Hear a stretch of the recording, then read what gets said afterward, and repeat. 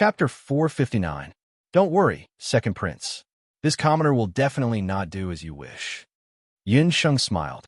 Only then did she enter the bedchamber of Morning Dew Palace and check on Queen Min. Time passed by, and the Morning Dew Palace was completely silent. Yin Sheng checked on Empress Min's body in Morning Dew Palace. She frowned and stood up to walk out. Crown Prince Li Cheng quickly walked forward and asked, Dr. Yin, what illness does my mother have? Empress Min doesn't have an illness. Yin Sheng looked around. Then is she poisoned? Crown Prince Li Cheng asked. It's not poison either. Yin Sheng looked at Morning Dew Palace and frowned even more. Seeing her frown, Second Prince Li Cheng mocked. It's neither an illness nor poison. Yin Sheng, I'm afraid you didn't even see what illness Empress Min had. You still don't admit that you're a swindler. Who were the people who drank with the Empress last night? Including the palace maids and kitchen maids, they all came forward. Yin Sheng ignored Li Xiao. In fact, when she entered the palace, she had already roughly determined the cause of Empress Min's illness. After checking just now, she was even more certain of this point. But after seeing the decorations in Morning Dew Palace, she was a little uncertain. A group of palace maids and a few people who were at the banquet all came forward.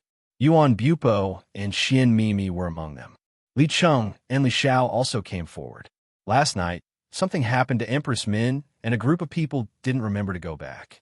They were all wearing yesterday's clothes. Yin Sheng first checked the palace maid's clothes and hands, but she didn't find anything strange. Even Yuan Bupo and Li Cheng didn't find anything wrong with them. After that, it was Second Prince Li Xiao. Li Xiao was humiliated by Yin Sheng and was furious. He glared at Yin Sheng. He was usually modest and polite, but towards Yin Sheng, it was very easy for her to arouse his anger. Second Prince, please open your hands. Yin Sheng spoke in a businesslike tone and did not shy away from examining Li Xiao's hands. Li Xiao noticed that Yin Sheng's hands were very long and slender. When she stood next to him, a sweet fragrance wafted over. It was very different from the rouge and face powder commonly used by women in the palace. Miss Xian, it's your turn. Yin Sheng had already checked most of the people, leaving only Xian Mimi behind. If she still couldn't confirm it, her earlier guess would be completely overturned. The one surnamed Yun, don't pretend to be mysterious. Just admit that you can't see the illness. Xian Mimi was unwilling to let Yin Sheng examine her and pretended to leave. Unexpectedly, Yin Sheng suddenly grabbed her hand. I found it, Miss Xian. The cause of the Empress' illness is in you. What? What nonsense are you talking about? Are you saying that I poisoned the Empress? Xian Mimi's face instantly turned pale. She did not poison the Empress at all. She raised her hand and was about to slap Yin Sheng. You damned bitch, you're framing me. Yin Sheng would not allow her to be so presumptuous. She grabbed Xian Mimi's hand. A hidden force was released from her body, and it instantly hit Xian Mimi's arm. Xian Mimi only felt her arm go numb, and she could not exert any strength. She was the daughter of the Grand Emperor City's city lord. Usually, people would treat her with respect. She had never been so wronged like today. She could not think straight and burst into tears. As she cried, she shouted, Brother Bupo, His Majesty the Crown Prince, Second Prince, you have to help me. I didn't poison her. I didn't poison her. Xian Mimi poisoned her? Yuan Bupo was also shocked. He quickly went forward and pulled Xian Mimi up. Yin Sheng, is there a misunderstanding? Mimi has no enmity with Empress Min. Why would she poison Empress Min? Moreover, we were all present at that time. We did not see her poison her. Yin Sheng shrugged. I only said that the cause of the illness was in her body. I did not say that she poisoned her. When Xian Mimi heard that, she immediately stopped crying. She glared angrily. Yin Sheng, what do you mean by that? Everyone at the side was also confused when they heard this. His Majesty the Crown Prince, is Empress Min allergic to pollen? Yin Sheng did not answer directly. Instead, she suddenly asked the Crown Prince. As soon as she asked, Yin Sheng realized that she had said something wrong. Allergy was a word that no one in the Boundless Continent knew. The Crown Prince was indeed confused. However, when he smelled the flowers, he seemed to have thought of something. Mother does not like flowers. There are no flowers in her palace and the rouge and face powder that she uses on a daily basis. Empress Min's palace was different from the other concubines' palace. There were no flowers at all. They were all potted plants like pine and bamboo. Yinsheng also noticed this. That's because Empress Min is allergic to pollen. If the crown prince does not know, the palace servants who serve Empress Min closely will understand. Yinsheng indeed called an old female official who served Empress Min. The latter also admitted that if Empress Min came into contact with pollen, her face would easily swell and her entire body would itch. Therefore, Empress Min hated flowers. People in the ancient times did not know that this was allergy. When Xian Mimi heard that, she suddenly thought of something. When I entered the palace, I plucked a flower. However, it was just an ordinary flower. How could it? At that time, she thought that she was jealous that Yuan Bupo called Yinsheng his sweetheart. Therefore, she tore a flower. The flower that you tore is not an ordinary flower. It's called serene epiphyllum. It's a flower with heavy pollen. Empress Min must have held your hand and greeted you after seeing you. In the end, she accidentally came into contact with the pollen. In addition, the food that you drank that night contained allergic foods such as fresh fruits and peanuts. Empress Min accidentally ate it and went into shock due to the allergic reaction. As Yinsheng spoke, a burst of cheers came from the palace. A few female officials who served Empress Min ran out with a face full of surprise. She's awake. We followed divine physician Yun's instructions and collected fresh honey from the palace's imperial garden. After the empress drank it, Her Majesty the Empress woke up. Crown Prince Li Cheng was overjoyed when he saw this. He quickly walked in. Emperor Tang Yuan also walked forward.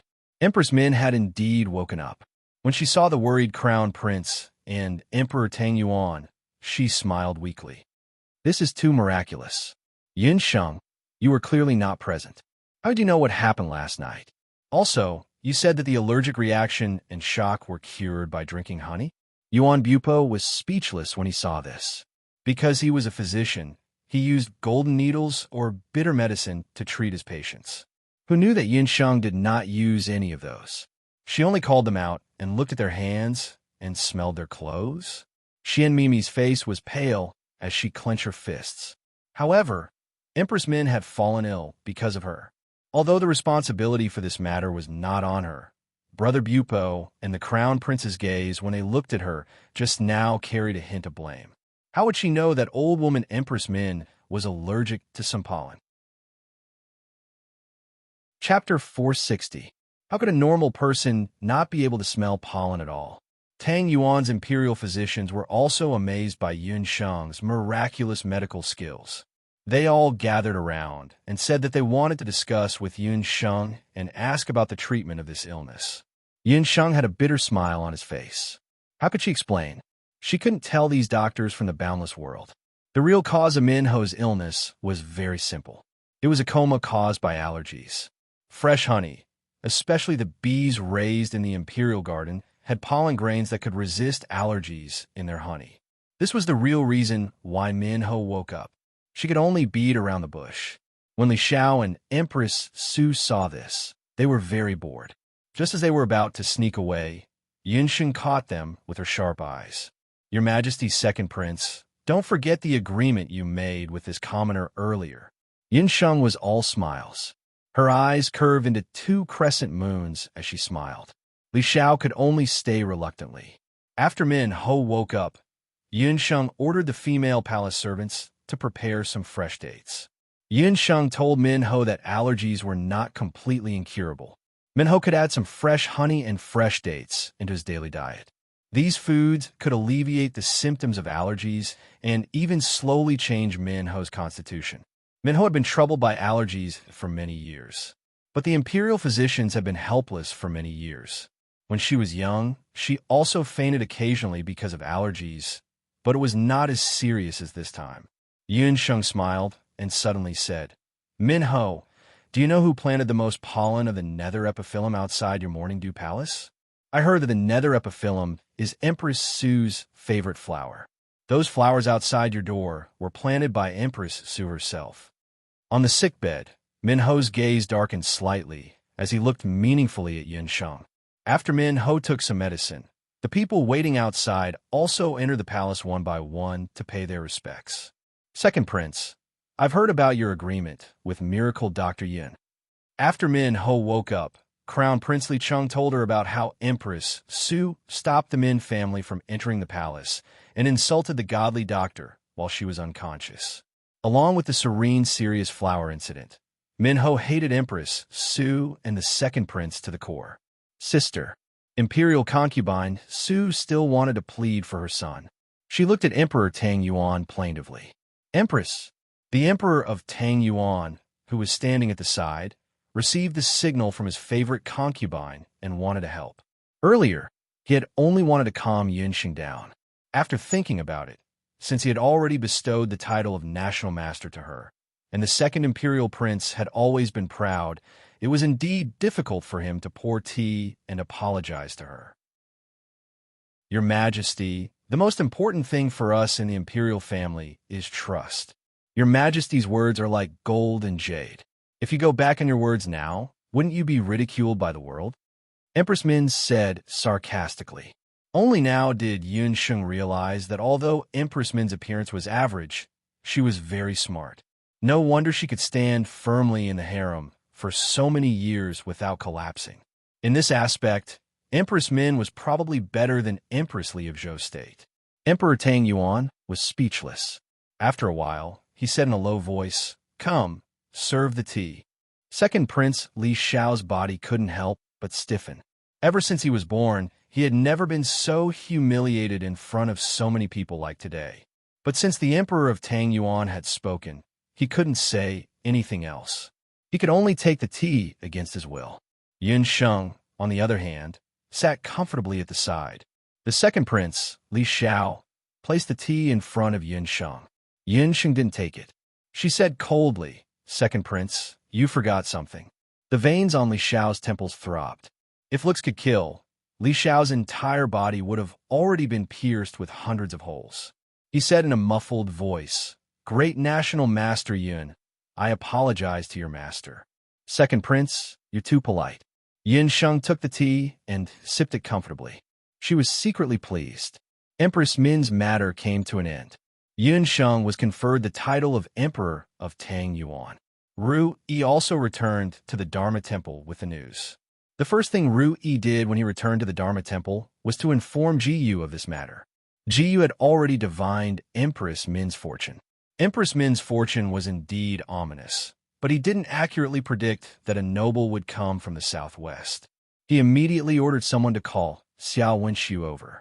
This was also the first time Ji-yu had summoned Xiao Wenxiu after his return. Ru-yi heaved a sigh of relief. Master was finally willing to forgive his junior brother. His junior brother was 10 years younger than him. When he first came to the Dharma Temple, he was only 3 or 4 years old. He had a delicate appearance, and the seniors in the Dharma Temple all liked him. However, he had always been polite to others. Although Master was the harshest towards this disciple, Ru-yi knew that Master doted on his junior brother the most. In his memory, Master had never been angry for so long like today. It seemed that this time, he had to thank that female doctor from Zhou State. Xiao Wenxiu leisurely arrived. When he saw Ji-yu, he calmly called out, "Master." Ji-yu only responded with an mm. Just like that, the master and disciple resolved the knot in their hearts. Ru-yi recounted the entire incident. Even Elder Si-ming was stunned when he heard this. Although he was skilled in magic because of his good relationship with Wendagua, he also had some knowledge of ancient medical techniques. That female doctor from Zhou State's method was very bold. This was definitely not the style of the Medicine Emperor's pavilion. What's more, poisoning caused by allergies was unheard of in the continent. What did that female doctor look like? What surprised Ru-yi even more was Xiao Wenxiu. In his impression, his junior brother was rarely interested in people. Moreover, the other party was just a stranger. Very ordinary. Her skin was sallow, and she looked very thin. If she didn't say anything, I would have thought that she was a patient. Ru-yi was used to seeing handsome men and beautiful women in the Dharma Temple. He really didn't like Yin-sheng's appearance. She wasn't Yin-sheng? Xiao Wenxiu's eyes dimmed. He didn't know what to say. What's her name? Is she from the Medicine Emperor's pavilion?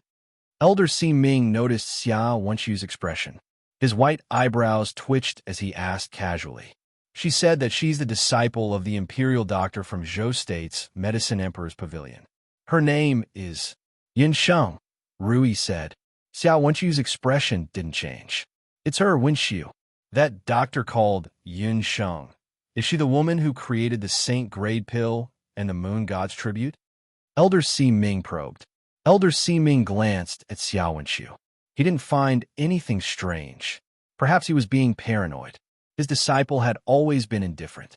He definitely wouldn't fall in love with a woman. Chapter 461.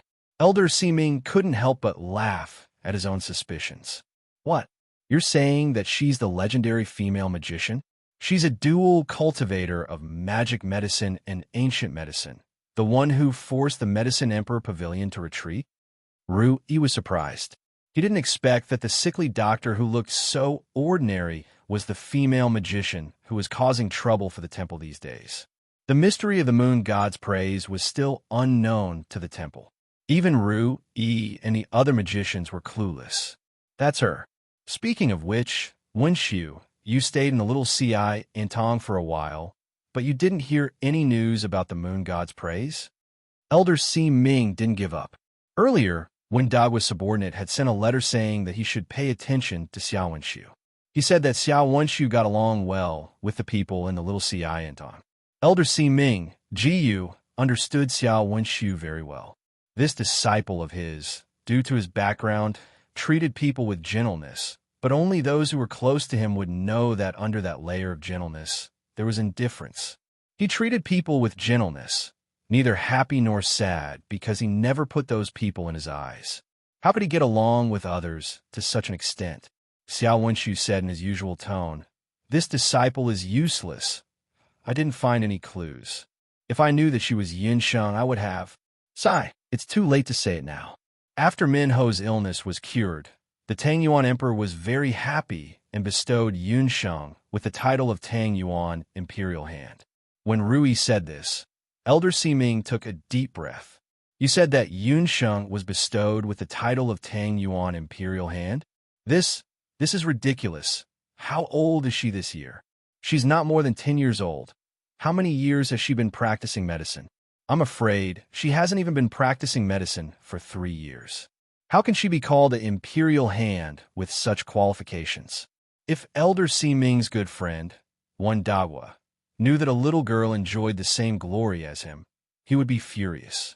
Xiao Wenxiu secretly sighed in his heart. Master, do you know that the little girl you speak of has medical skills that can shock the entire continent? After Elder Si Ming heard this news, he was not in the mood to talk anymore. Yin Sheng was a citizen of Zhou State, but she was appointed as the national master of Tang Yuan. This news will soon spread in the mainland. At that time, the reputation of little Ci Antong will rise. If she were to perform outstandingly in this area, or if she were to concoct a potion of a higher grade than the moon goddess's praise, the reputation of the temple would be suppressed. The Medicine Emperor Pavilion was a good example to learn from. When Dagwa was not in the mood to say more and left with Rui. Yuji, you can leave as well, Xiao Wenxiu said in a low voice. Yuji nodded. The room regained its tranquility. Xiao Wenxiu's calm and emotionless face suddenly changed slightly. It was as if a crack had suddenly appeared in a glacier that had been frozen for thousands of years. It was also as if a bright sun had suddenly appeared in a cloudy sky. In that instant, Xiao Wenxiu had turned from a saint to a mortal. His expression became soft, with inexplicable feelings, and the corners of his mouth unconsciously rose. Yin Sheng, it really is you. You're also in Tang Yuan now. He took out a piece of paper from his sleeve. On the paper, the woman's beautiful handwriting scribbled a few lines. The secret of the moon goddess's praise was on this paper. Xiao Wenxiu knew that he should have burned this paper, so that no one else would know about the secret of the moon goddess's praise except for Yun Sheng and himself. However, he was reluctant to burn the only thing beside him that had traces of Yun Sheng. He sighed softly, spread out the paper again, and read it over and over again.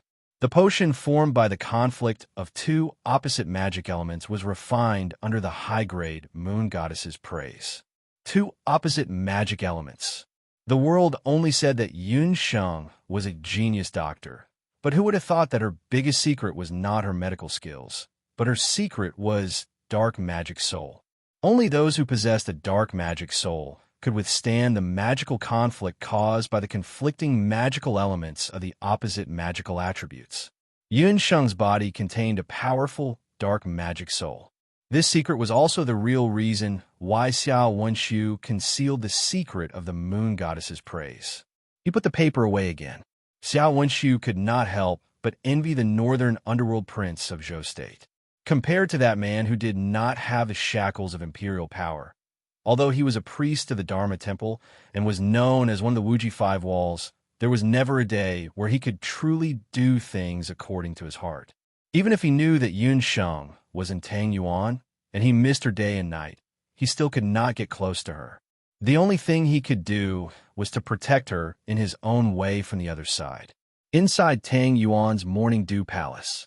Miracle Dr. Yin, no, I should call you Great Master Yin now. Min Ho and Crown Prince Li Cheng held a banquet to entertain Yin Sheng, Yuan Bupo, Xin Mimi, and the others. After Min Ho found out the cause of the illness, she recovered very quickly. This time, Min Ho escaped from death. She rejoiced and felt even more grateful to Yun Sheng. The Empress is too polite. The Empress is blessed by the heavens. Yun Sheng was only lucky to find out the cause of the illness. After Yun Sheng thought about it, she also felt that her luck was not bad. Who would have thought that Min Ho's allergy would lead to bronchitis, which led to fainting and going into shock? If such a case did not happen to one of her good university friends, she was afraid that she would not have discovered it. Min Ho had a good impression of Yin Sheng. When she was talking to Yin Sheng, she could not help but look at Yin Sheng. The more Min Ho talked with this woman, the more she found that this woman was exceptionally intelligent.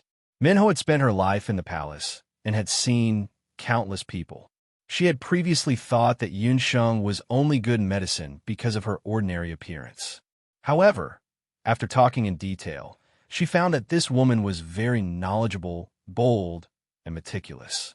Her inadequacies in appearance could be ignored when compared to her intelligence and heart. Compared to the unruly Xian Mimi, wouldn't it be better if her son could marry such a woman as the crown prince consort? That day at the banquet, Min Ho could see that Xian Mimi and second Prince Li Xiao were chatting happily. This woman's temperament was unstable and she was easily confused by appearances. Crown Prince Li Cheng was docile and did not know how to be flexible. If he married Xian Mimi, he might not be able to gain any benefits in the future. However, Min Ho felt that Yun Sheng was a good candidate. After asking around, Min Ho found out that not only was Yun Sheng's medical skills good, but her family background was also very good. She was actually the granddaughter of Yun Ba, the famous martial saint of Zhou State. Miss Yun, are you married yet? My son, Li Cheng, has a pure and honest personality and is a good match. Why don't? Min Ho suddenly changed the topic. When she asked this, the hands of the people present at the banquet trembled. Chapter 462. Especially Yuan Bupo. The wine glass in his hand had been crushed into pieces. He did not even realize that he had spilled the wine all over his body. Yin Sheng was also very embarrassed. For a moment, what kind of show was this? Strange things happened every year. Were the empresses and crown princes stupid? Her name was Yun Sheng, not Tang Sanzang. Why was she so popular all of a sudden? She had even used a disguise spell to make herself look like a soybean sprout. How could someone like that be interested in her? She was a virgin girl, a virgin girl. At her age, she would be charged with kidnapping a young girl in modern times. However, looking at Crown Prince Li Cheng's expression, he was extremely dissatisfied. Yin Sheng mocked him secretly. Even if you're not willing, I am not willing. This young lady's fiancé is 1,000 times better than you. Fortunately, Yin Sheng had been with Yi Baiming for a long time. She had learned the trick of a sly fox, which was to counter every move. Thank you for your kindness, Empress. The crown prince is filial and humble. There must be many young ladies in Tangyuan State who are willing to marry him. Moreover, Yun Sheng is already engaged. Her fiancé is Lord Biming of Zhou State. Yun Sheng looked shy. She thought to herself that it was very useful to have a fiancé as a shield during critical moments. After blocking the Dark Crown Prince and Tang Yuan Min, it worked every time. The engagement between Yun Sheng and Yi Biming was not announced to the public. Therefore, not many people knew about it. Yuan Bupo felt a buzz in his head when he heard that. He could not even hear the sound around him. There was only one sentence in his head. "Thank you for your kindness, Empress. Yun Sheng is already engaged." Yun Sheng's fiancé is Lord Biming of Zhou State. Lord Biming of Zhou State. She was already engaged. Why had he never heard her mention it? Yuan Bupo felt a dull pain in his heart. Then he thought of something. It was just a marriage arrangement. It didn't mean anything. Didn't Big Sister and Xian Wuji also have an engagement in the past? However, Big Sister and Yin Songlong fell in love with each other and ended up together. Although her eldest sister's appearance was completely ruined, her eldest brother-in-law's care for her was not affected in the slightest. He didn't care whether Yun Sheng was engaged or not. She was the daughter of an aristocratic family. She must have been forced into this marriage because of the imperial decree. It was rumored that the crown prince of Zhou State was an idiot. That Lord Biming must also be a good-for-nothing. How could he be compared to him, who was handsome and proficient in music? Yes, that must be it. Yun Sheng was forced. As long as I worked harder, she would fall in love with me. At that time, the engagement and the North Underworld King would be thrown to the back of my mind. At worst, I'll elope with her in the future. Yuan Bupo had already come up with a series of plans in his head. All that was left was the name of their child in the future. Minho was disappointed when he heard that. It was a pity that such a good girl was already engaged. However, Minho quickly composed himself. Yun Sheng pretended to lead the topic to women's beauty and maintenance. Minho was indeed interested. He threw away the idea of matching his son to a matchmaker. On one side, Yun Sheng and the Empress were chatting happily. On the other side, Yuan Bupo's mind was filled with thoughts of eloping. Crown Prince Li Cheng and Xian Mimi heaved a sigh of relief.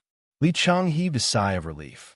Naturally, it was because he didn't want to marry such an ordinary-looking girl as his crown princess. He still had fantasies about Xian Mimi. Xian Mimi, who had been a delicate guest earlier, was suddenly left out. She was originally very unhappy. However, when she heard that Minho was going to arrange a marriage for Crown Prince Li Cheng to Yun Sheng, she immediately perked up. However, Yun Sheng rejected him directly. That meant that she was engaged. If that was the case, Brother Bupo should give up, right? Xian Mimi couldn't help but look in Yuan Bupo's direction. However, he was staring at Yun Sheng with a strange look in his eyes. He didn't look like he was depressed or had given up at all. Xian Mimi was annoyed when she saw that. She was even more jealous of Yun Sheng. After the banquet, Crown Prince Li Cheng prepared a few carriages to send Yun Sheng and the others back. Many thanks to great Imperial Master Yun. This Imperial Master Medallion was entrusted to me by Imperial Father to bestow upon you. In the future, with this medallion, great Imperial Master Yun can move unimpeded within the borders of Tang Yuan without any identity checks. Although Li Cheng was unwilling to marry Yun Sheng, he was still very grateful to her for saving his mother's life. Crown Prince, you don't have to be so formal. It's just a small matter. Crown Prince is kind and benevolent.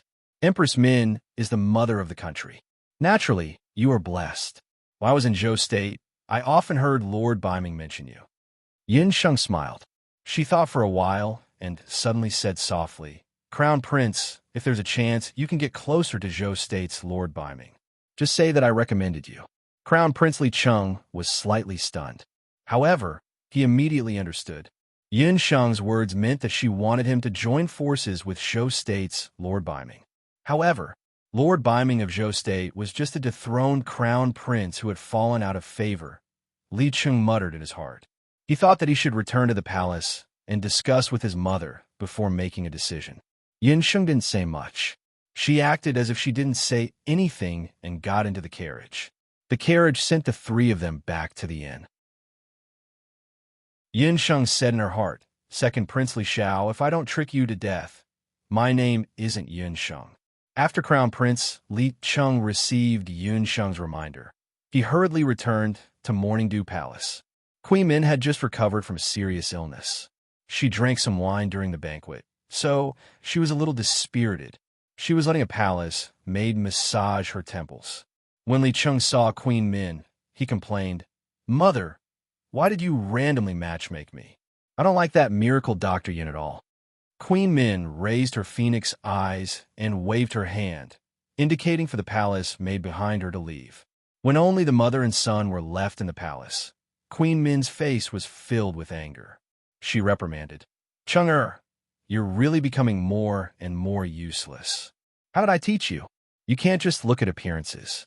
It's your loss if you can't marry miracle Dr. Yin. It's also our Tang Yuan's loss. If she wasn't good, why would Yuan Bupo keep nagging about her?"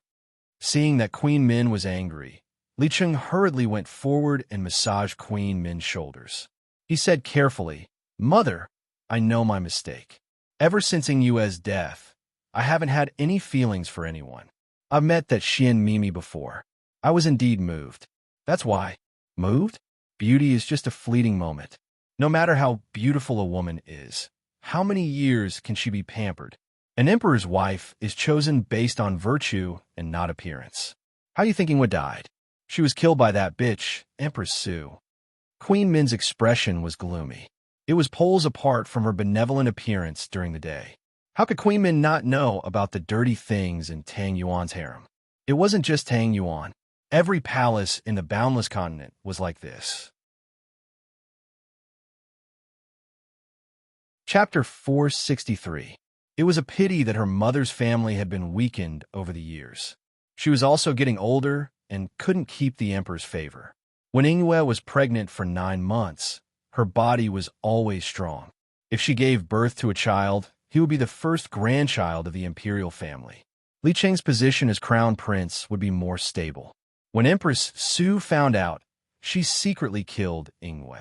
When Crown Princess Yue was about to give birth, she lost a lot of blood. When the child was born, he had been suffocated for a long time. It was a full-term baby boy. "Mother, why did you hide this from me?" When Crown Prince Li Cheng heard this, he felt like the world was spinning. He had never thought that his crown princess and his son were killed by Empress Su and her son. Yue was his first wife. Their temperament was similar. The couple was deeply in love. "If I didn't hide it from you, wouldn't you fight Empress Su? If you don't like Yunxing's looks, you can take a concubine. With her medical skills, she can help you deal with Empress Su and her son. She can make your concubines give birth to children. Xian Mimi can't compare to her in this aspect alone." "Baiming Wang of Zhou State is so lucky," Minho said enviously. Crown Prince Li Cheng was silent. He understood Minho's meaning. This time, Minho's poison suddenly flared up. If it wasn't for a coincidence, his life would be even more difficult after his mother died. After knowing the truth, Crown Prince Li Cheng hated Li Xiao and her son even more. But after his mother was poisoned and Empress Su and her son covered the sky with one hand, Crown Prince Li Cheng grew some brains. He suddenly remembered the person Yun Sheng told him about. "Mother, I have another thing to report. Just now, Dr. Yun mentioned Baiming Wang to me. She seems to want to make me cooperate with Baiming Wang," Li Cheng said in a low voice. When Queen Min heard this, she was a little surprised at first, but she quickly understood.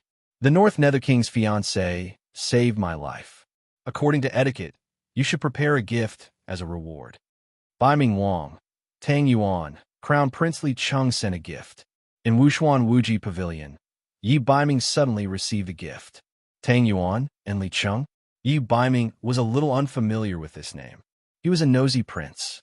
He didn't have a position in the court and didn't have much contact with the envoys and princes of other countries. However, some time ago, he robbed Tang Yuan's second Prince Li Xiao of a batch of purple gold Oregon. However, Yi Baiming believed that Li Xiao would never know that it was him, a nameless former crown prince of Zhou State, who had stolen his ore. This prince does not have any dealings with the Tang Yuan kingdom, so there's no need for a gift of thanks. Throw it out, Yi Baiming coldly replied. But the other party said that this gift is related to His Highness's little fiancé, Divine Dr. Yin. About the little wild cat? Yi Baiming raised his beautiful eyebrows. The little wild cat actually ran to Tang Yuan? Shouldn't she be in the Grand Emperor's city? After ordering someone to bring in the gift of thanks, Yi Baiming received a gift letter from Tang Yuan's crown prince Li Cheng. The letter was personally written by Li Cheng. It said that when Yin Sheng was passing by Tang Yuan, she was ambushed. She happened to pass by Tang Yuan and accidentally saved Tang Yuan men. After that, she was conferred the title of Great Tang's national champion. When he saw the word ambushed, Yi Baiming's expression changed slightly. Crown Prince Li Cheng's words all pointed to Tang Yuan's Li Xiao as the culprit. Li Xiao again. Yi Baiming's thin lips slightly pursed. A biting, cold, murderous aura flitted across his eyebrows. When he saw the two words Yun Sheng, the murderous aura suddenly disappeared. Like the sun after the rain, a somewhat evil smile appeared on his foxy face. The little wild cat admitted that he was her fiancé in front of outsiders. Although he couldn't help but be a shield, Yi Baiming was incomparably carefree. This little wildcat was indeed someone who didn't know her place. It seemed that Li Xiao had angered her. This fellow was very lazy and pushed her to his side. Forget it. Someone who offended his little fiancé would not be able to escape the word death sooner or later. The Tang Yuan kingdom was the headquarters of the Dharma Temple. Sooner or later, he would devour Tang Yuan. It was just that the time was not right yet. Since the little wildcat had spoken, no matter how cowardly and incompetent Crown Prince Li Cheng was, he could still make him a puppet emperor of Tang Yuan. A wave of dark magic elements fluctuated in Yi Baiming's hand. Li Cheng's letter immediately turned into a wisp of green smoke. Li Cheng sent news of Yun Sheng. This made Yi Baiming happy, but also somewhat angry. After not seeing the little wildcat for a while, she ran all over the continent. At the end of the letter, Crown Prince Li Cheng mentioned that Yun Sheng and the others were going to the Immortal Residence. Immortal Residence country? They were probably looking for the water of life. Yi Baiming immediately understood. Something must have happened in the Grand Emperor's city for Yun Sheng to change her mind and go to the Immortal Residence. This was too much. Yi Baiming couldn't help but feel a little angry. The Immortal Residence country was not a place where people could go as they pleased. Although the elves were a peace-loving race, they were also the race that hated humans the most on the continent. But with the little wildcat's intelligence and the rich gold, it shouldn't be a big problem. It was just that the Immortal Residence country was thousands of miles away from Zhou State. Even with flying magical beasts, it would still take 2 months to go back and forth. If there was any delay in the middle, they might miss the selection of the continent's magic elite camp. He hadn't had time to inform Yun Sheng about this matter. Because of their Dharma souls, he and Yun Sheng had an inexplicable bond. Their thoughts could resonate. However, there was a prerequisite. The prerequisite was that both of them were willing. Last time in the Earth's core smelted cave, after accidentally catching a glimpse of the little wild cat's disheveled appearance, her face was full of disdain.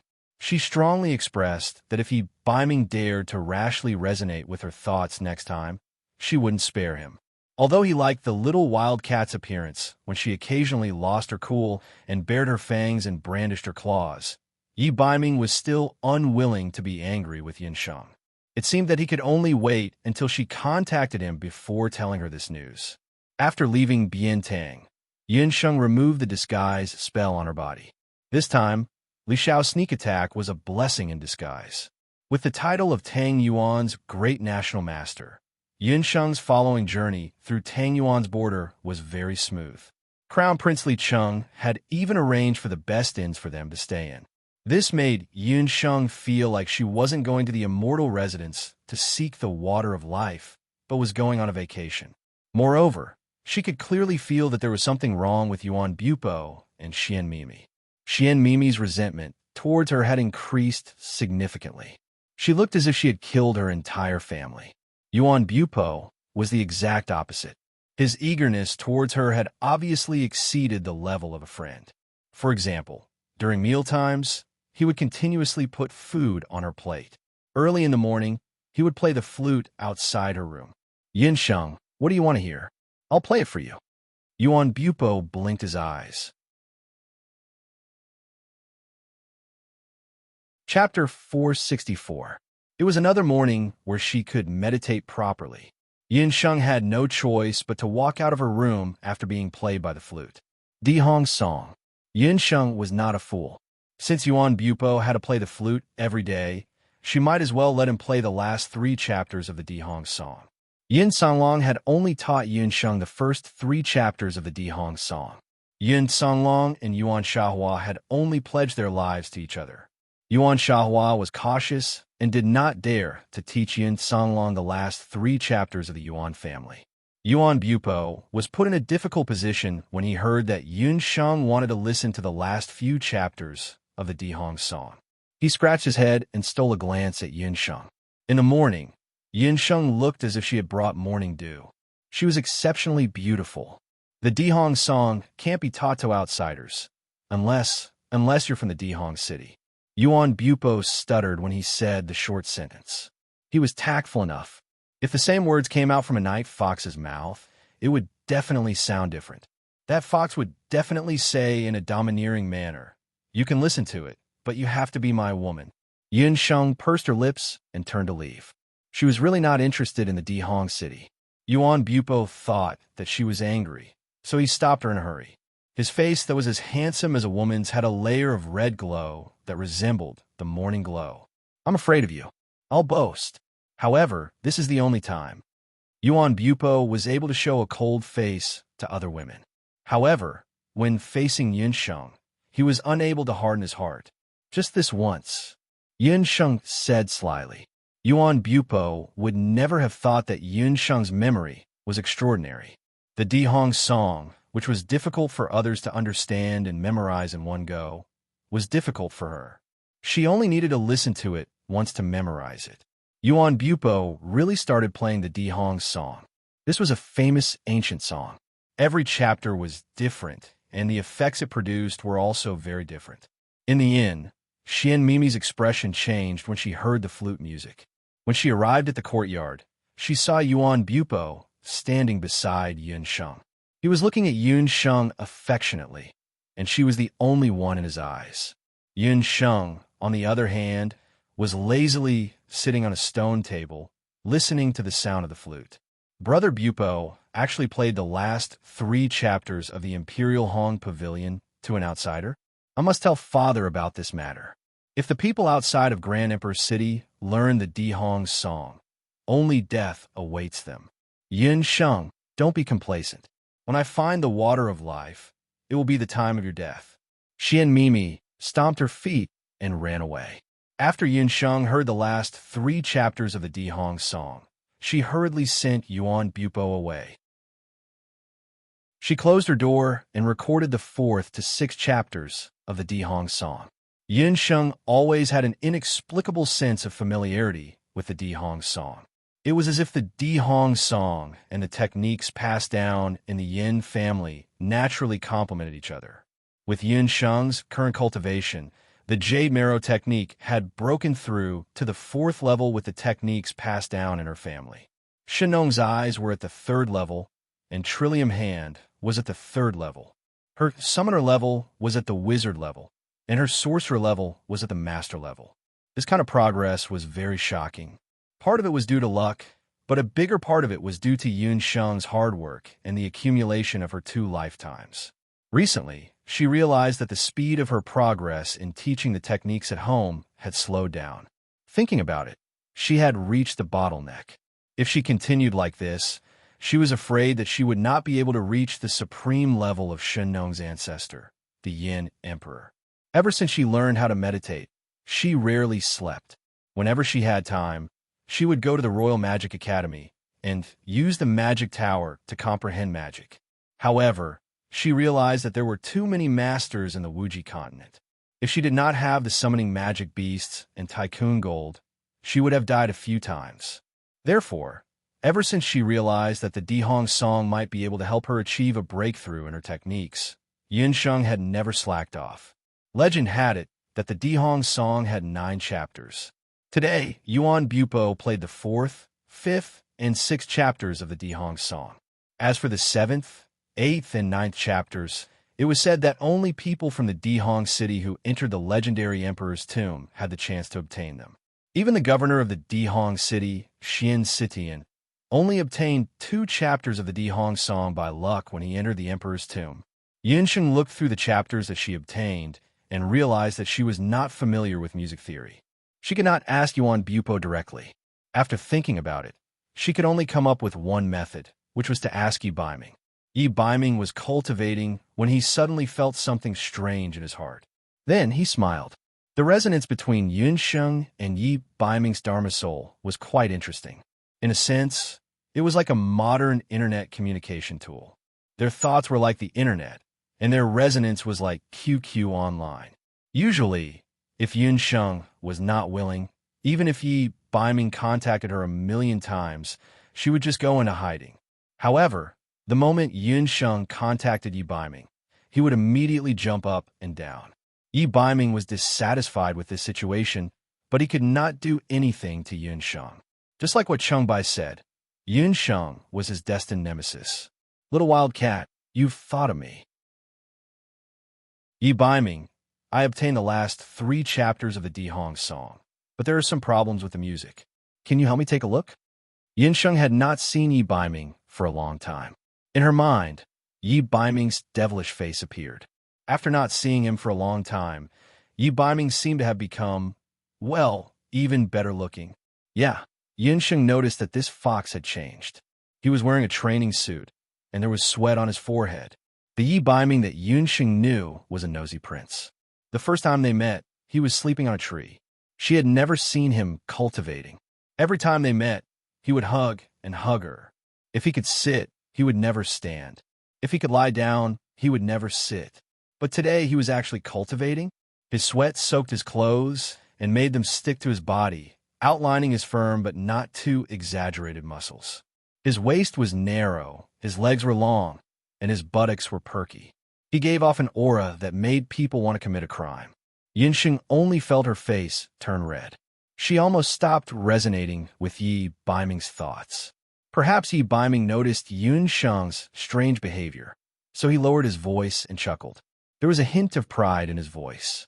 Suddenly, he thought of something and frowned. The last few chapters of the Dihong song should be a secret. How did you get your hands on it? Don't tell me that you're also a master thief while you're a master doctor. What nonsense are you talking about? Yuan Bupo bragged to me. I memorized it all in one go. In front of Yi Baiming, Yunsheng did not need to hide anything. Due to the spiritual resonance, Yunsheng always had a feeling that Yi Baiming could see through her at any time. Yuan Bupo, from the Yuan family of Grand Emperor City. Yuan Bupo? A man? Yi Baiming lowered his voice. Thank you everyone for your tips. I can't thank you individually, but I've received your support. Fuzi is not a full-time writer, so I can't explode with a lot of words. I can only promise that I'll try my best to maintain the 10,000 words per chapter. If the subscriptions can go up and I can get the website's recommendation, my little universe will explode. I'll rest for 3 days during National Day, and I'll work hard to write. Thank you to every reader who supported me, voted, and left a message.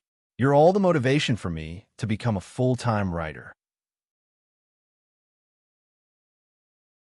Chapter 465.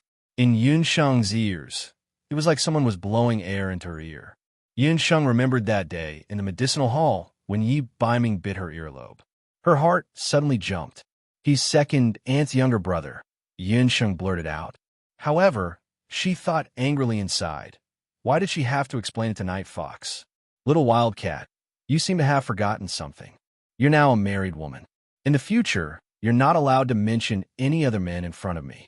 Otherwise, the next time we meet, I'll properly teach you your duty as a fiancé, Yi Baiming said domineeringly.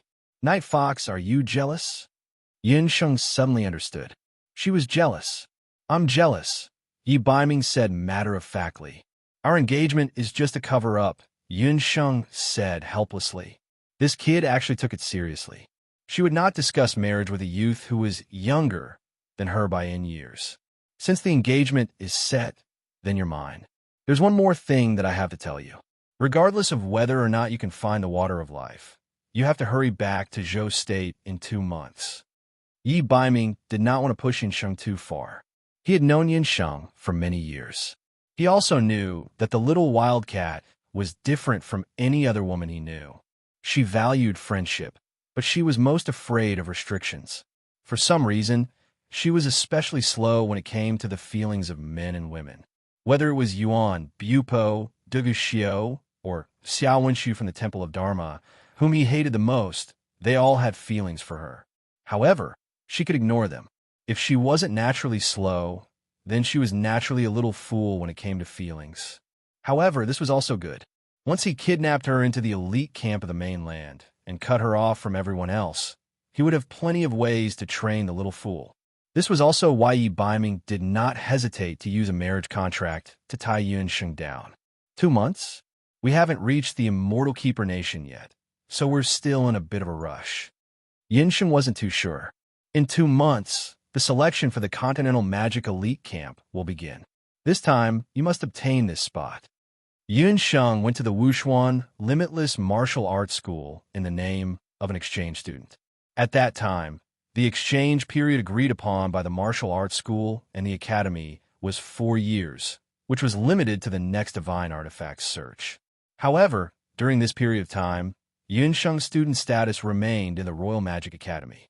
This also meant that she had the qualifications to participate in the Royal Magic Academy selection this time. However, the prerequisite was that Yunsheng had to rush back before the selection in 2 months. Elite Mage Camp? I've thought about joining the Elite Camp, but I'm not interested in competing with the people from the Royal Magic Academy. Yunsheng still had some recollection of this term.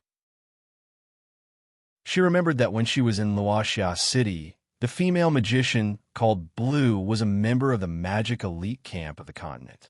It was said that the Elite Mage Camp was the headquarters of the geniuses.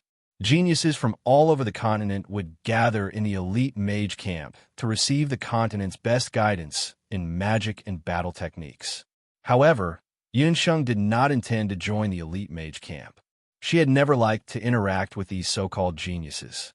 Moreover, since it was the Royal Magic Academy's internal selection, needless to say, Chun Lian would definitely participate. She did not like interacting with Chun Lian. Yunsheng did not realize that she was already a monstrous genius. You must join. Yi Baiming's tone was non-negotiable. This prince wants to join the Elite Mage Camp.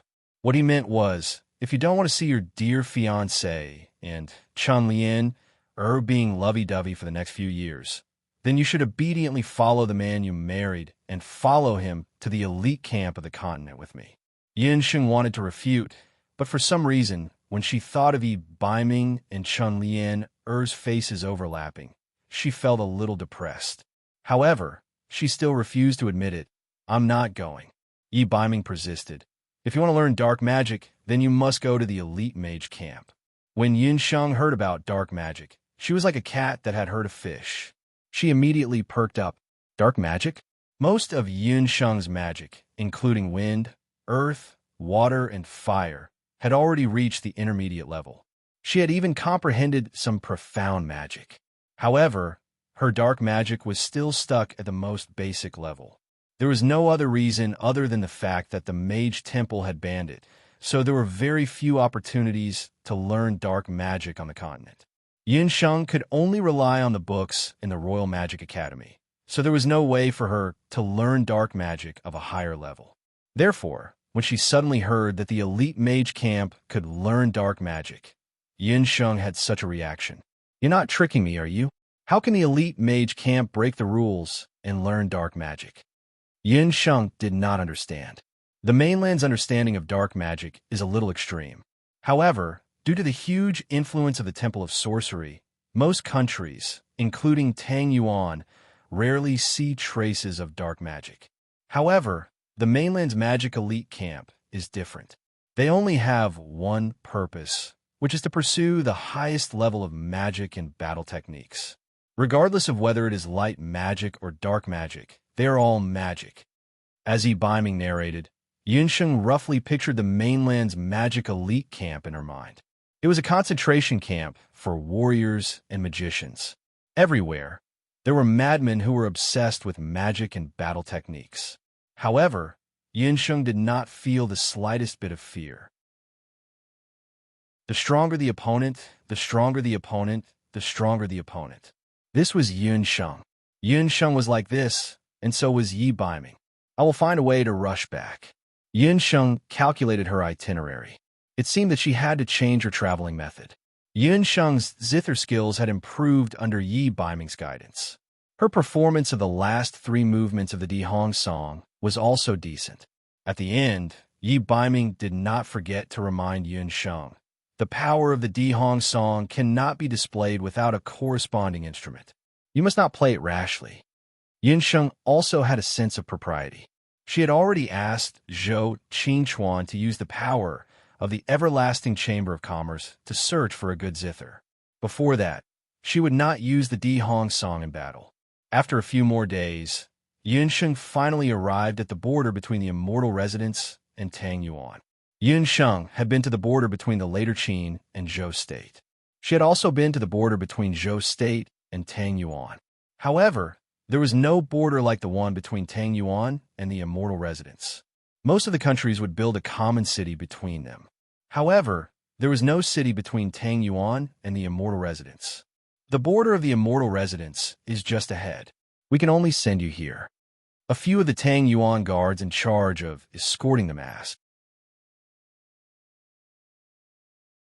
Chapter 466. Yunsheng looked ahead with a face full of suspicion. You're saying that behind the sea of trees is the immortal Zhu nation? Not to mention Yunsheng. Even Yuan Bu Pe and Xian Mimi were at a loss. They had all heard that the immortal Zhu nation was the Elven nation. It was normal for the Elven nation to have some special features. But this sea of trees? A sea of white that looked like it was covered in snow. Was this really the immortal Zhu nation? This was the most distinct border between the two nations. On one side was the lush Tangyuan nation, and on the other side was the snowy Snow nation. Yunsheng had originally planned to ask around for the whereabouts of the Divine Wind after entering the immortal Zhu nation. But now, it seemed that she had to find someone from the immortal Zhu nation to ask. Miss Yun, to be exact, that sea of trees is the border of the immortal Zhu nation. The soldiers looked troubled. After some thought, they still explained to Yunsheng. The Sea of White was also known as the Snow Forest Sea. The trees that were white all year round. The Sea of Trees had no borders. No one knew where the end of the Sea of Trees was. But one thing was for sure. The immortal Zhu nation was deep within the Snow Forest Sea. Isn't there a guide? Facing a completely unfamiliar area, Yuan Bu Pe did not dare to advance recklessly. One thing was for sure. Flying magical beasts could not fly in this area. The Elven tribe and their descendants were very good at magic, especially archery. This was known to all. If they forced their way in, they would be shot into a hornet's nest. To be honest, there are only 2 outcomes for people from the Tangyuan nation who enter the Snow Forest Sea. Those with pure intentions will return to the exit, but those with evil intentions will never be able to find the exit. They will be trapped in the immortal Zhu nation forever. Therefore, even though this area was the border between the Tangyuan nation and the immortal Zhu nation, the Tangyuan nation had never sent a single soldier to guard this place. Because no one will be stupid enough to enter the Snow Forest Sea. Even magical beasts can't enter. Yuan Bu did not give up. Ordinary magical beasts will freeze to death if they enter the Snow Forest Sea. The queen of the Elven race once commanded a divine beast. Tang Yuan's guards shook their heads. Ordinary magical beasts would be so scared that they wouldn't be able to move once they got close. Yuan Bu Po was hesitant. Yin Sheng, Mimi, why don't we retreat to the Tang Yuan nation and discuss if we should enter the Snow Forest Sea? No, we must go in, Yin Sheng and Xian Mimi said in unison. This time, they had the same opinion. The two looked at each other and turned their heads away at the same time. Yuan Bu Po was speechless. Mimi, of course. Mimi of the immortal Jew nation of the nation of the immortal Jew of the immortal Jew nation. She was my mortal she of the of Yun Mimi of the life of life. She didn't have much time left. There was only a little more than a month left until the selection of the continent's magic elite camp. She couldn't afford to waste too much time. She and Mimi, you really dare to go in? Aren't you afraid you won't be able to return? Yun Sheng wanted to go in, but she was not willing to go in with Xian Mimi. Xian Mimi's chest was not big, but she was not smart either. After leaving the Tang Yuan nation, Xian Mimi had been arguing with her. Since they were already at the immortal residence, Xian Mimi could not be bothered to go with her. Xian Mimi felt guilty after being mocked by Xian Mimi. But in front of Yuan Bu Pe, she would never admit that she did not dare to enter the Snow Forest Sea. If you insist on going in, then we'll take our leave first. The wind from the Snow Forest Sea is bone-chilling. Our cultivation levels are not as high as yours. If we get too much of it, I'm afraid our bodies won't be able to take it. These Tang Yuan soldiers were also magicians. At this moment, they were shivering. Yun Sheng, Yuan Bu Pe, and the rest entered the Snow Forest Sea. When they first entered the Snow Forest Sea, they felt like they had entered a world of ice and snow. The trees in the Snow Forest Sea were completely white. The trunks of the trees were like icicles. The leaves on the trees were like pine needles. But every leaf was sparkling like ice. It was as if they would break with a touch. Walking in the Snow Forest Sea, they could only hear the sound of the wind. A narrow entrance appeared in front of them. It was said that this was the entrance to the Snow Forest Sea. I will walk in front. You two follow behind me. Yuan Bu Pe could not argue with the two of them. He could only bite the bullet and walk forward. It was a coincidence. The three of them had risked their lives in the geocentric cave last time. Now, they were venturing into the Snow Forest Sea together. But compared to the geocentric cave, the Snow Forest Sea was like ice and fire. Little red and blue danced on Yuan Bu Pe's body. The red and blue feathers danced happily in the Snow Forest Sea. This place was really cold. Fortunately, Yun Sheng had the spirit firebrand on her body. She could not feel the cold. Yuan Bu Pe was a man, so his body was better. Xian Mimi was not so lucky. She was just a sorcerer. Her body was average. After a few steps, she froze and could not walk anymore. Brother Bu Pe, I can't walk anymore. Xian Mimi complained. Carry me. Mimi, let's walk for a while. Eat something and recover some energy before we continue. Yuan Bu Pe glanced at Yun Sheng. At that moment, Yun Sheng was carving a mark on a cedar tree beside her. They had walked for a while, but Yun Sheng had an illusion that they were in the same place. They kept going back and forth. Xian Mimi took out some food from her storage ring. Xian Mimi took out a water bag from her storage ring. She wanted to drink some water, but after a long time, not a single drop of water came out.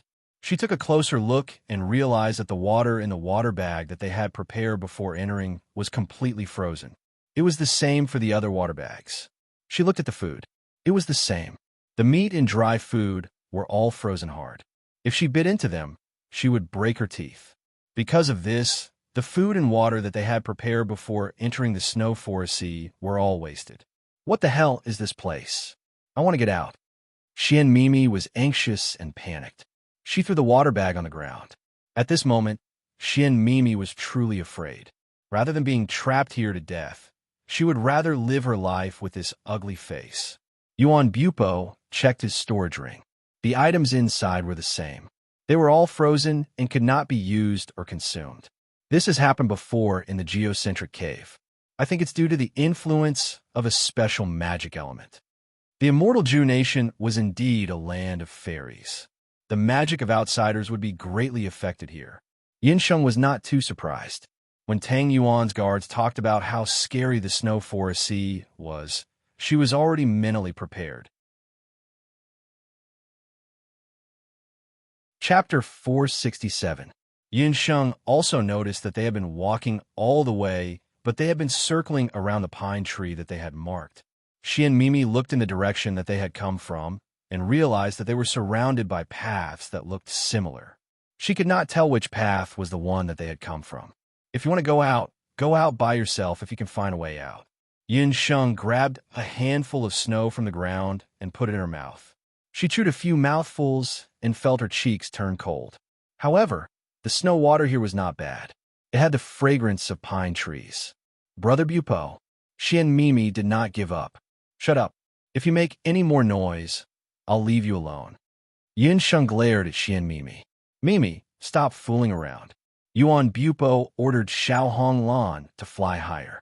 Little Honglan flew over and landed on Yuan Bupo's shoulder, chirping nonstop. Lil Honglan said that there's an obstacle in the sky above the forest. It can't fly too high. Yuan Bupo began to feel nervous. He initially thought that no matter how powerful the elf tribe was, it was just a rumor. However, it seemed that they had really hit a wall. They could not see where they were going, and there was no way out. The food in everyone's storage ring was frozen and could not be eaten. If they continued to be trapped like this, only death would await them. Yin Sheng was silent. She listened to the sound of the wind. At that moment, the spirit stone on Yun Sheng's magic scepter glowed with a green color. Demonic Spirit's Soul Stone. Yin Sheng's Demonic Spirit Soul Stone was given to her by Shan Feng. It was the first time that the spirit stone glowed. The spirit stone glowed brighter and brighter. A beautiful spirit appeared. The elf was very small, like a small green butterfly, but she had the body of a human and a pair of pointy ears that protruded from the wind. She did not expect the spirit stone given to her by divine wind to suddenly wake up after entering the immortal Jew nation. Perhaps it had sensed that it had returned to its hometown, which it had not seen for a long time. The demon spirit butterfly happily danced in the sky, drawing beautiful emerald trails. Chirp, chirp. Xiao Honglan seemed to be very interested in this beautiful little thing. It chased after the Chi Mei fairy butterfly. The spirit butterfly quickly flew to Yun Sheng's side and gently touched Yun Sheng with its wings. Quick, follow it. It said that it knows the way home. Yun Sheng felt an unfamiliar language being transmitted to her. Yuan Bupo and Xian Mimi were still immersed in this strange scene. After being reminded by Yun Sheng, the two of them quickly followed Yun Sheng and followed the Chi Mei fairy butterfly as they ran forward. The three of them only felt waves of icy cold wind blowing past their ears, and countless tall pine and cypress trees swept past them. The spirit butterfly's agile body as it led the way. Gradually, the few of them left the core area of the snow forest sea and entered the outer area.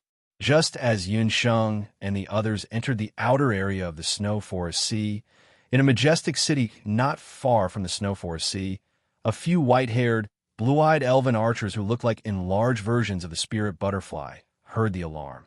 There are outsiders in the direction of the snow forest sea. As if they were facing a great enemy, the elven soldiers immediately gathered more than 100 people and rushed towards the snow forest sea. Quick, look in front. We should have already entered the immortal Jew nation. After running for a while, Yun Sheng and the others were exhausted. The spirit butterfly danced happily in the air. At the end of the snow forest sea, a few miles away, they could see a majestic city of ice and snow. The city of ice and snow was like a palace that only existed in fairy tales. Under the bright sunlight, it reflected a colorful luster. Yuan Bu Pa had always thought that the Grand Emperor's city was the real city. However, compared to the city of ice and snow in front of him, he, who came from the Grand Emperor's city, felt ashamed. The elves and their descendants craftsmen were world famous. The city they built was so beautiful that it did not seem like a palace in the mortal world. The three of them walked forward. Suddenly, little Honglan let out a sharp cry in the sky. Then, more than 100 snow-white figures appeared in the sky. They were elven archers. Their white hair danced in the wind, and they held magic bows in their hands. The person in the lead had an exquisite face like an ice sculpture. However, his expression was cold. Outsiders, what's your purpose in entering the immortal Jew nation? The snow forest sea was not an ordinary forest. It was an illusion array set up by the intelligent elven ancestors. Ordinary people could not pass through it. For many years, Icefall City, which was the outermost and most important defensive city of the immortal Jew nation, relied on the snow forest sea to defend against foreign enemies.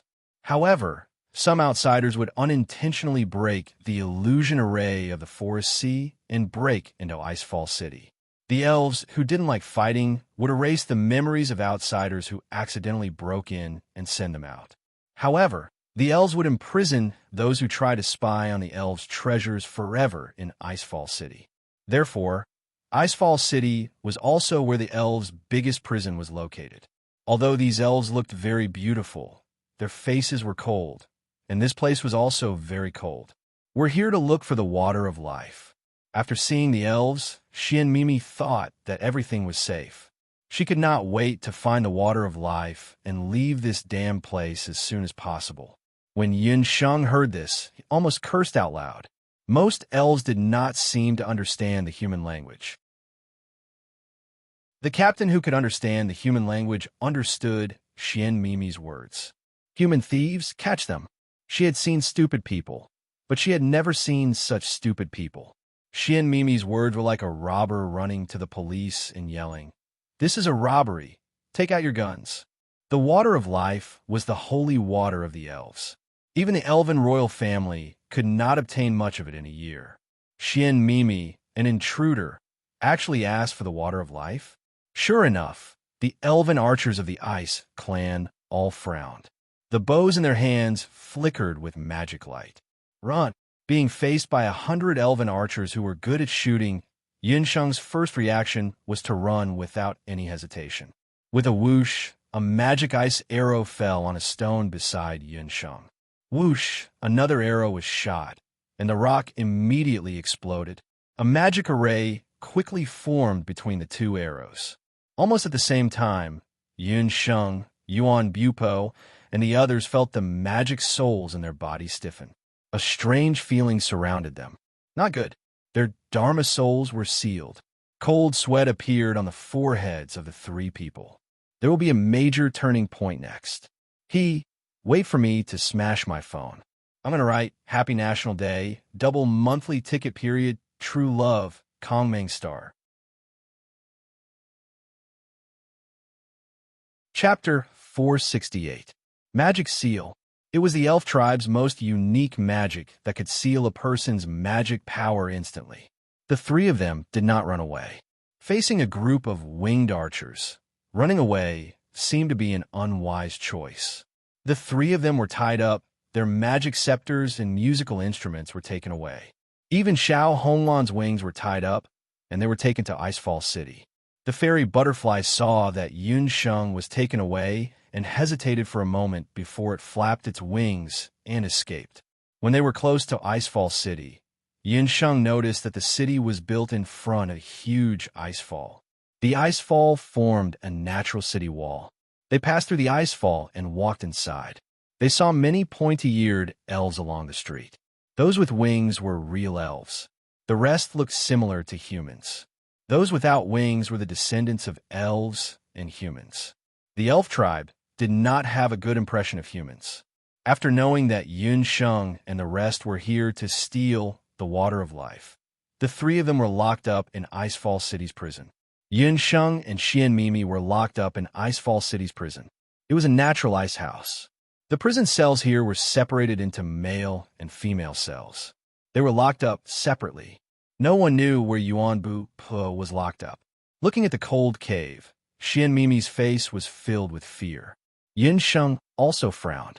There were already more than 30 prisoners in the prison. They were all women.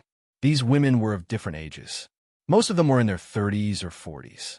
Looking at their figures, they were either mages or warriors. They had been locked up for a long time. Their skin was pale due to the lack of sunlight. When the two of them walked in, they felt like sheep walking into a tiger's den.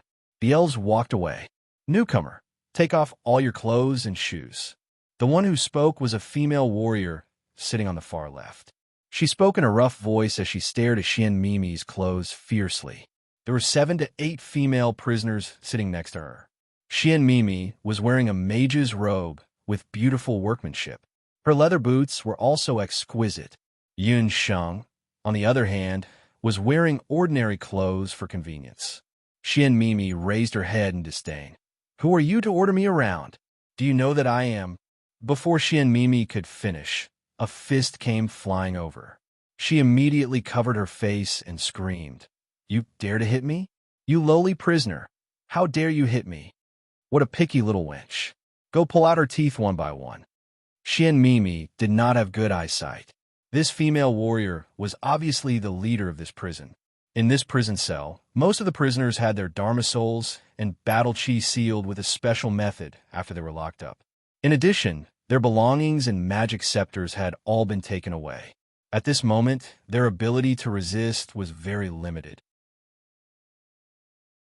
But that female warrior was different. Even if a warrior didn't have Do Chi, she could still rely on her innate strength and tyrannical physique to be much stronger than an average adult male. Xian Mimi was used to being rude and unreasonable. Today was the first time she suffered. As soon as the female warrior's voice fell, several female prisoners pounced on Xian Mimi like wolves and tigers and pressed her to the ground. "No help! Yin Sheng, save me!" Xian Mimi remembered that she still had Yun Sheng as her companion. The veil on her face had long been torn off. In her panic, the sand and snow on the ground splashed on her face, making her look even uglier. The female warrior looked at Yun Sheng with disdain. What could a thin and weak female mage do? You want to resist?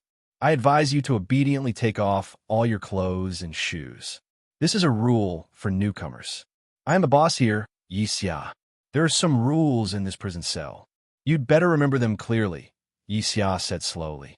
This prison cell was the only female prison in Icefall City. There were 32 female prisoners here. Yi Xia was the most senior one here. Before she was imprisoned, she was a powerful martial artist from the later Qin dynasty. After she came to this prison cell, she made a few rules. The first rule, when newcomers came in, all their clothes and shoes, except for their underwear, must be given to Yi Xia. The second rule, there will be a meal in the prison cell every day. For the first 3 days, food and water must be given to Yi Xia out of respect. The third rule, absolutely obey Yi Xia's orders. Do you all understand these 3 rules? Yi Xia said fiercely. I heard you. Yunsheng lowered her head, looking very obedient. She took the initiative to take off her coat and shoes. It was very cold in the female prison. After taking off her coat and shoes, it was even colder when she stepped on the ground barefoot. The elves didn't kill these foreign invaders, but they would lock them in the prison cell forever and give them only 1 meal a day. Between the prisoners, because of fighting for food or because their clothes were stolen, every once in a while, some people would die. It was also because of this that the number of people in the female prison decreased day by day, and those who survived became more and more indifferent. Regarding the evil deeds of the few people led by Yi Xia, most of the other people in the prison cell opened their eyes and closed their eyes. You're quite obedient. Bring everything over. Yi Xia saw that Yun Sheng was so obedient and relaxed her vigilance against her. Yun Sheng walked forward. Just as she approached Yi Xia, she quickly covered Yi Xia's head with the clothes in her hands. She bent her knees and slammed them into Yi Xia's knees. Beside her, several female prisoners turned pale with fright. They all jumped up, wanting to grab Yun Sheng. Whoever dares to come over, I'll poke her eyes blind. Yun Sheng sneered and pressed her finger on Yi Xia's eyes. The latter felt waves of stinging pain in her eyes. This female magician's strength was very great, not inferior to that of an ordinary warrior. Yi Xia naturally wouldn't have thought that Yun Sheng was not an ordinary female magician. She had stayed in Wushuan Limitless School before. Although she didn't have a magic scepter or a beast language ring at the moment, with her jade marrow technique and physique, it was more than enough to survive in the female prison cell. Little hussy, you dare! Yi Xia's head was covered by the clothes, and her throat was choked by Yun Sheng. Her face was red from suffocation. Before she broke into the immortal residence country, she was a fugitive who lived by robbing and killing. Because she was wanted by the officials of various countries, she was chased until she had nowhere to go and mistakenly entered this forest. She didn't expect to fall into the hands of the elves and be locked in this prison for 10 whole years. In these 10 years, she had almost never been defeated. Many new female prisoners who came in were tortured to death by her. Who knew that today, She would kick an iron plate on Yunsheng's body. You can try. Yunsheng didn't have the slightest intention of letting go. If you dare to hurt me, your companion is dead. Yixia was certain that Yunsheng came with Xianmimi. Whether she lives or dies, what does it have to do with me? Yunsheng smiled coldly. Chapter 469. Xianmimi's face turned ashen when she heard this. She glared at Yunsheng with hatred. Yixia hesitated when she saw their reactions. What do you want? It's very simple. You be the boss, and I'll be the newcomer. I'm not willing to follow any of your 3 stupid rules. After Yunsheng finished speaking, she suddenly raised her elbows and grabbed Yixia's shoulders with both hands. She only exerted a little strength. Yixia only felt a kacha sound coming from his hand. He was thrown out and fell flat on his face. Yixia struggled to get up from the ground. She felt a huge pain in her shoulders. She took a closer look and realized that her shoulders had been dislocated in an instant. She glanced at Yunsheng and then at Xianmimi. Viciousness flashed across her eyes. Let her go. Yixia did not dare to be presumptuous when she realized that Yunsheng was not an ordinary person. She asked someone to let go of Xianmimi. Xianmimi quickly ran behind Yunsheng. Although she still hated Yunsheng, she could see that under such harsh conditions, without Yunsheng, she would not have a chance to survive. These people who were locked up in the prison were all fugitives. After this fight, there was a temporary peace in the women's prison. Yunsheng ignored Xianmimi. She found a quiet corner in the prison and rested. Xianmimi curled up into a ball and widened her eyes, guarding against Yixia and the others. In an area far away from the women's prison, Yuan Bupo, who was locked up in the men's prison, was anxious. There were more men's prison cells in Icefall City. Yuan Bupo was locked up in a cell with 8 people. Most of them accidentally broke into the snow forest sea and were locked up here. You said that your 2 companions are locked up in the women's prison? Sigh, I'm afraid they're doomed. Yuan Bupo asked around and found out that the living environment of the women's prison was much worse than that of the men's. Why do you say that? I don't think the elves are torturing us, nor are they harsh on us. Yuan Bupo also tried to shout, asking the elves to lock him up with Yunsheng and the others, but the elves completely ignored him. The elves were known for being peace-loving and not bloodthirsty. Along the way, Yuan Bupo did not see any torture tools. That's what you think. There's nothing scarier than endless imprisonment. The boss of the women's cell is called Yixia. That person used to be a murderer. If your 2 companions are more docile, they might be able to endure less torture. But if they have a bad temper, they might be tortured to death. The prisoner in the same cell shook his head. Yixia is nothing.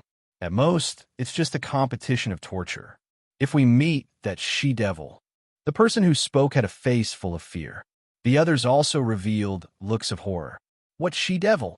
Yuan Bupo was worried.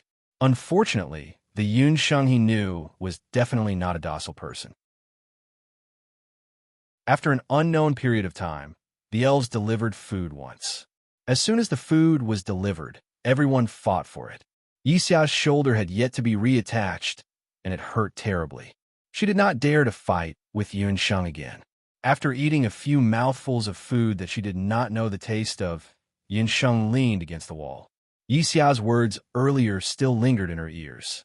She said that she had been in this cell for 10 years. Did that mean that there was no hope for her to escape once she was locked up? Her thoughts were interrupted by the sound of the door opening. On the other side of the cell, the door was opened. Bang! 2 elven soldiers threw a woman with wounds all over her body into the cell. When the woman was thrown in, Yixia, who was in the corner, trembled. She was like a hungry wolf that suddenly saw a lion standing in front of her. In the cell, the female prisoners who were minding their own business turned their heads around. It was obvious that the female prisoner had been severely tortured. The clothes on her back were torn, and her flesh was badly mutilated. Her pale bones could be vaguely seen. Despite that, the female prisoner's hands and feet were still shackled. This was obviously different from the other female prisoners in the cell. The elves were not violent. After they had locked a person's combat energy and dharma soul, they would not be shackled in the cell. From this, it could be seen that this female prisoner who was being tortured must have committed some heinous crime. The female prisoner was unconscious. She lay on the ground as if she was dead. The atmosphere in the female prisoner's cell became tense. Yunsheng looked at the wounds on the female prisoner's body. Her healer's blood was boiling. She stood up and wanted to go forward to take a look. "Don't move. Are you trying to get us killed?" Yixia scolded fiercely. "She's severely injured, and she's having a fever." Yunsheng knew that the female prisoner had a fever when she saw her panting and her heaving chest. In this kind of environment, if the wounds were not treated, the female prisoner situation would be very dangerous. "She'll die. What a joke." Yixia snorted, as if she had heard the funniest joke in the world. Yunsheng was too lazy to argue with her. She walked forward and wanted to take a look at the woman's wounds. As soon as she walked in, there was an uproar. A black shadow swept over. It turned out that the female prisoner was not completely unconscious.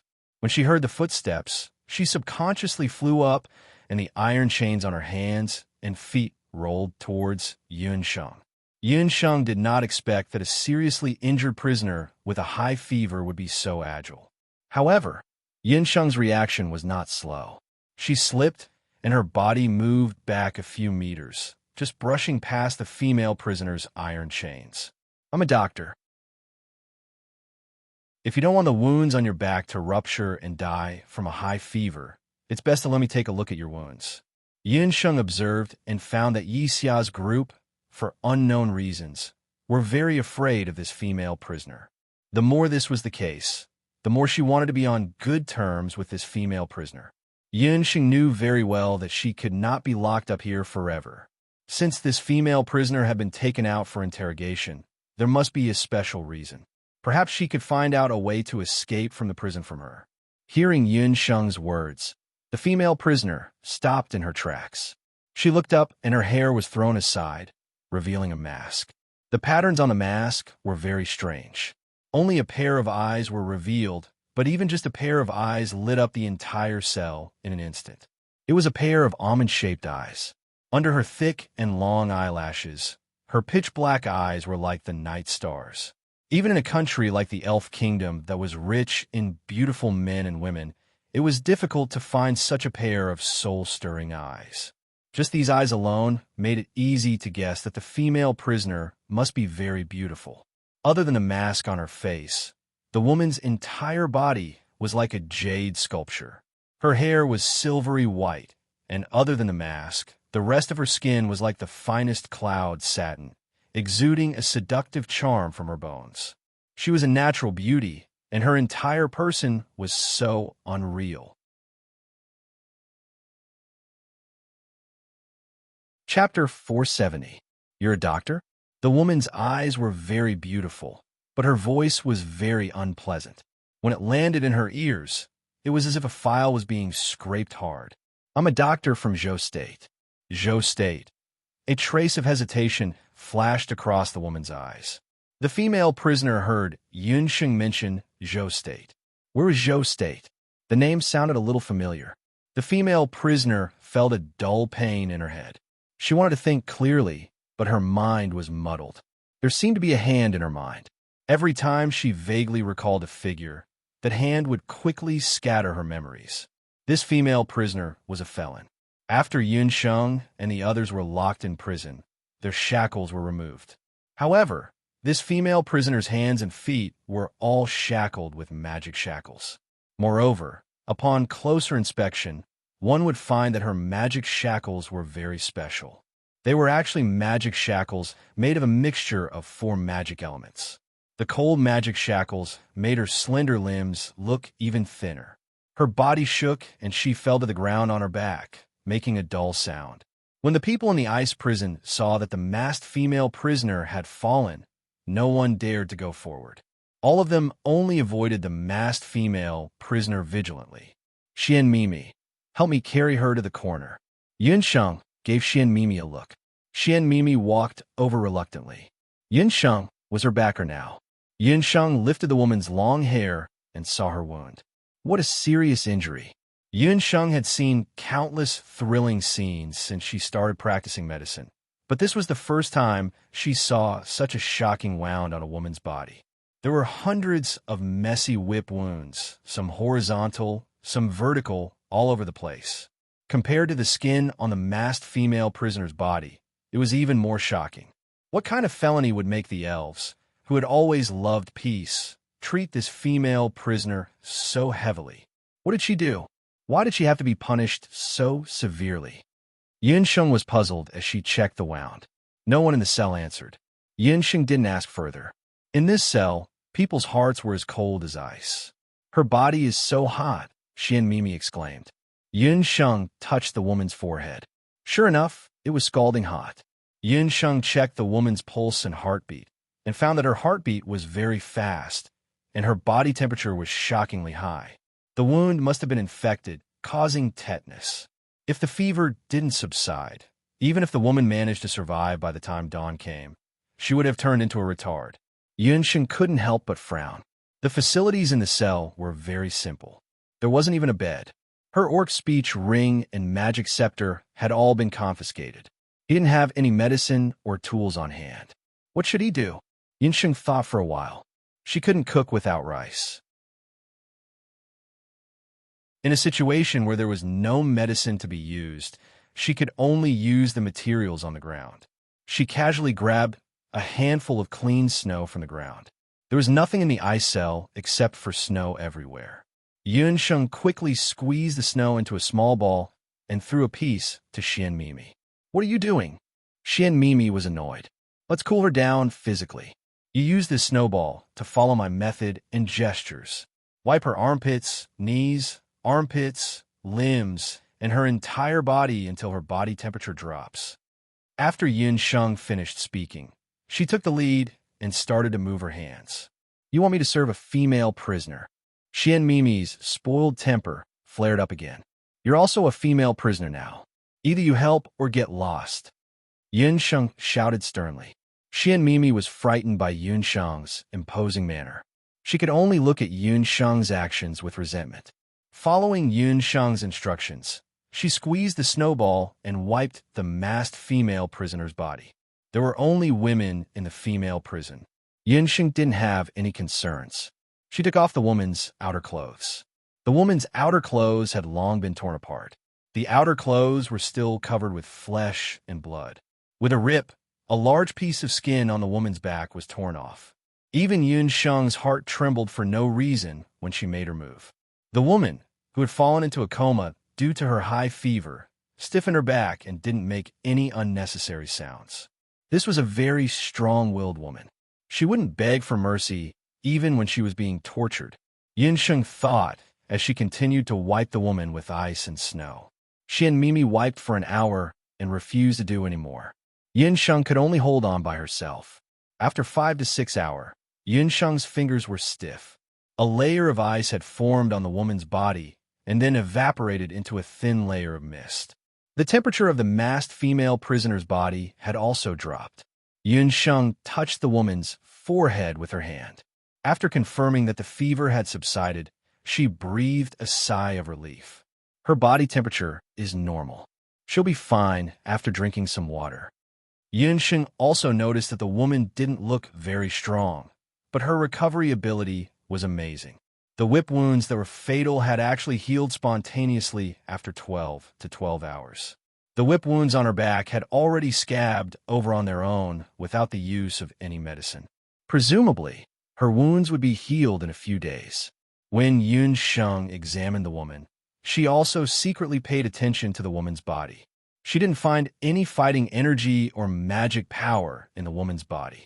It seemed that this masked female prisoner, who was a taboo in the female prison, wasn't a warrior. She wasn't even a magician. Then who was she? Why was her self-healing ability so amazing? Among all the patients that Yunsheng had come in contact with, only Yi Baiming had a self-healing ability comparable to this masked female prisoner. The physiques of the masked female prisoner and Yi Baiming could be regarded as monstrous. 5 to 6 hours had passed. In the female prison, most of the female prisoners were either asleep or in a daze. This was the normal pace of life in the female prison. Only Yi Xia, after learning that Yun Sheng was a doctor, had been secretly observing Yun Sheng. "Are you really a doctor?" Yixia suddenly opened her mouth. For 5 to 6 hours, Yixia had been watching Yun Sheng's movements from the side. She didn't expect that this thin girl was actually a doctor. Yun Sheng didn't say a word. She took out the fresh water that was sent yesterday and fed it to the woman's mouth. "I advise you not to save her. Even the elves have to retreat from this woman. Maybe the first thing she will do when she wakes up is to kill you." After learning about Yun Sheng's identity, Yixia wanted to befriend her. She pointed to her arm that was still hanging down. "Put my arm back, and I will tell you about this woman." Yixia had been in the prison for 10 years and had seen all kinds of people. She also saw that Yun Sheng was very interested in the masked female prisoner. Yun Sheng didn't say much. She stepped forward, grabbed Yixia's arm, and pulled hard. With a crack, Yixia twisted her hand and found that her hand, which had been completely numb, had recovered. Chapter 471. Before Yixia was locked up in the female prison, she was a wanted warrior. She had been on the run for many years, so she knew some superficial martial arts. When Yun Sheng dislocated her arm, she thought that she was careless and accidentally fell into the other party's ambush. However, when she secretly wanted to set her arm back, she found that Yun Sheng's treatment method was very special. She actually couldn't set her broken arm back. Yixia naturally didn't know that Yun Sheng's treatment method was special because she secretly used a hidden needle when she made the move. If Yun Sheng didn't personally treat the needle, Yixia's arm wouldn't be able to recover for the rest of her life. Seeing that her arm had recovered, Yixia opened her mouth to speak. "That woman is a lunatic." Not long after she was locked up, she killed an elven guard who came to deliver food. When Yixia talked about that incident, she couldn't help but shiver. She boasted that she was a murderer who killed people without batting an eyelid. But after being locked up in the ice prison, she didn't dare to act presumptuously. The magic arrows of the elves were really powerful. Anyone who was shot would have their movement restricted and the magic souls of the magicians sealed. Without the magic of the elves, it was impossible to recover. As a result, these once notorious fugitives didn't dare to act presumptuously in the ice prison of Icefall City. But that masked female prisoner was different. Her skills seemed to have nothing to do with magic power or Do Chi. She killed that elven guard in the blink of an eye. It was also because of this incident that the elves, who had always loved peace and didn't want to kill, took special care of the masked female prisoner. Not only did they put her in shackles, they also imposed additional punishments on her. Every 10 days, the elven guards would take the masked female prisoner out alone and give her 100 lashes. The elves' weapons were all very powerful and could slowly wear down a person's magic soul and Do Chi. This female prisoner had been locked up for more than 3 years and had been whipped more than 30 times. She became weaker each time, but she was able to survive every time. This time was the most serious. If it weren't for Yun Sheng, she probably wouldn't have been able to survive. That female prisoner was actually able to kill an elven guard in one move. When Yun Sheng heard this, she still didn't believe it. The elves of Icefall City were the bravest and most warlike elven warriors of the Immortal Keeper Nation. Their elven magic was very powerful, and most of them cultivated both magic and martial arts. In a situation where her magic soul was suppressed and her Do Chi circulation was impeded, she was still able to kill him in a single move. Just how powerful was this masked woman? As he spoke, the woman on the ground let out a soft sound. "You saved me." The woman's ear-piercing voice sounded from behind him. Although she had just woken up, her voice sounded very clear. She didn't sound like someone who had almost died from high fever. From this, it could be seen how amazing her recovery ability was. Although the masked female prisoner did not say anything, the moment she woke up, she began to examine her body. Upon examination, she discovered that her injuries were especially serious this time around. While she was unconscious, she could feel that someone was constantly cooling her down. At the same time, that person was constantly whispering in her ear, "Hang in there." That voice was very friendly. "Senior, you're awake." Yin Sheng was not frightened by Yixia's words. When she heard Yun Sheng's voice, the masked female prisoner's brain suddenly twitched. The masked female prisoner curled up her body, not knowing whether it was because of pain or because of her injuries. "What's wrong with you? Are you still not feeling well?" Yun Sheng wanted to go forward and check. The woman forcefully shook off Yun Sheng. Yun Sheng was not on guard and was thrown out. "Don't touch me," the masked female prisoner said fiercely. "I forgot to tell you that this woman hates being touched. The last person who touched her was torn into two by her.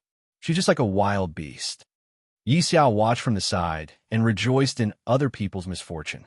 "She deliberately didn't tell me." Yin Sheng glanced at Yi Xiao. Yi Xiao did have the intention to harm Yun Sheng.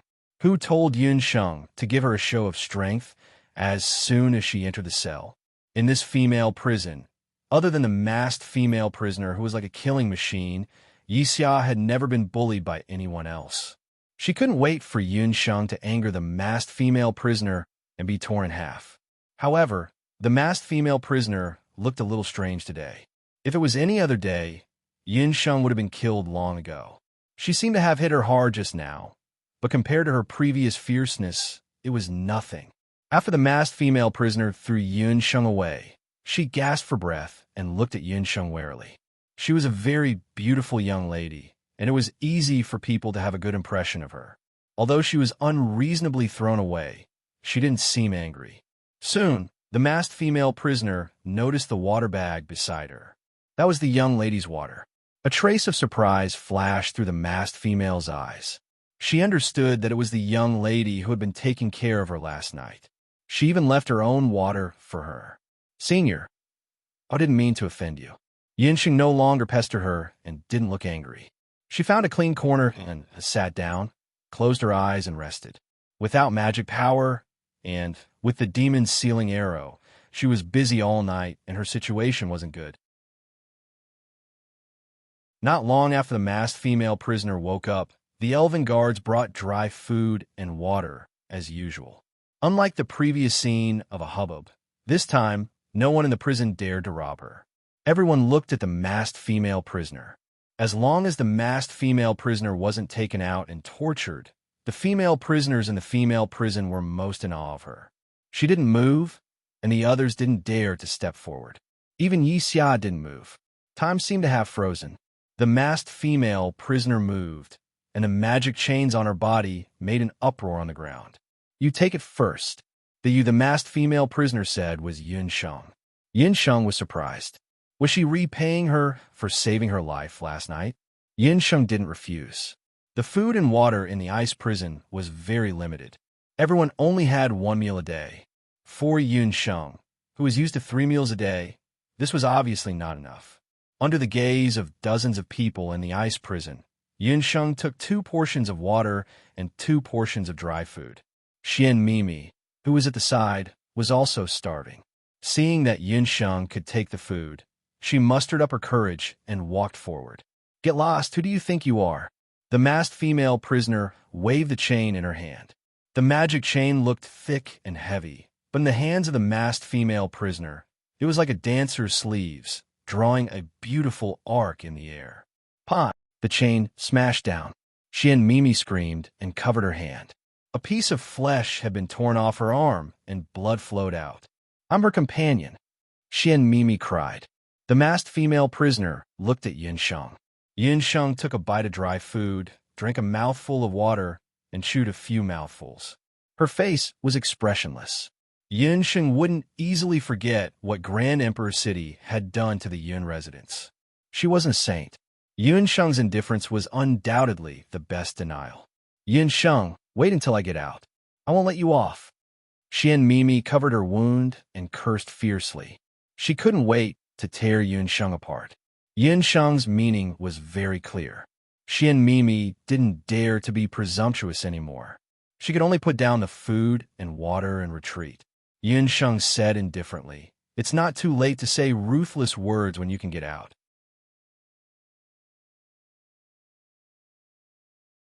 Chapter 472. Yun Sheng's words were like a stone falling into the calm water, evoking the thoughts of everyone present. The masked female prisoner closed her eyes and no longer spoke. Yun Sheng sighed. Xian Mimi was still sitting at the side, sobbing softly. After Yun Sheng finished eating, she felt more comfortable. She leaned against the cold wall, which made her sleepy. Her mind was full of what Yi Xia had said earlier. 10 years. Yi Xia said that she had been locked up here for 10 years and had never had a chance to escape from Icefall City. The elves had mastered the demon's sealing arrow, so it was almost impossible to escape from here. Was she also going to be locked up for an endless 10 years? 10 years. Father, had she waited for 10 years? When Yin Sheng thought of this, her heart clenched. Time, a few days passed in a flash. After that day, the masked female prisoner was still sitting alone in the corner of the ice prison. She had never spoken to anyone, but her attitude towards Yun Sheng was undoubtedly the best. Although she didn't say anything, her behavior made it clear that the little girl was under her protection. Yun Sheng was the first to take food and water, and the second was the masked female prisoner. The two didn't communicate directly, but they had a tacit understanding of each other. This was also a tacit agreement of the entire female prison. With the silent protection of the masked female prisoner, Yi Xia's group didn't dare to do anything to Yun Sheng. Yun Sheng could receive an extra set of water and dry food every day. The days in the ice prison passed day and night. Yun Sheng could only count on the meals sent by the elves every day. The days passed. She engraved a stroke on the wall of the cell every day. In the blink of an eye, she had already written 3 Zheng characters. In other words, she had been imprisoned in Icefall City for 15 days. Counting the days, it was only a month away from the selection of the mainland's magic elite camp. The date agreed upon by Yun Sheng and Yi Biming was also approaching day by day. During this period, the masked female prisoner was taken out and whipped again. This time, it was even worse than the last time. As if there was a natural tacit understanding between them, Yun Sheng continued to use ice and snow to cool her down. The masked woman didn't thank Yun Sheng afterwards, but her attitude towards Yun Sheng was much better. Yun Sheng had also tried to contact Yi Biming, but due to the demon's sealing arrow, she could not even meditate, let alone use her Dharma soul to resonate with him. If this continued, she would definitely miss the appointment. Night Fox would probably be angry. Yun Sheng sighed. She squatted in a corner with a sad face and used her fingers to rub the snow on the ground. She raised her eyes slightly and saw the masked female prisoner sitting in the corner like an ice sculpture. Other than the first time they met, when the other party was in a sorry state, the masked female prisoner was mostly clean and neat. Yin Sheng also later found out why Yi Xia and the others forced the new prisoners to take off their clothes and boots. It turned out that they were all used to show filial respect to the masked female prisoner. The expensive magician's robe and boots that Xian Mimi had taken off earlier were now on the female prisoner. Xian Mimi was angry for a long time because of this. The masked female prisoner was combing her long hair with a small ice comb. She had the most beautiful long hair Yun Sheng had ever seen. The hair was very good, straight, smooth, and silver white. This made Yun Sheng think of a good fox fur coat. Every prisoner who came in would be searched thoroughly. That ice comb was obviously not brought in from outside by the masked female prisoner. Senior, Yun Sheng asked boldly, "You know how to sculpt ice?" The ice comb was very exquisite. At a glance, it was obvious that it was hand-polished. The patterns on it were also very delicate. It was hard to tell that the masked female prisoner's hands could do such delicate handiwork other than killing people. The masked female prisoner's hand paused, as if she was considering whether to answer or not. Finally, she spat out a word. "Yes." Yin Sheng came closer. The masked female prisoner's body stiffened, but she still managed to resist the urge to throw Yun Sheng out. Yin Sheng had helped her treat her wounds twice. She had already let down her guard against Yun Sheng to a certain extent. "Then can you teach me how to sculpt ice?" Yin Sheng probed again. Yin Sheng wanted to sculpt a zither, an ice zither that would allow her to play the Dihong song. Her beast language ring and magic scepter were all taken away. Her Dharma soul was also restrained. Under such circumstances, she thought of the Dihong song. Earlier, Yi Biming had said that Yun Sheng's Dihong song could only be played with a suitable zither. Yin Sheng had never found a suitable zither. But today, when she saw the masked female prisoner's ice comb, she suddenly remembered that the ice and snow in the ice prison had accumulated for thousands of years.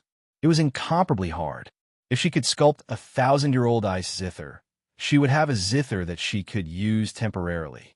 The masked female prisoner actually agreed to Yun Sheng's suggestion. Although she did not directly agree, she nodded. The masked female prisoner's hands were indeed very skillful. Yun Sheng did as she said. She used the materials on the ground and chiseled a large piece of ice from the wall of the prison cell. She carefully polished the ice into an ice knife and began to sculpt the rough shape of the ice zither. The masked female prisoner still did not like to talk. She just watched from the side. If Yin Sheng did something wrong, she would correct her. The two of them, one guiding and the other sculpting, soon had a rough outline of the zither. At first, she and Mimi was very disdainful of Yun Sheng's actions. But later, she understood Yun Sheng's intentions. The days in the ice prison slowly passed by in the long sculpting. Ice sculpting was a craft that tested a person's patience and perseverance.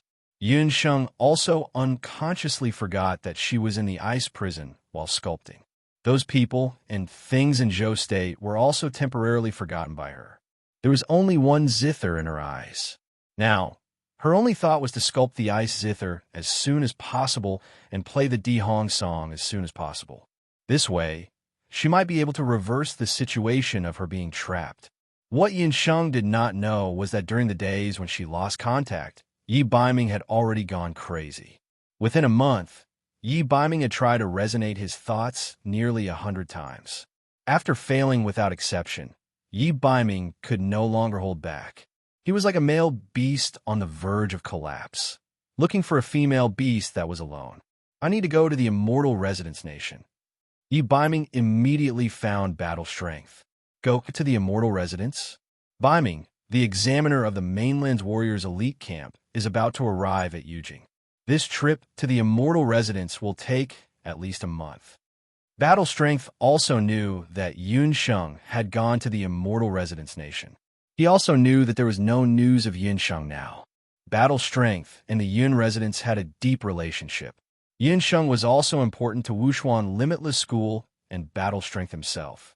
But this did not mean that Battle Strength would agree to Yi Baiming going to the Immortal Residence. If it was any other country on the mainland, Battle Strength would definitely agree. After all, Yi Baiming's strength was there. But the Immortal Residence Nation was different from other places on the mainland. The Immortal Residence Nation was not like any other place on the mainland. The elves were mysterious since ancient times and had mastered many skills that humans did not know.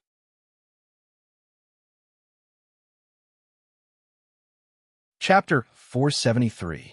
If it was any other country, Yi Baiming could make use of his special space-time magic to travel thousands of miles in a day. But the Immortal Residence country was very special. It was surrounded by special elven restrictions. Magic could not be used to enter the Immortal Residence country, and one had to pass through the Snow Forest Sea. There, the magic of any human would be restricted. Only those who had been baptized by the elves could survive in the Immortal Residence country. Even Yi Baiming's strength would be greatly reduced in the Immortal Residence country. It was too dangerous for him to go alone. I haven't heard from the little wildcat in a long time. Yi Baiming recalled the various legends of the Immortal Jew country. The most famous of them all was the Immortal Jew's Snow Forest Sea.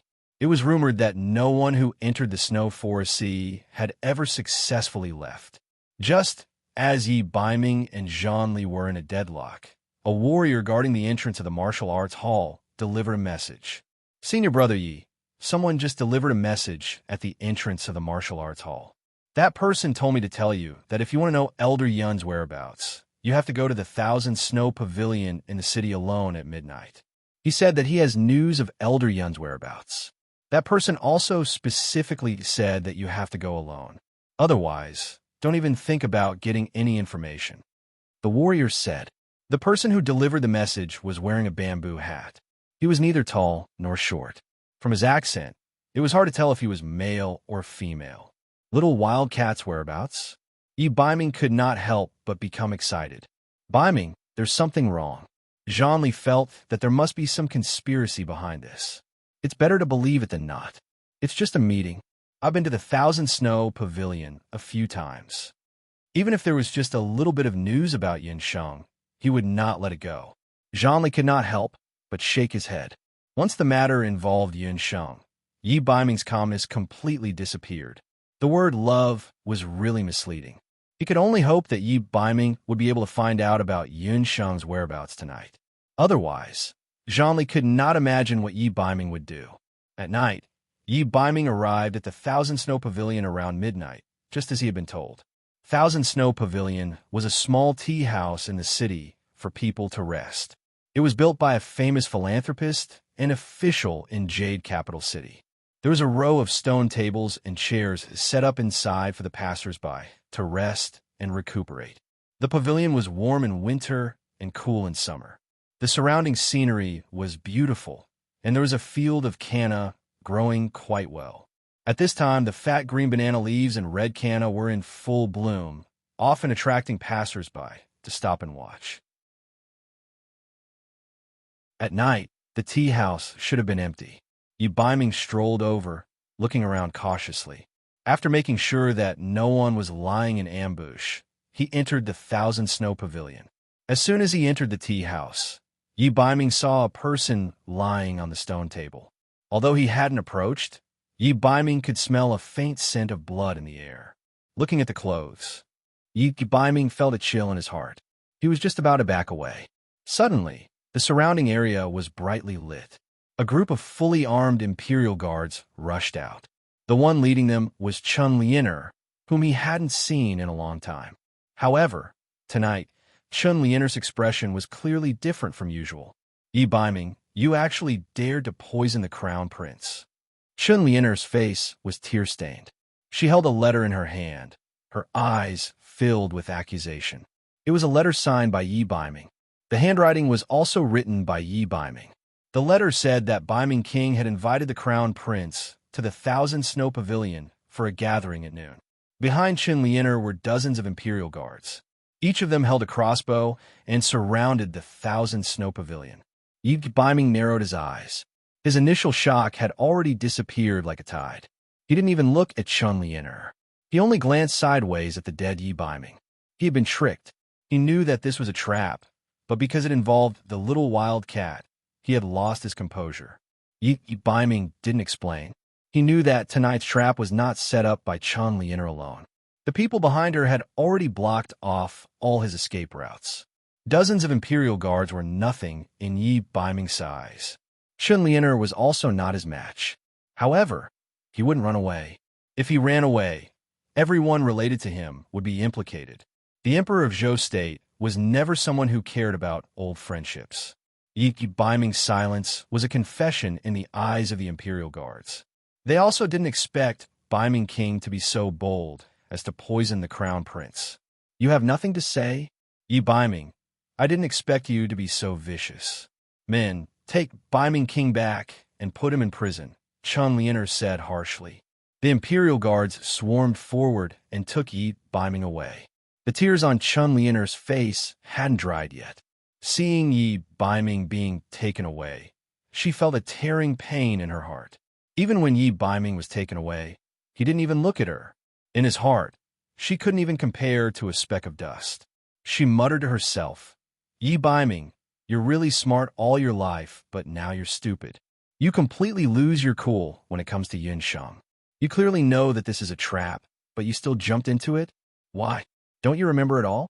When we were young, we sneaked out of the palace for the first time and stopped outside to drink water at the Thousand Snow Pavilion. Chun Lianer cried silently. Tonight's incident was ordered by the Dark Crown Prince, Dugu Xiao. Yi Biming beat the Dark Crown Prince to the marriage agreement with Yinsheng. This matter made the proud and arrogant Dugu Xiao extremely angry. He had been looking for an opportunity to take revenge on Yi Biming. This time, he ordered Chun Lianer to frame Yi Biming. Although Chun Lianer was unwilling, she couldn't do anything when she thought of the Dark Crown Prince's threat. She purposely chose the Thousand Snow Pavilion to remind Yi Baiming of the past and to be vigilant. However, Yi Baiming didn't remember anything about the past and went straight to the appointment. You were the one who chose to give up on me. Wait until I enter the magic elite camp of the continent. I will definitely transform into someone even more dazzling than Yunsheng. At that time, you will definitely regret the choice you made back then. Chun Lien'er's heart, filled with sorrow, turned into anger. She wiped her tears and walked to Yi Balian's side, who was already dead. She glanced coldly at her ex-fiancé. Fiancé, Yi Balian, if you didn't try to fight with me for the spot in the mainland's magic elite camp, I wouldn't have killed you so quickly. Mediocre is mediocre. Even if you were born in the imperial family, you are still mediocre. Chun Lien'er kicked the crown prince, Yi Balian, to the ground. The crown prince's corpse was completely cold the next day before it was carried back by the palace guards. After the news of Yi Baiming poisoning the crown prince broke out, the news didn't immediately spread. The Zhou state's emperor ordered people to block the news. When Empress Qi saw her son's corpse, she cried her heart out. She begged the Zhou state's emperor several times, hoping that he could immediately execute Yi Baiming. However, this time, the Zhou state's emperor didn't listen to Empress Qi's pillow talk like before. He dismissed Empress Qi and didn't immediately interrogate Yi Baiming. It was as if he had forgotten that the crown prince was poisoned to death. No one knew what the Zhou state's emperor was thinking. Yi Baiming was only imprisoned in the prison. Zhang Li, Cheng Bai, and the others also tried to mediate, but they were all rejected. The guards in the prison were all replaced by the Marquis of Jiyuan's subordinates. They had no chance at all.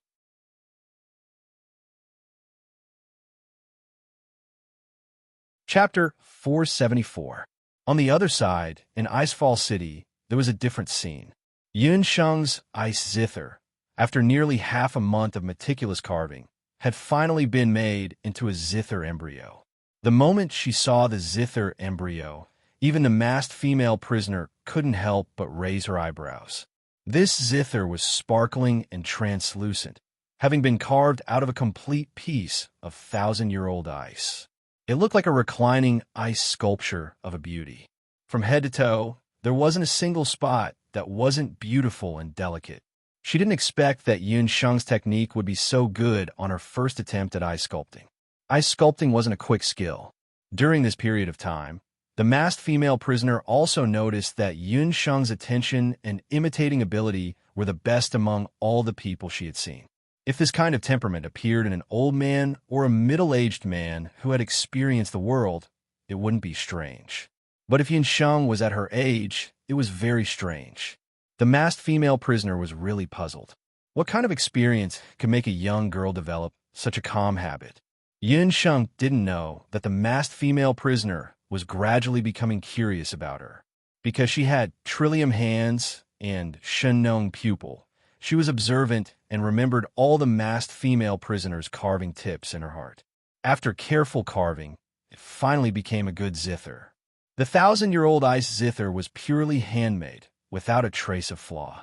The entire body of the zither was carved out of ice. Although it wasn't jade, it was countless times better than jade. If Yunsheng wasn't in prison and didn't have any distractions, she wouldn't have been able to carve such a good zither in one go. She also knew in her heart that even if she could do it again, she wouldn't be able to carve an identical zither.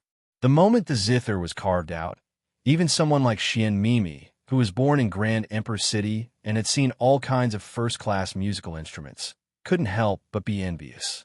What's the use of having a zither embryo? The most important part of the zither is the strings. Don't tell me you can carve the strings out of ice. Xian Mimi said sarcastically. After she understood the purpose of Yunsheng carving the guqin, she had secretly learned from her. However, Xian Mimi wasn't Yunsheng. She was an impetuous person and only wanted to speed things up.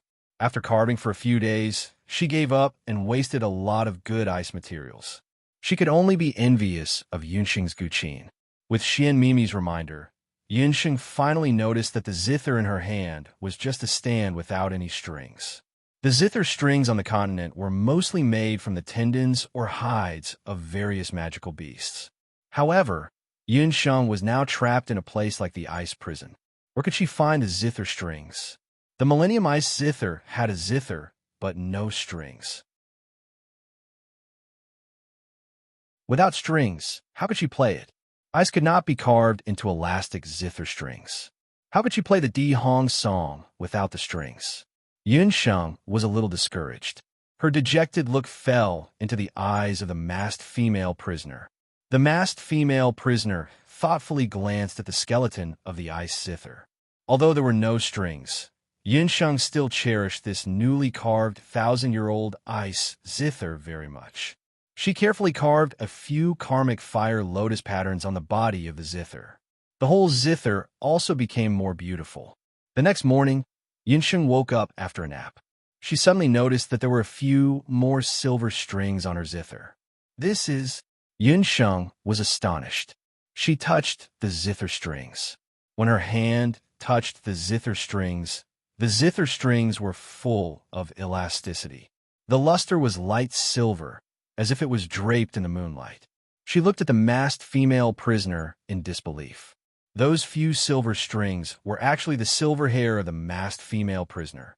From the moment Yunsheng entered this ice prison, Yunsheng noticed that the masked female prisoner liked her long hair very much. She would usually use clean snow to wipe her hair. Last time, Xin Mimi only looked at her hair a few more times, and she was ruthlessly slapped in the face. But she cut off her own hair and used it to make zither strings. Thinking about it, the masked female prisoner took advantage of the time when she was asleep last night to make zither strings for her without telling her. Yunsheng's nose turned sour. After coming to the Boundless Land, there were indeed many people who cared about her. But this unfamiliar care came from a stranger. "Thank you," Yunsheng said softly. Her lips had an additional smile that came from the bottom of her heart. Two deep dimples appeared on her face. A pair of black eyes that could speak were filled with joy. This was the first time the masked female prisoner saw a sincere smile on Yunsheng's face. Under the mask, that beautiful face, the corners of her mouth could not help but curl up.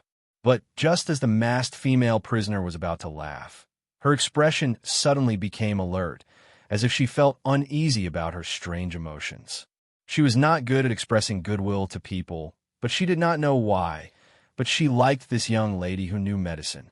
Seeing her smile, the masked female prisoner's mood would be much better. Yunsheng did not like to receive benefits from others for no reason.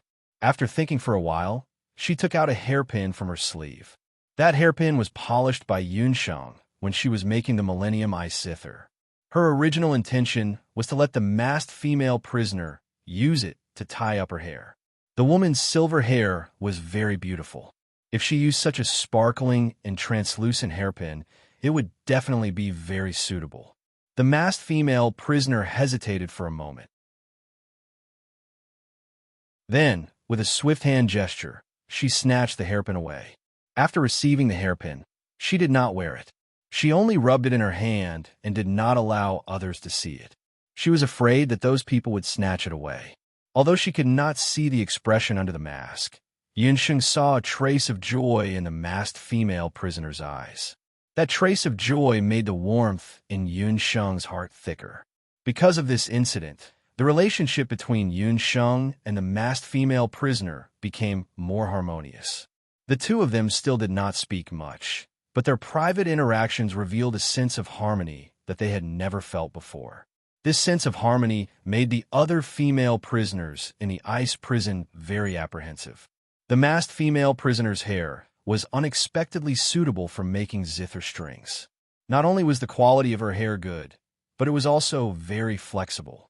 Yunsheng tried it and found that the tone was very beautiful. It was also the first time that Yunsheng found out that human hair was actually so suitable for making zither strings. With the zither strings, Yunsheng began to practice playing the Di Hong song according to her plan. In the next few days, the mellow sound of the zither could be heard from time to time in the cold ice prison. The moment she heard the sound of the zither, the masked female prisoner leaned against the cold wall and closed her eyes. In the ice prison, an unprecedented emotion also appeared. The martial artists and mages more or less felt the uniqueness of Yun Sheng's zither music. On the other end of the ice prison, Yuan Bupo also heard the zither music that he had not heard for a long time. The moment he heard the zither music, Yuan Bupo, who had been worried about Yun Sheng's safety for the past month, jumped excitedly. It's Yun Sheng's zither music. Yuan Bupo recognized Yun Sheng's zither music. What surprised him even more was that Yun Sheng played the Di Hong song intermittently for the next few days. A few of the movements were clearly the last 3 movements of the Di Hong song that he had only played once in front of Yun Sheng. Yuan Bupo suddenly realized that Yun Sheng's attainment and improvement in the Di Hong song had far exceeded his expectations. As he was concerned about Yun Sheng's identity, he had only played it once in front of her. She could remember such a complicated piece of music just by playing it once.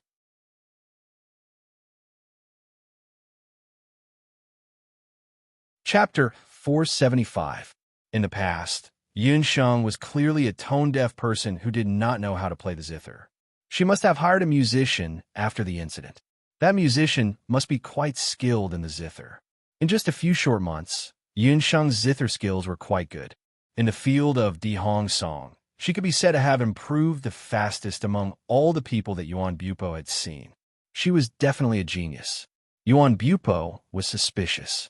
Yun Sheng was locked up in the prison cell, and he did not know where she got the zither from.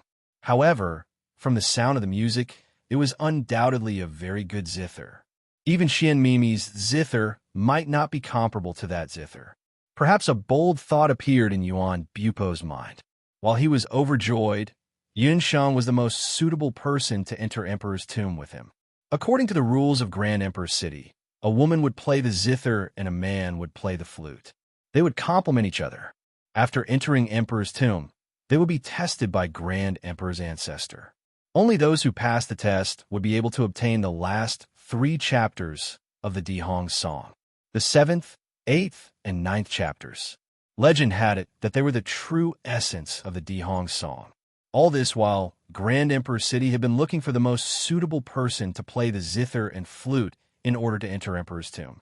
However, for countless generations, Grand Emperor City had never had a pair that could pass Emperor's tomb's test. Those who entered Emperor's tomb had to have good teamwork. Only those who had good teamwork could understand the essence of the last 3 chapters of the Di Hong song. For this teamwork, Grand Emperor City's rule had always been to select couples or young men and women who had feelings for each other to enter. Yuan Bupo had a crush on Yun Sheng. He also believed that as long as he persevered, he would be able to move Yun Sheng one day. This time, as long as he could leave the immortal Jun nation smoothly, he had to find a way to convince Yun Sheng. As for Grand Emperor City, if his parents heard about Yun Sheng's zither skills, they would definitely agree. Yuan Bupo secretly made up his mind. After knowing that Yun Sheng was safe and sound, Yuan Bupo's heart calmed down. He began to get close to the people in the prison cell and asked about Icefall City and the Water of Life. On the other side of the cell, Xian Mimi was also shocked when she heard the zither music up close. It was hard for her to imagine that an outsider who had only learned the Di Hong song for a few months at most could play the Di Hong song so well. Jealousy and hatred grew wildly in her heart. Yun Sheng was the first person who could make her envious of her zither skills and gain Yuan Bupo's favor. For a moment, Xian Mimi even had the urge to rush forward and smash Yun Sheng's zither to stop her from playing. She knew that Yun Sheng's music must have passed through the ice prison and reached Brother Bupo's ears. If Brother Bupo heard this kind of music, he would definitely be even more loyal to Yun Sheng. However, when she saw the masked female prisoner sitting not far from Yun Sheng looking at her like a venomous snake, Xian Mimi couldn't help but give up on that idea. That masked female prisoner was terrifying. Xian Mimi didn't know how strong she was, but she had never been so afraid even when facing her own father. At the same time, Yun Sheng's zither music shocked everyone in the cell. Yixia secretly channeled the combat energy in her body. She realized that Yun Sheng's music had an unknown, mysterious power. Under the effect of that power, The combat energy in her body that was originally sealed by the elves using a special method was slowly recovering. Although the recovery speed was very slow, the music was like an endless spring rain day by day. The combat energy and magic elements in her body were like a rising stream, recovering bit by bit. If this continued, a crazy idea appeared in Yixia's mind. Perhaps they had hope of escaping the ice prison. Similar thoughts were born in the hearts of every prisoner in the ice prison, just like a drug addiction. Once the idea popped up, it was deeply rooted and couldn't be removed. Everyone's situation was similar. After being hit by the demon sealing arrow, their combat energy and magic power loosened and began to show signs of recovery. The elves also heard the music. They checked and found that it was a little girl playing an ice harp that they carved themselves. They didn't take it to heart and allowed Yun Sheng to play the ice harp. Ever since Yun Sheng played the Dihong song, there were more and more people in the ice prison who couldn't sleep every night. They were all silently waiting for that moment, the moment of eruption to arrive. In the depths of the immortal Jew nation, there was a huge tree that towered into the clouds. The tree was so tall that at a glance, one couldn't see the top of the tree. On top of the mushroom cloud-like treetops, there was a breathtaking elven palace. The elves were originally the race with the most outstanding craftsmanship in the boundless continent. The royal families and rich people on the continent wanted to spend a lot of money just to hire an elven craftsman. Unfortunately, the elves didn't like to deal with humans. They weren't interested in human gold coins. Therefore, a miracle like the Elven Palace could only be seen in the immortal Jew nation. The Elven Palace was the painstaking work of countless generations of outstanding elven craftsmen. Every cornerstone here was made of the finest white marble. The White Palace had lofts of various sizes with arched roofs. The doors were also made of refined white gold. The walls were inlaid with luminous pearls that would never dim. Under the moonlight, it would be covered with a layer of light purple that was like a veil. It was so dreamy that it didn't seem to belong to the human world. In one of the palace rooms of the elven royal court, a handsome man sat amidst piles of files. The man had blonde hair and blue eyes. His long hair was casually draped behind his back. He pinched the space between his eyebrows from time to time as he looked at a pile of memorials from various elven tribes. So boring. Divine Wind couldn't remember how many times he had sighed. He threw the memorials to the side. How many books was this already? Divine Wind was depressed. Ever since he returned to the immortal Jew nation, the Elven Queen, Divine Wind's mother, had thrown all kinds of affairs to him. The people of the boundless continent knew that the immortal Jew nation was ruled by the Elven Queen. But in reality, the immortal Jew nation only began to implement the unified rule of the Elven court in the last 1,000 years. More than 1,000 years ago, there were 4 elven queens of fire, water, wind, and earth in the immortal abode nation. Each of them had a different ability to control magic. At that time, the immortal abode nation was at its most prosperous. But at some point, the 3 elven queens of fire, water, and earth fell one after another. The ancestor of Divine Wind, the Wind Elven Queen, became the only remaining elven queen. In the generation of the Divine Wind's mother, she became the only queen of the immortal Jew nation. The other major tribes were ruled by the elven patriarchs. The Divine Wind's mother, the Wind Elven Queen, had inherited the elven throne for nearly 500 years. In the past 500 years, the immortal Jew nation had been stable and prosperous. Divine Wind was the only son of the Wind Elven Queen. This was somewhat different from the other elven tribes, which had many descendants. This was because the Divine Wind's mother only had one husband, while the elven race practiced polygamy. Divine Wind was not only the only son of the Wind Elven Queen, but he was also a half-elf hybrid.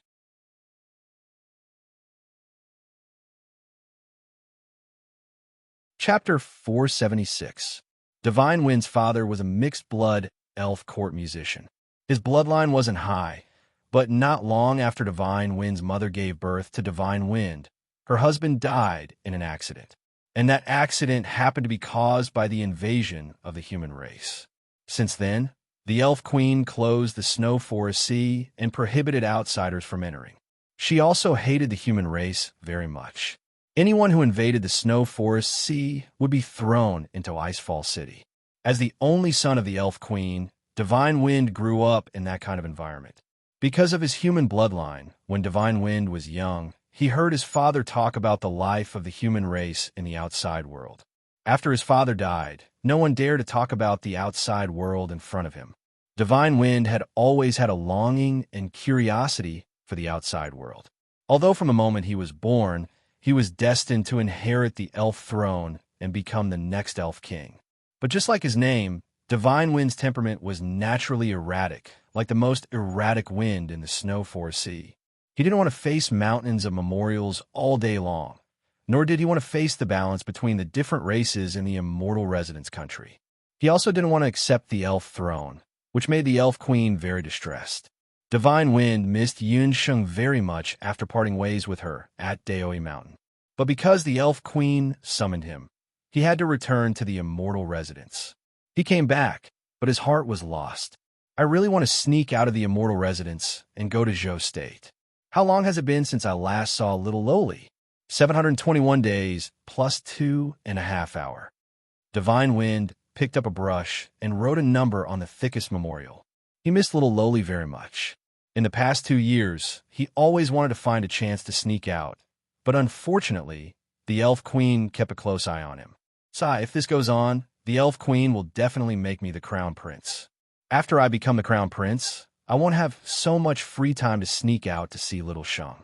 Little Sheng has gotten fat in the past 2 years. Taller? I really miss her.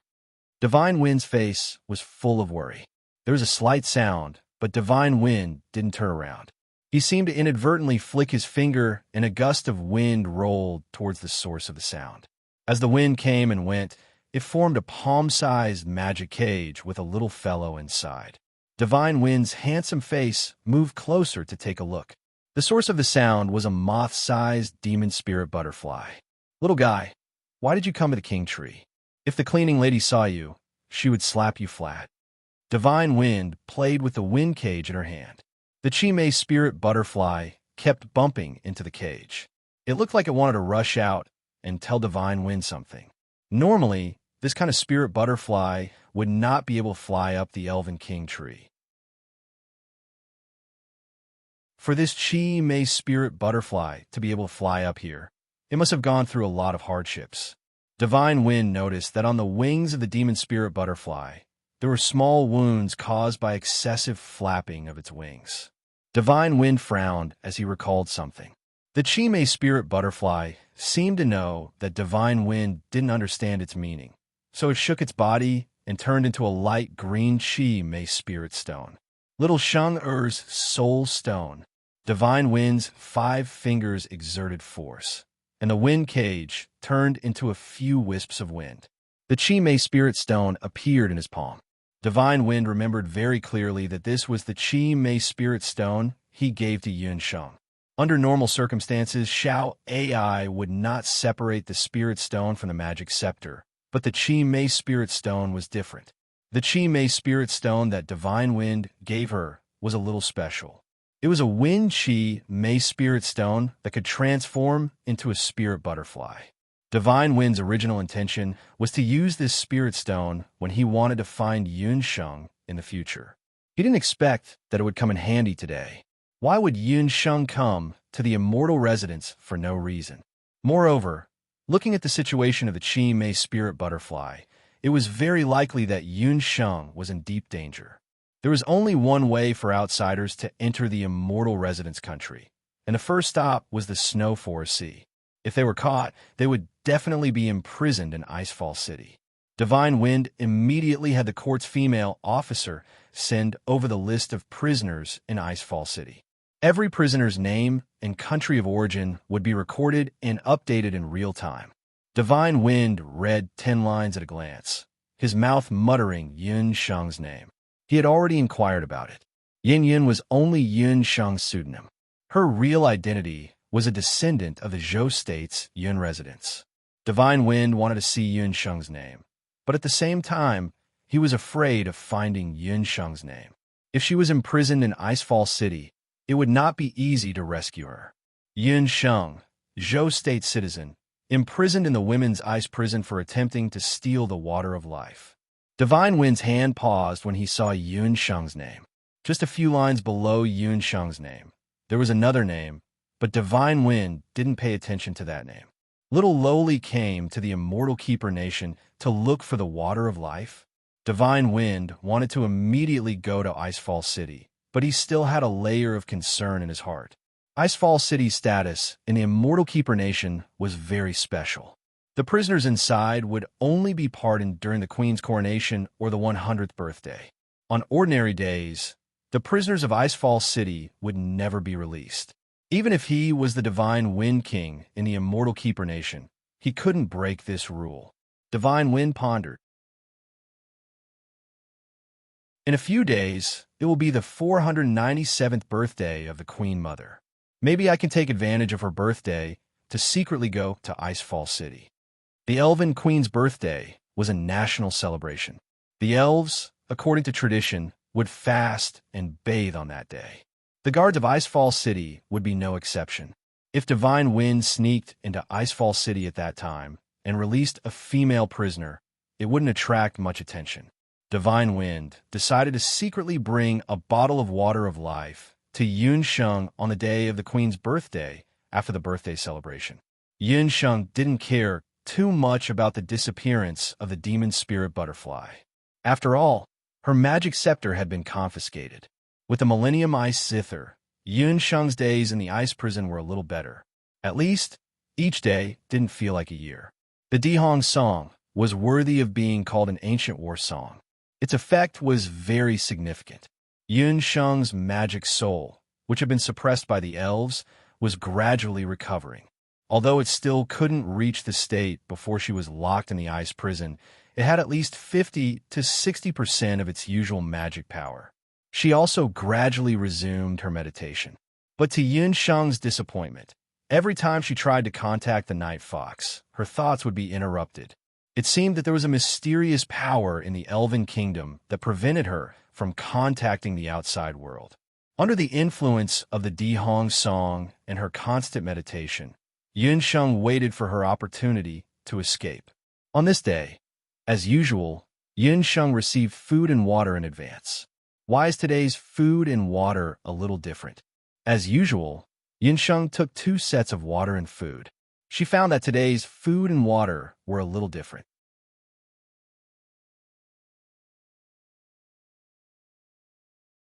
Chapter 477. For more than a month, most of the food given by the elves was dry and hard steamed buns and water melted from snow. But today there were some fruits, and the water was replaced with fruit wine that tasted good. Their elf queen's birthday is celebrated for 3 days in a row. It's the same every year at this time. Yi Xia could be considered a 10-year veteran, so she was very familiar with some of the daily activities of the elves. While speaking, the masked female prisoner had already taken her food and wine. Yi Xia also took her food and wine. She also enjoyed a big mouthful of elven fruit wine. The elves are the first race to learn the art of brewing in recorded history, so their fruit wine tasted very good even if it was for prisoners. What are the activities for the queen's birthday? Yunsheng asked very casually. The food will be more sumptuous. On the day of the queen's birthday, the elves have to bathe and pray. During that time, there are almost no people in the ice prison. When Yi Xia said this, she looked at Yunsheng thoughtfully. However, Yunsheng just smiled and didn't take it a step further. Boring. Yi Xia thought she would do something. Seeing that Yunsheng was indifferent, she could not help but feel a little discouraged. During this time, Yi Xia's Do Qi had also recovered. She also secretly asked a few of her companions, and their situation was similar. Yunsheng's situation should be similar. She even began to meditate these days, and the time she spent meditating was much longer than the other mages. Yi Xia did not know what cultivation level Yunsheng was as a mage, but from the way she meditated, her strength was definitely not bad. In the whole cell, if there was anyone who was still as calm as before, it was probably the masked female prisoner. During this period of time, The masked woman did not meditate, nor did she meditate.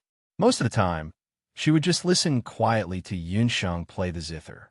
In fact, during the days they spent with her, Yixia and the others could not tell whether she was a warrior or a mage, or even both. Everything about this woman was too mysterious. When she was crazy, she was like a killing machine, but when she was quiet, she was as quiet as a painting. The more she was like this, the more the people in the female prison were apprehensive of her. Only Yunsheng would get along with her calmly. After eating some food, Yunsheng entered a state of meditation as usual. This time, she actually succeeded in entering a state of deep meditation. This meant that Yunsheng's magical strength had at least recovered 50%, and the effect of the demon arrow on her was gradually disappearing. Unfortunately, today was the day that the masked female prisoner was to be punished. This didn't seem to have changed because of the arrival of the queen's birthday. Xianmimi took advantage of the fact that Yunsheng was in deep meditation and had no time to pay attention to the outside world to sneak in front of Yixia and the others. I know you want to break out of prison. I want to join you. I can help you, but you have to help me snatch that Millennium Ice Zither from Yunsheng's hands. Xianmimi had been drooling over Yunsheng's ice zither for a long time. Although she also had an expensive colored zither in terms of sound and appearance, it was not at the same level as the Millennium Ice Zither. Under the effect of the Dihong song, Xianmimi's magical strength had recovered 30% to 40%. She believed that as long as she snatched Yunsheng's zither, she would definitely be able to escape from Icefall City. Moreover, if the Dihong song was played with the Millennium Ice Zither, it would definitely have unexpected effects. Perhaps with that zither, she would be able to enter the Emperor's tomb with Brother Bupo in the future. Why should I believe you? You're with her. Yixia saw Xianmimi and snorted disdainfully. She didn't like Yunsheng, but she didn't have a good impression of Xianmimi either. Together? I can't wait for her to die. I have nothing to do with her. If you promise me, after leaving the immortal Ju Nation, my father will definitely reward you handsomely. I am the daughter of the Grand Emperor City's City Lord. Xianmimi revealed her identity. The daughter of the Grand Emperor City's City Lord? Although most of the female prisoners present had been locked in prison for many years, and some had even been locked up for as long as 10 years, they had all heard of the Grand Emperor City's prestige. They didn't expect Xianmimi to be the Grand Emperor City's young Mississippi.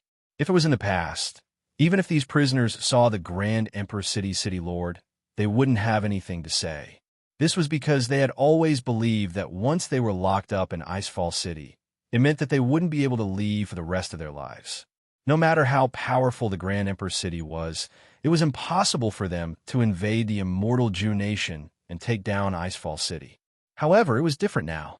The female prisoner's cultivation had recovered due to Yunsheng's zither music. In addition, this time, it just so happened that the queen's birthday had happened, so the city's defenses had become lax. Their chances of escaping had greatly increased. If there was another group prison break at this time, as long as they waited for the Elven Guard to deliver food the next day, they would still have a chance to escape if everyone swarmed together. Yixia didn't immediately believe Xianmimi's words. She had a certain level of intelligence to be able to become the boss of the female prison. She had offended Xianmimi before and could also see that this woman had a mean appearance and wasn't a kind person. Who said I'm going to leave? I've committed many murders. Even if I leave, it won't be any better than in Icefall City. There's no place for me on the continent. Although 10 years had passed, Yixia's enemies from back then might not let her go. What's so difficult about that? Other places won't tolerate you. As long as you help me snatch the zither, I guarantee that the Grand Emperor City will take you in. I can tell my father that you're my savior. When the time comes, you'll be a member of the Grand Emperor City. What enemies would you be afraid of? Xianmimi coaxed. Xianmimi thought to herself, this damned, thieving woman has some brains. Do you really think I'll treat you well? Wait until I escape from Icefall City, then see how I'll deal with you. I'll make you my servant for the rest of your life and enslave and torture you. Yixia was a bit tempted when she heard this. She looked warily at Yun Sheng, who was still meditating, and a 1,000-year-old ice zither beside her. Yixia's biggest taboo was the masked female prisoner with Yun Sheng. Although the masked female prisoner was cold to everyone, it was undeniable that she was very special to Yun Sheng. If the two of them joined forces, she didn't have much of a chance of winning. What are you still hesitating for? Tomorrow must be the best chance to escape. Yun Sheng's Dihong song was secretly learned from our Grand Emperor's city. She's only learned it for a few days, so she can't compare to me at all. There's also that masked female prisoner. She was whipped again today and will definitely be seriously injured when she returns. This is a once-in-a-lifetime opportunity. She and Mimi didn't want to wait for the next queen's birthday.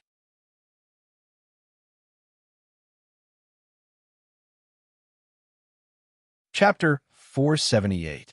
She and Mimi didn't want to stay in this cold place for a moment longer. While they were talking, the door of the cell opened. The masked female prisoner had finished her punishment and was thrown in like a broken sack. She fell to the ground with a dull thud. It was the Elven Queen's birthday, so her punishment was much lighter than before. She could even struggle to sit in a corner and close her eyes to rest. Because her injuries weren't serious, the masked female prisoner didn't wake Yun Sheng up this time. When she and Mimi, Yixia, and the others saw her, they immediately fell silent. The masked female prisoner didn't have any reaction. She always disdained to pay attention to the actions of others in the cell and didn't care what Yixia and the others were discussing. After another half a day, Yun Sheng woke up from her deep meditation state. She felt that the magic power in her body had recovered by a lot. It was at least 60% of her usual magic power. She looked around and didn't find anything strange. The masked female prisoner had returned and was sitting cross-legged on the side with an expressionless face. "Senior, you were tortured again?"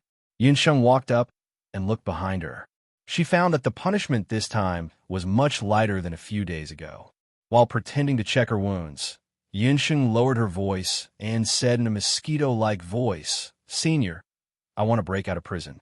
Afternoon is the best time to break out of prison. If you want, we can escape together."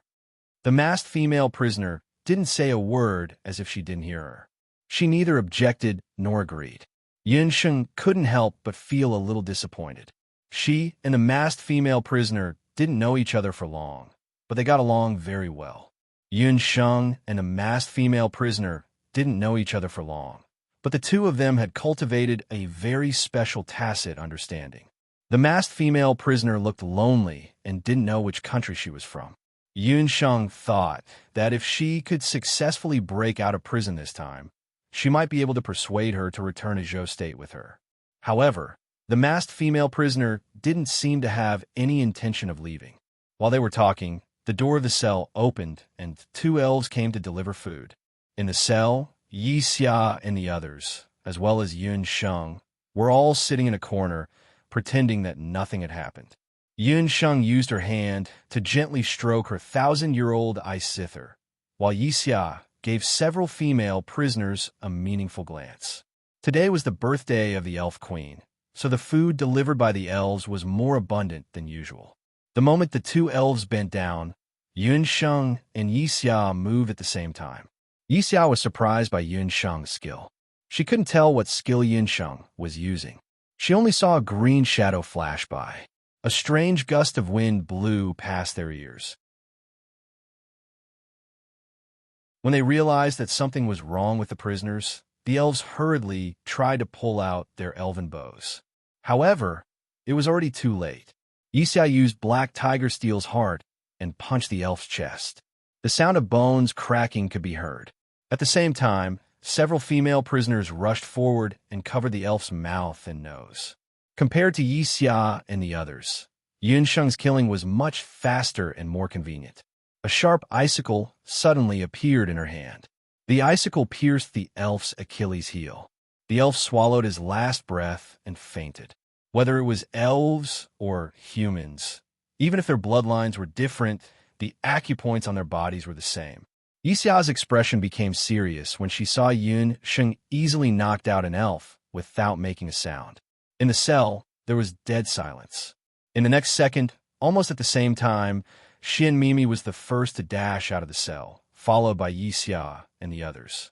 The other prisoners hesitated for a while before they followed suit and dashed out of the ice prison one after another. At the same time, on the other side of the cell, in the men's cell, Yuan Bupo and a few other male prisoners who had been locked up for a long time decided to make their move on the same day. The advantage of the Dihong song allowed the mages and warriors whose combat energy and magic power were restricted to recover some of their abilities. They also thought of breaking out of the prison on the day of the queen's birthday. As soon as Yuan Bupo left the cell, he was not in a hurry to escape. He dashed to the other side of the ice prison like an arrow, trying to find Yun Sheng and the others. The women's cell was emptied in a matter of moments. "Senior, aren't you leaving?" Yu Sheng hugged the 1,000-year-old ice harp and asked the masked female prisoner again. The latter still did not move, as if everything that happened in the prison had nothing to do with her. She seemed to be petrified. She sat there without moving and had no intention of leaving. If she was not still breathing, Yinsheng would have thought that she was dead. The masked female prisoner still did not speak. Her actions had already explained everything. It was as if there was something that she had to stay for. "I'll take my leave then." Yunsheng saw that persuasion was useless, so she could only leave. The elves would soon find out that the prisoners had escaped. She had to leave Icefall City as soon as possible. When she reached the door of the ice prison, Yunsheng thought of something and turned her head. "Senior, we have been together for a month, but we still don't know each other's names. My name is Yunsheng, from Jade Capital, Zhou State. In the future, if you leave the immortal residence and want to go to Zhou State, you can come to Jade Capital's Little Ci Endong or Tian Fa Hunting Corps to find me." The masked female prisoner still did not say a word. Yunsheng was a little disappointed and could only turn and leave. The masked female prisoner suddenly spoke. Her voice was still hoarse. "My name is... They want to plot against you." The masked female prisoner wanted to say her name, but she quickly remembered her real identity. She still did not say it, and only warned Yunsheng. Yunsheng heard and smiled. "Thank you for the reminder, senior." The masked female prisoner was stunned and then nodded. Why didn't she ask how those people wanted to frame her? Why didn't they ask her for help? The two of them had been together in the cell for so long that they had formed a tacit understanding between each other. "Senior, don't worry. They can't do anything to me. We will meet again if fate wills it." Yunsheng smiled for the last time. She quickly disappeared outside the cell and did not look back. She was afraid that if she hesitated and looked back, she would not be able to resist the urge to knock the masked female prisoner out and take her out. Yunsheng's tone was full of absolute confidence. Yunsheng, was not someone that could be plotted against by that kind of person. That confidence made the smile on Yunsheng's face even brighter. Those who saw it could not help but be infected, and their hearts were filled with courage. One person, she had the confidence to stop a group of people. This child, should she be said to be overconfident or arrogant? Under the mask of the masked female prisoner, there was a moment of hesitation on her beautiful face. She opened her mouth. When she saw that girl leave, for a moment, she actually wanted to call out to Yunsheng. Yunsheng. Yunsheng. It was a very nice name. It was as if she had heard this name before. Yunsheng of Zhou State. She remembered this name.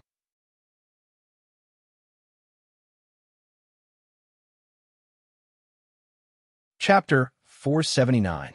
Not long after Yunsheng left, there was another series of hurried footsteps. Yuan Bupo kicked open the cell door and looked inside. Yuan Bupo was stunned when he saw that there was nobody inside.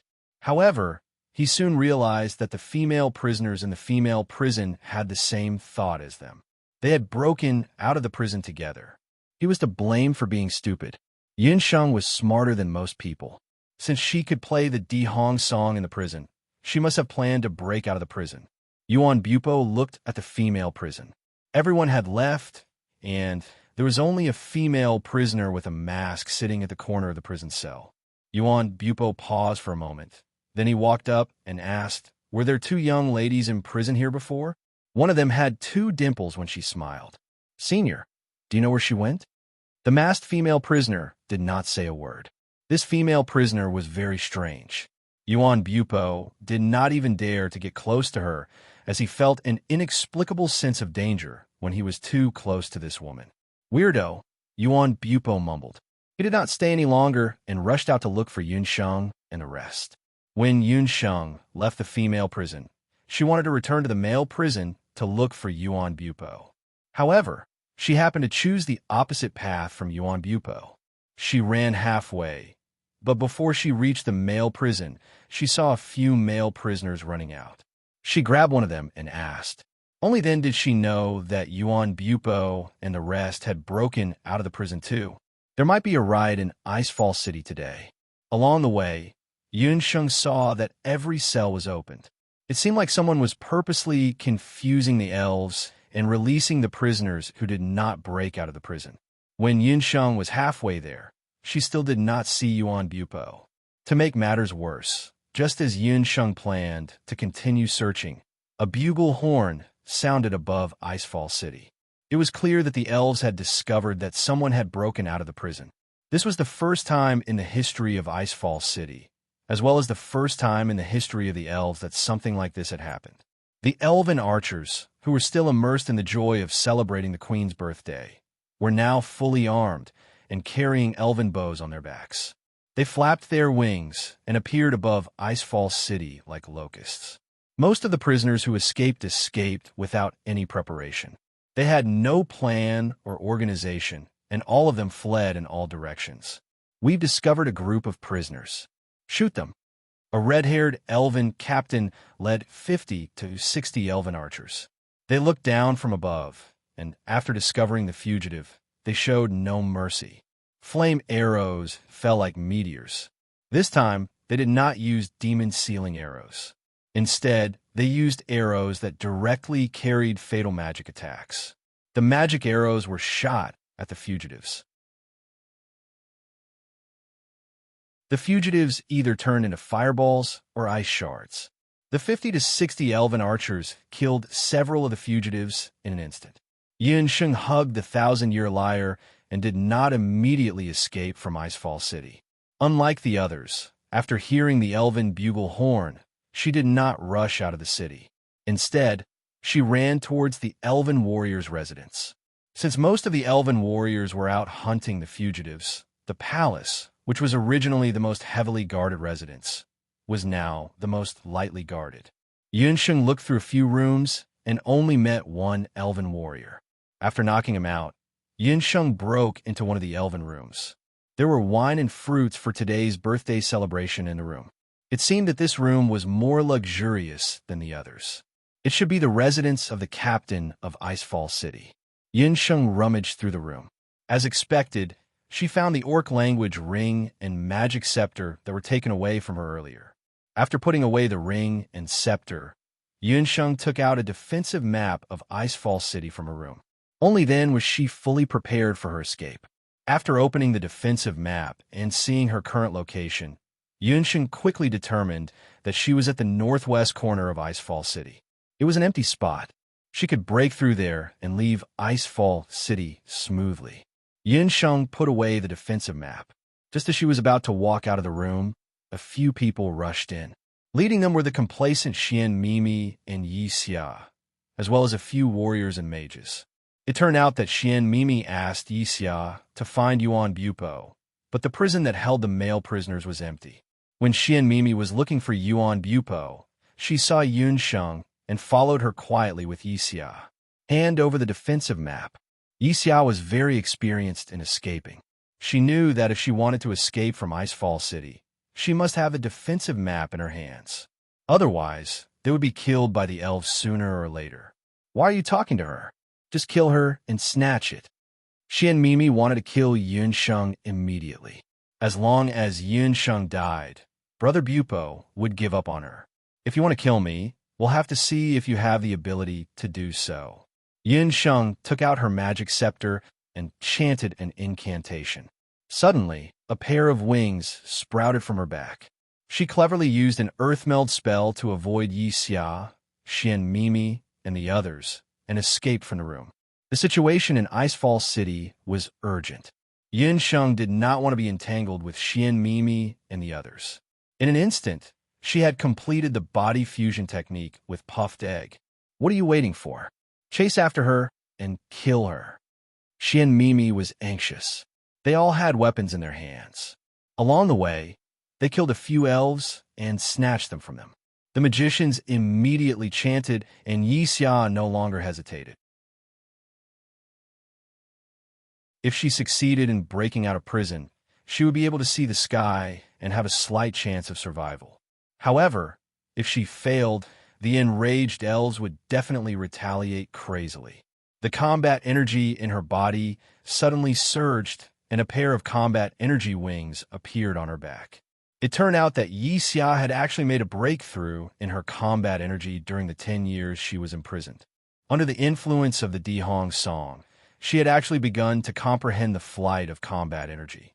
Yi Xia leaped into the air, and several magic attacks followed closely behind him, chasing after Yun Sheng relentlessly. The magicians also separately cast their magic attacks. Wind blades, water arrows, and fireballs all attacked Yun Sheng at the same time. Seeing this, Yun Sheng waved her magic scepter. Bang, bang, bang. It was as if countless bullets had been fired from the ground. Dozens of thorns rose from the ground. The thorns were ferocious and ruthless, and they were mixed with a dark energy. They were clearly the dark thorns that Yun Sheng had modified. The magicians were not prepared and were pierced through the soles of their feet. Blood immediately gushed out, and they fell to the ground dead. Dark magic was so domineering. It was fine if it was not used, but if it was used, it would definitely cause damage. Yin Sheng never showed mercy to her enemies. She released several dark thorns in one go, and the originally flat ground cracked apart as if it had been hit by a magnitude 6 earthquake.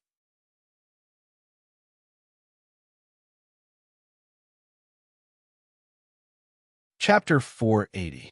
Xian Mimi's expression changed. She did not expect Yun Sheng's magic to be so overbearing. Yi Xia, take the Millennium Ice Zither from her and give it to me.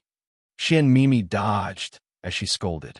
Yi Xia saw that Yun Sheng's magic was endless. She thought to herself, so what if your magic is strong? I don't believe that your magic is limitless. After Yun Sheng used magic a few times, the magic in her body had dissipated quite a bit. Especially after using the dark thorns, the magic in her body was consumed at an alarming rate. Yun Sheng's biggest weakness was that most of her magic was already intermediate magic.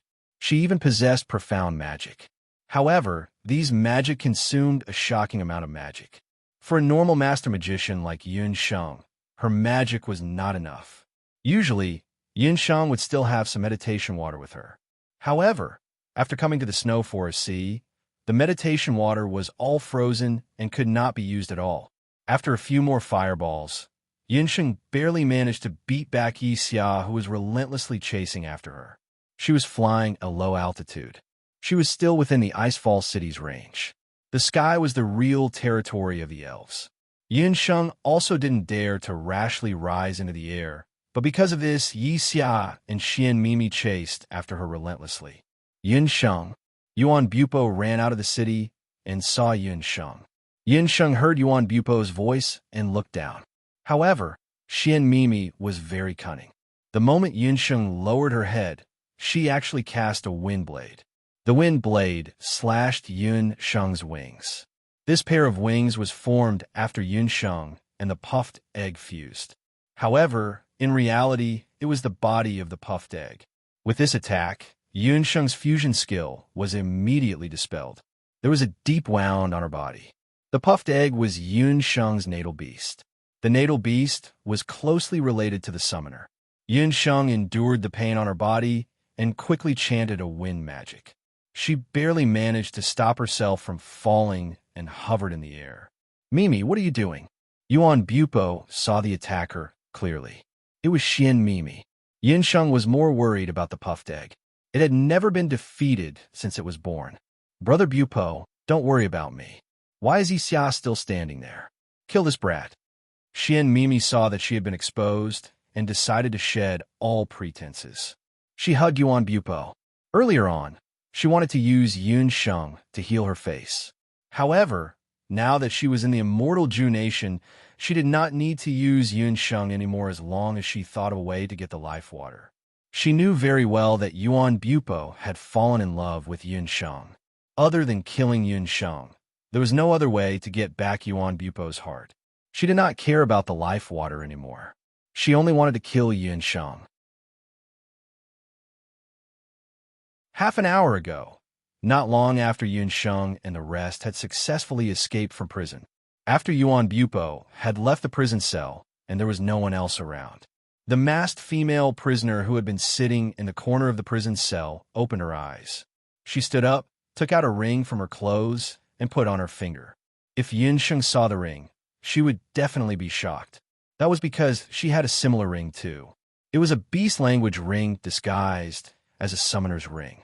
There were only 2 such rings in the entire mainland. One of them was in Yunsheng's hand, while the other one was in the masked woman's hand. However, the ring in the masked woman's hand looked different from Yunsheng's. That was because the patterns on her ring were more complicated and mysterious, as if it contained some mysterious power. After the woman wore the ring, she looked different. A silver light flashed, and an ochre summoner's robe appeared on the woman's body. There is only one organization in the mainland that owns such a summoner's robe, and that was the Zhao state. The masked female prisoner was from the Zhao state. After waiting for so many years, this moment has finally come. By the order of the Emperor Zhao in red, I shall present a special gift for the Elven Queen's birthday. A magic scepter appeared in the woman's hand. The masked female prisoner walked out of the prison cell and walked towards the deepest part of Icefall City. There were all kinds of prison cells above Icefall City. After passing through a long and narrow staircase, there was an entrance. The entrance was usually sealed with powerful elven magic. Even the elves would be attacked by the powerful elven magic and turned into ashes if they approached it, let alone the prisoners. The masked female prisoner raised her magic scepter high, and an ancient chanting sound accompanied by a deep voice. The magic scepter emitted a blood-red glow. Bam! The masked female prisoner slammed her magic scepter down heavily. The magic circle was like a beast that was awakened. Countless magic radiances shot out in all directions and brushed past the masked female prisoner. The magic radiances were like countless elven arrows and scratched the masked female prisoner's clothes. However, she did not let go of her grip, and the magic scepter brushed against the magic circle. The magic circle was broken, and the scenery around her disappeared. The path under her feet turned into a huge and vast lake. Who would have thought that at the bottom of Icefall City, there was actually a frozen lake? The entire prison cell of Icefall City was built on the ice lake. The magic scepter was pulled out, and a cold hole appeared in the lake. The masked female prisoner cut her finger and dripped her blood into the hole. The originally silent hole began to shake violently, as if something was about to break out of the ice. In my name, I summon the 3-winged flying dragon that has been sleeping for hundreds of years. Awaken, evil beast of the ice lake. The masked female prisoner's chanting became faster and faster. A bloody shadow shot into the sky like a cannonball. The masked female prisoner's figure flashed and rushed into the sky together with the red shadow. At this time, Yunsheng and the others were in a stalemate with Xian Mimi. The elven warriors in the sky had already discovered them. The elves flew towards Yunsheng and Xian Mimi. They were about to be surrounded and turned into a hornet's nest. Suddenly, the entire bottom of Icefall City shook violently, and a terrifying beast's roar came from underground. The expression of the elven warrior captain, who was originally in the sky, immediately changed. Not good. Someone opened the seal of the ice lake. All the elves moved in unison, as if someone had issued an order in an instant. They rushed towards the seal of Icefall City together. They did not even have time to worry about the people who had broken out of prison. What's that sound? The terrifying beast's roar made the people who were originally fighting stop. They also noticed the elves' strange movements. It seems to be. Yixiao's face was very gloomy. Yunsheng frowned. With her summoner's intuition, Yunsheng could feel the powerful fluctuations of a magic beast. It was an unprecedented, bloody, violent, and restless fluctuation. It was a magic beast, a very powerful magic beast.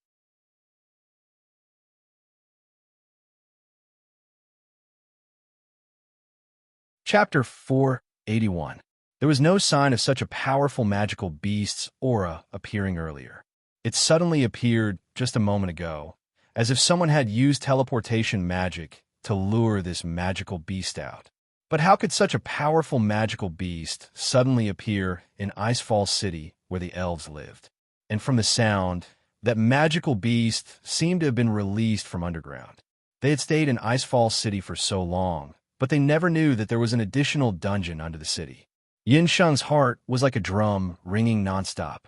Yuan Bupo and Xian Mimi rarely walked around the continent, but this didn't mean that they didn't know anything. Seeing a red light rushing to the sky from the north, Xian Mimi cried out in alarm, "Blood Cloud Beast!" Her brother Xian Wuji had once raised a Blood Cloud Beast, but it was different from the roaring Blood Cloud Beast under Icefall City. That roar was much more powerful than Xian Wuji's Blood Cloud Beast. "Leave immediately if you don't want to die." Yinsheng didn't want to be entangled anymore. She had also fought against a Blood Cloud Beast before.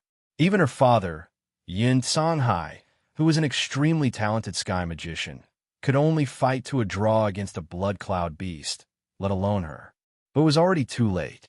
Icefall City's walls shook, and a hideous, ugly monster with wings drilled out from the ground like an earthworm. It had wings on its body. Most flying magical beasts had a pair of wings, but this earthworm-like Blood Cloud Beast was completely red. It had a pair of wings on its body, but there was a single wing on its back, just like a fish. 3 wings. It was actually a 3-winged, mutated magical beast. The most surprising thing was that there was a person standing on the head of the dragon-like Blood Cloud Beast. His silver hair was fluttering like snow, and his summoner's robe was particularly eye-catching. The summoner's robe was like fire, and it complemented the mutated magical beast perfectly. How could it be her? Yinsheng suddenly opened her eyes wide. It was that masked female prisoner. She's not a warrior, nor is she a magician. She's actually a powerful summoner. It's the Zao state. That woman is one of the 13 chancellors of the Zao state. The masked woman had already changed her clothes. Yinsheng didn't recognize it, but Yi Xia did. Everyone knew that summoners were divided into Beast Whisperer, Battle Beast Summoner, Scepter Summoner, Wizard Beast Summoner, Saint Beast Summoner, 13 main summoners, Ba Huang, God Summoner, and the Emperor Zao in red. Yinsheng's current strength was merely that of a Scepter Summoner. The masked female prisoner's silver hair glowed beautifully under the sunlight. However, the ochre-red summoner robe she was wearing represented the Summoning Emperor, while the ochre-red represented the Summoning Emperor. That robe was so dazzling. In comparison, the dragon-like Blood Cloud Beast under the masked woman did not seem so scary. The Zao state was located in Penglai. Most warriors and magicians did not know much about Penglai, but this did not prevent them from being afraid of the Zao state. Because the Zao state had the most terrifying existence on the mainland, that was the summoners. Just like the Temple of Dharma had cultivated countless magicians, the source of the summoners on the mainland was the Zao state. This was not obvious to Yunsheng, because the summoners of the Zao state were too weak. Zao state had not had a famous summoner on the mainland for many years. In the Zao state, the ochre robe meant that the summoner was at the level of the summoner. There were only 13 summoners in the Zao state. Their status was only below that of Emperor Zao and the legendary Ba Huang God Summoner. Yinsheng looked at the flying demonic beast. It was flying in the air. Judging from its flying posture, it was a mutated demonic beast of the dragon family. It was likely to be a half-formed dragon, a flood dragon among dragons. There were traces of a magic seal under the body of the 3-winged flood dragon. Obviously, it had been imprisoned under the Icefall City. Perhaps this was the real reason for the existence of the Icefall City. Yinsheng's guess was right. The real meaning of the existence of the Icefall City was to suppress the 3-winged flood dragon. Hundreds of years ago, the Icefall City was just a wasteland. An icefall fell from the surrounding ice and snow mountains, forming a huge ice lake. There were many water spirits living around the ice lake. At that time, the immortal Jew country had not closed its borders. However, no one knew when it started, but an amazing blood cloud floated into the immortal Jew country and stopped above the lake. By absorbing the spiritual energy around the ice lake, the three-winged flood dragon was born in the cloud. The three-winged flood dragon was bloodthirsty and cruel. When it was still a blood cloud, it had already devoured many elven residents living nearby. After it broke out of the cloud, it could fly into the sky and enter the water, becoming a tyrant.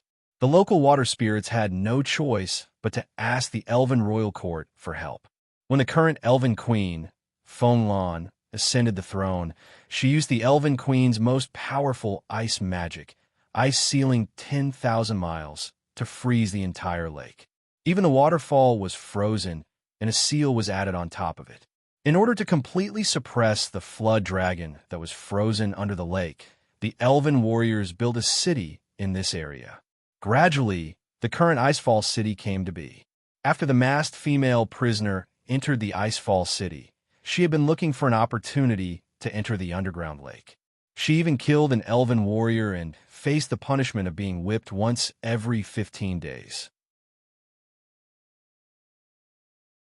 When she was being punished, she secretly used her divine sense to check the terrain of the city. Finally, she found the real entrance to the ice lake.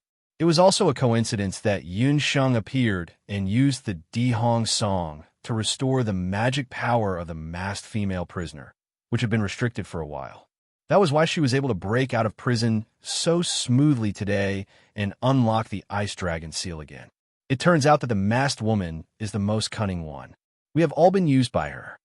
The power of the flood dragon was indeed extraordinary. For some reason, the flood dragon obeyed the orders of the masked female prisoner. It was a water flood dragon that spat out ice arrows from its mouth. As soon as the elves approached, they would all be shot down and turned into ice cubes.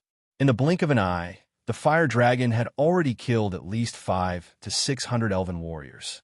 Not only that, but the masked female prisoner also shot out high-level magic from time to time. Almost no elven warrior could get within 1 mile of the flood dragon. The elves who were hit by powerful ice magic had their corpses fall down like hailstones.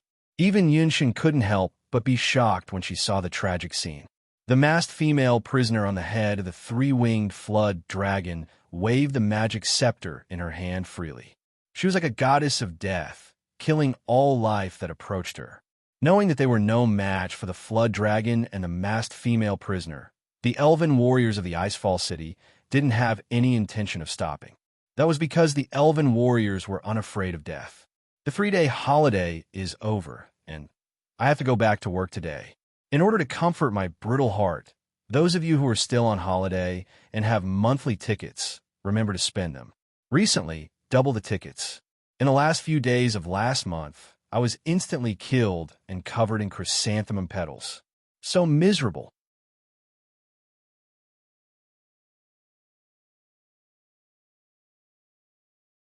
Chapter 482. The appearance of the three-winged magical beast had made the situation in Icefall City even more critical. Brother Bupo, what kind of monster is that? Why is it so much stronger than Brother's blood cloud beast? Xian Mimi's face drained of color when she saw the mountain-sized, three-winged WYRM flying through the air. She'd always thought that Xian Wuji's blood cloud beast was the most powerful, but after seeing it today, she realized that the WYRM was much more powerful. Xian Wuji's is only a blood cloud beast cub, but this one is. Only Yun Sheng was a summoner, and only she could sense the true power of the magical beast. Yun Sheng felt that this magical beast was much stronger than the centipede ant general and Zhong Yi's Bat King. It was only slightly inferior to the divine beast Bian she'd first met. If she guessed correctly, the WYRM was at least a peak holy beast. After breaking through the commander rank, it was at least a lord rank magical beast. What was worse was that even the magic sealing arrows that the elves were most adept at wouldn't be of much use against a magical beast of this level.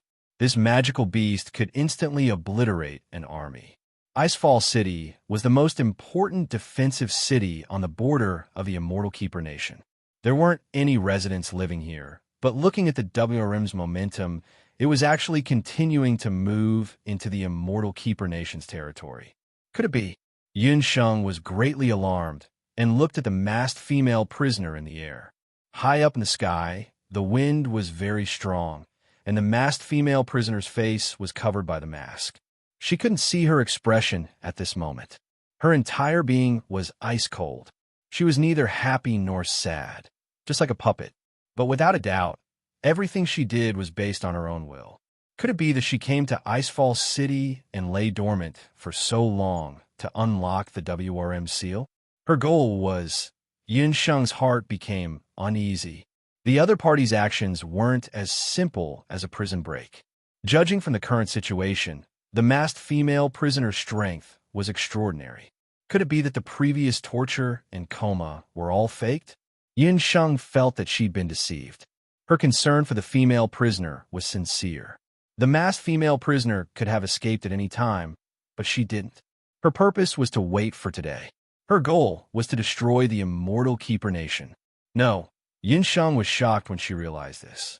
The Immortal Abode and Penglai were separated by a sea. For many years, the two countries had nothing to do with each other. Due to its geographical location, Penglai had never contacted the other four countries and one capital on the mainland. However, this did not mean that Penglai had no ambition. On the contrary, Penglai, which had the powerful background of the Zhao state, was likely to be the most ambitious.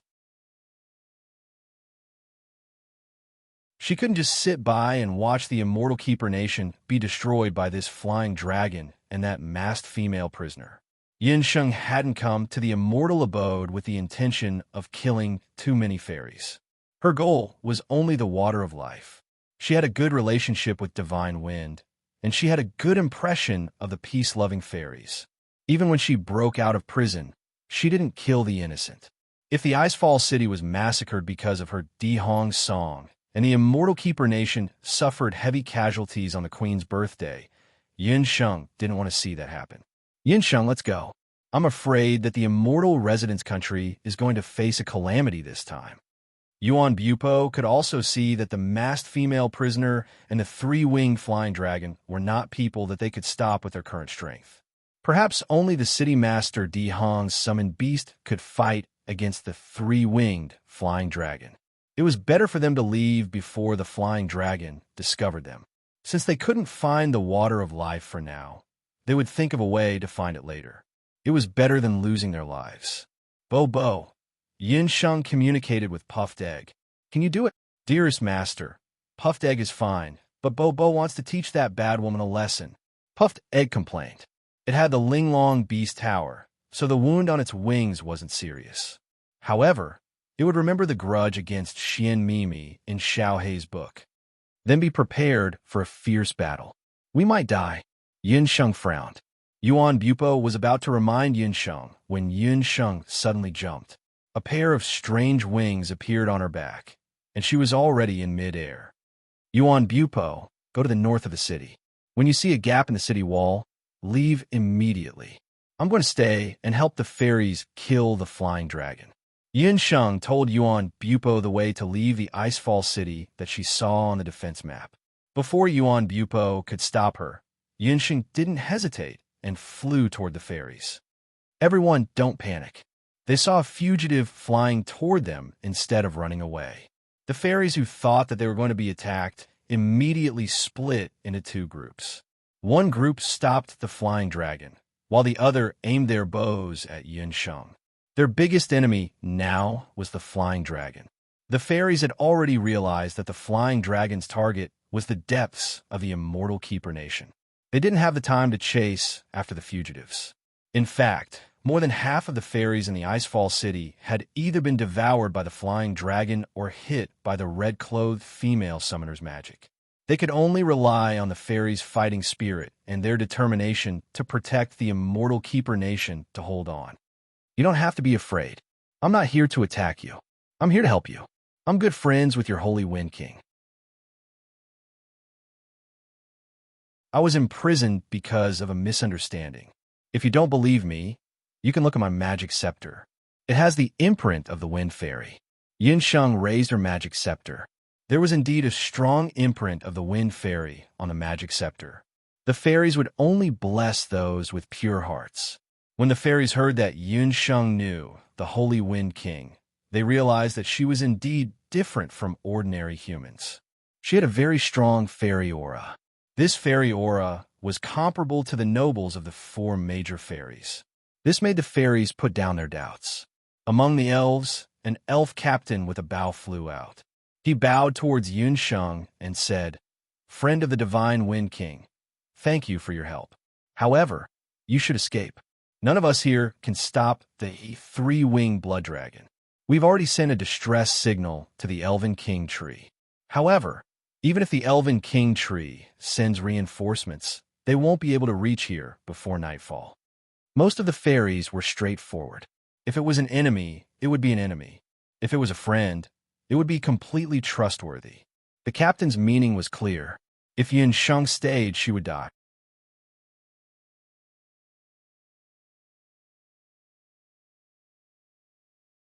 Chapter 483. It was just past noon, and there was still more than 2 hours before evening. They had no chance of winning and could stop the flying dragon. If that's the case, why aren't you running for your lives? Yinsheng looked at the elves worriedly. In the time it took for them to speak, the masked female prisoner released an area of effect lightning spell, killing another dozen elves in an instant. It was as if her magic power was limitless. Another dozen elves were killed in an instant. The masked female prisoner also noticed Yinsheng, but she was expressionless as she continued to release her spell. The flying dragon was still moving forward. Yinsheng had never met such a cold person. It was as if she was born to kill. She did not even blink when she killed the elves who had no grudges against her. That's because we're the guards of Icefall City. This is the entrance to the immortal Jew nation. We're all the queen's most trusted subjects. That's why we were sent here to guard this place. The blood dragon's target is something deep in the immortal Jew nation. Even if we can't stop it, as long as we can resist it for a while, it means that the immortal Jew nation's citizens will suffer fewer casualties. That's why we have to defend this place, even if we have to bleed to the last drop of blood. That's the duty of an elven warrior, the captain answered firmly. Yinsheng's blood boiled when she heard that. All right, I'll defend this place with you until the end. As soon as Yinsheng finished speaking, the 1,000-year-old ice zither in her hand danced in the air. She suddenly sat down with her legs crossed and placed the ice zither on her knees. The strings on the ice zither were still emitting a gentle glow.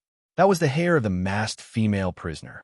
She did not expect that the ice zither that she had personally taught her to carve would be used in a battle between the two of them today.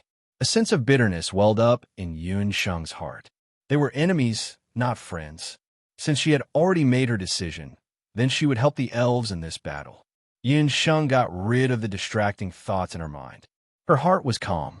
The moment her fingertips touched the soft ice zither strings, the Di Hong song poured out. As the Di Hong song played, Yuan Bupo, who was on the ground, was stunned.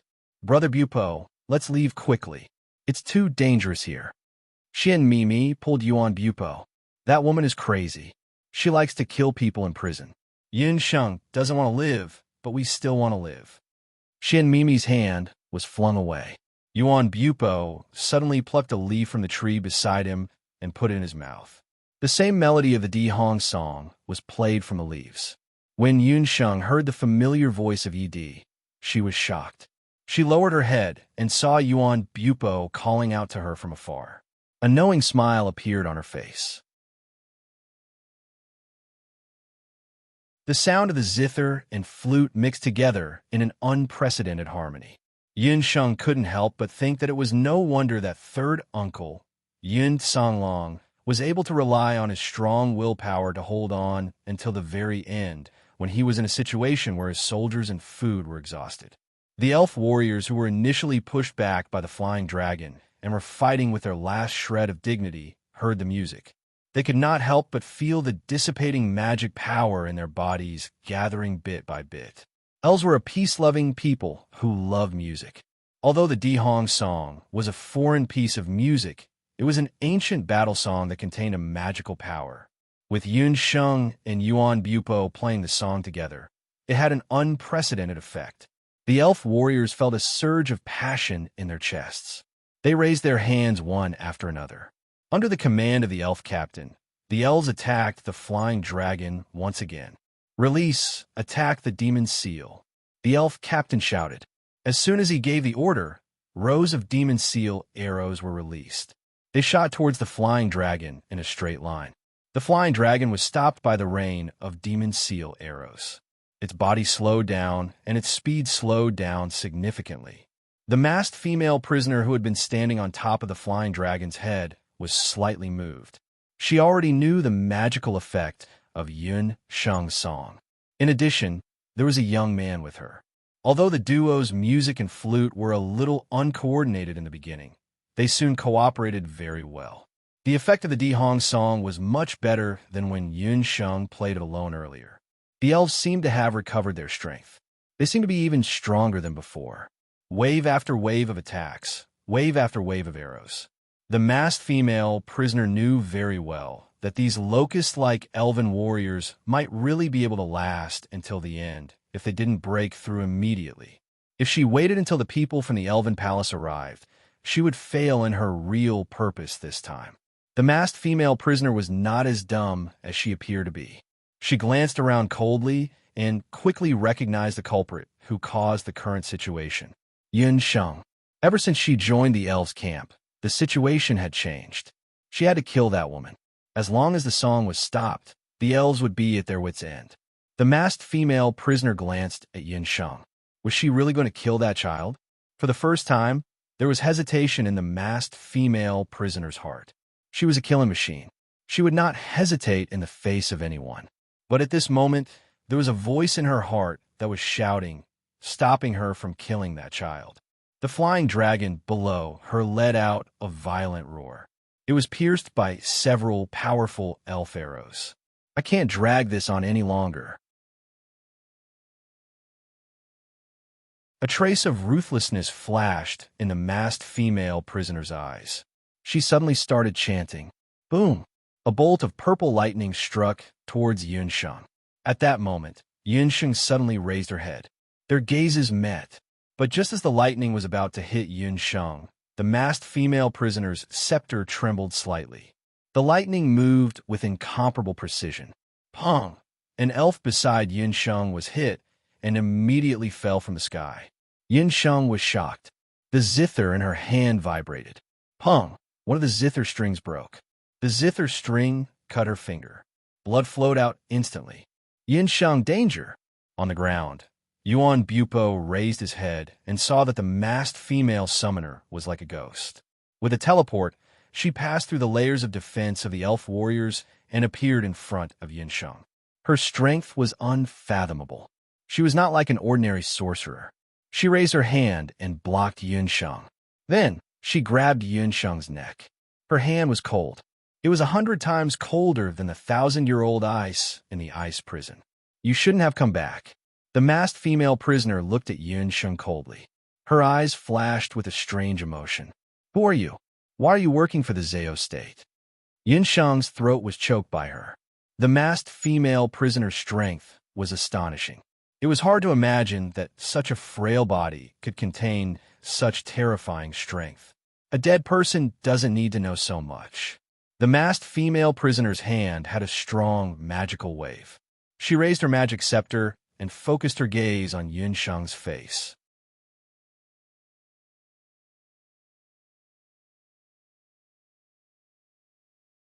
Chapter 484. The two of them were so close that the masked female prisoner could clearly see Yun Sheng's pained expression. The masked female prisoner wanted to kill her. However, looking at Yun Sheng's pained expression, the masked female prisoner did not have any extra strength to do so. The voice in her heart was getting louder and louder, causing her head to hurt. "Aren't you going to beg for mercy?" the masked female prisoner asked dryly. She had killed many people for the Zao state. Those people would beg for mercy at such a time. Why was she not begging for mercy? She could have used the fact that she had saved her life in the ice prison to beg for mercy. Perhaps she would have let her go if she had begged for mercy. Beg for mercy? If I beg for mercy, will you let me go? Yunsheng's face had turned purple due to the difficulty of breathing. Yuan Bupo witnessed this scene from the ground, but he could not do anything. Let or not, the masked female prisoner seemed to be thinking. Just as she was frowning and thinking, Yunsheng used the last bit of strength in her hand to grab her mask. The mask was pulled off, and the woman's face was exposed to the sunlight. Just as Yunsheng was about to see the woman's face clearly, the masked female prisoner waved the magic scepter in her hand subconsciously. She thought that Yunsheng was going to sneak an attack, and a bolt of lightning struck Yunsheng's chest, piercing through Yunsheng's chest. Yunsheng felt a chill in her body. She widened her eyes in disbelief, and her body fell bit by bit. That face, the masked female prisoner's face, was so beautiful that she did not look like a mortal. Even the most beautiful woman in the elf tribe could not compare to her. That face, how could it be her? The moment he saw her face, he was stunned. Yunsheng's eyes widened, and she muttered, "Mother!"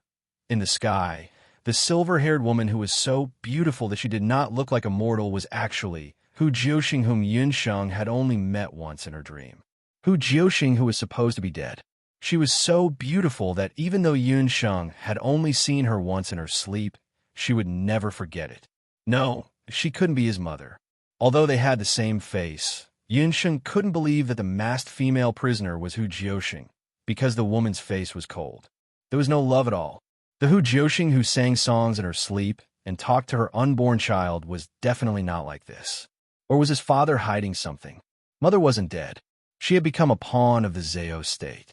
Yunsheng felt bitter in her heart, but she was afraid that she would not have the chance to ask all these questions. Hu Jiuxing's magic was much more powerful than Yunsheng had imagined. Under that blow, Yunsheng could feel that the Dharma soul in her body had been pierced. Her body might be saved with the Shinnong medical bracelet, but her Dharma soul might not be saved. After 1,000 twists and turns, Yunsheng still couldn't understand how her mother, who should have died long ago, was still alive in this world. No wonder she felt like old friends with her at first sight. No wonder she liked her so much and would treat her. It turned out that she was the woman who gave birth to her, but didn't have the chance to raise her. The masked female prisoner stopped raising her magic scepter when she heard the shouts. Her head hurt. It hurts! Not knowing whether it was a headache or heartache, Hu Jiuxing held her head in pain. She wanted to pull Yunsheng, but her hand only grabbed the corner of Yunsheng's clothes. Yunsheng, who was struck by the lightning, fell to the ground without warning like a withered leaf. The flying dragon shook violently and opened its huge mouth, wanting to swallow Yunsheng. Seeing Hu Jiuxing disappear into the sky, Yunsheng only felt a sharp pain in her chest. Her vision turned black, and she fell from the sky like a big bird with broken wings. No! Hu Jiuxing looked at the flying dragon with its bloody mouth wide open. Blood gushed out from Yunsheng's chest. The young girl's sad eyes made her heart ache. She screamed. Her hand couldn't fall. She looked at the young girl in front of her. That pair of dark eyes. Her body was covered in blood, and the magic scepter in her hand was already covered in blood. She was just a master magician. At this moment, her magic power had already been exhausted. But with her stubborn and unyielding gaze, it was as if nothing in the world could stop her. The elves were rushing over. She fell straight down from 1,000 meters in the sky. Yunsheng! Yuan Bupo screamed at the top of his lungs. A gray hovering magic array appeared on the magic scepter in her hand. An illusion of an hourglass appeared on the magic circle. In just a moment, Yunsheng's falling body and the flying dragon with its mouth wide open stopped at the same time. Advanced time attribute secondary magic. Space-time suspension magic. Even Hu Jiuxing didn't understand why she would suddenly do such a thing. How dare you? How dare you disturb my immortal abode? At this critical moment, hundreds of elves appeared in the sky. A green hurricane soared into the sky. The three-winged flood dragon, which was only a few feet away from Yun Sheng, was hit by the hurricane. Its indestructible flood dragon skin was torn apart by the wind, and a hole was torn open. A gentle breeze blew past. Like a pair of gentle hands, it wrapped Yun Sheng's body. Yun Sheng, who had already lost consciousness, was sent into the arms of the person who came like a leaf. Golden hair, blue eyes, a face that was both male and female. Even among the elves, it was still so dazzling. Compared to the Divine Wind from a few years ago, the current Divine Wind King was a little different. He was still as handsome as ever, but his silhouette was less feminine and more masculine. No one would treat Divine Wind as a woman anymore. The Divine Wind King of the immortal Abode Nation, the King of Wind. A demon spirit butterfly fluttered beside Divine Wind. On his way here, Divine Wind learned that the magic seal in Icefall City had been broken. There was a group jailbreak in Icefall City. Behind him, there were hundreds of elven palace warriors. They held demon-sealing bows and aimed at Hu Jiuxing. Divine Wind didn't expect that when he arrived, he would only see Yun Sheng, who was struck by lightning. The person he had been thinking about for years almost died in front of his eyes. Hu Jiuxing looked at the elven warriors and knew that her mission had failed. She looked at Yun Sheng, who was in Divine Wind's arms, with a complicated expression. She raised her hand, and two space-time magic arrays appeared under her and the flying dragon's feet. Well, even if she didn't find that thing according to her plan, this time, she was able to break the seal of the underground flying dragon and snatch a powerful blood cloud beast, which could be considered to have completed her mission. This handsome elven man's magic power was very strong. He must be from the Elven Palace. That girl should be able to keep her life in his hands. A big stone was put down in her heart. Hu Jiuxing smiled coldly. The space-time magic array enveloped her and the three-winged dragon, and they disappeared in an instant.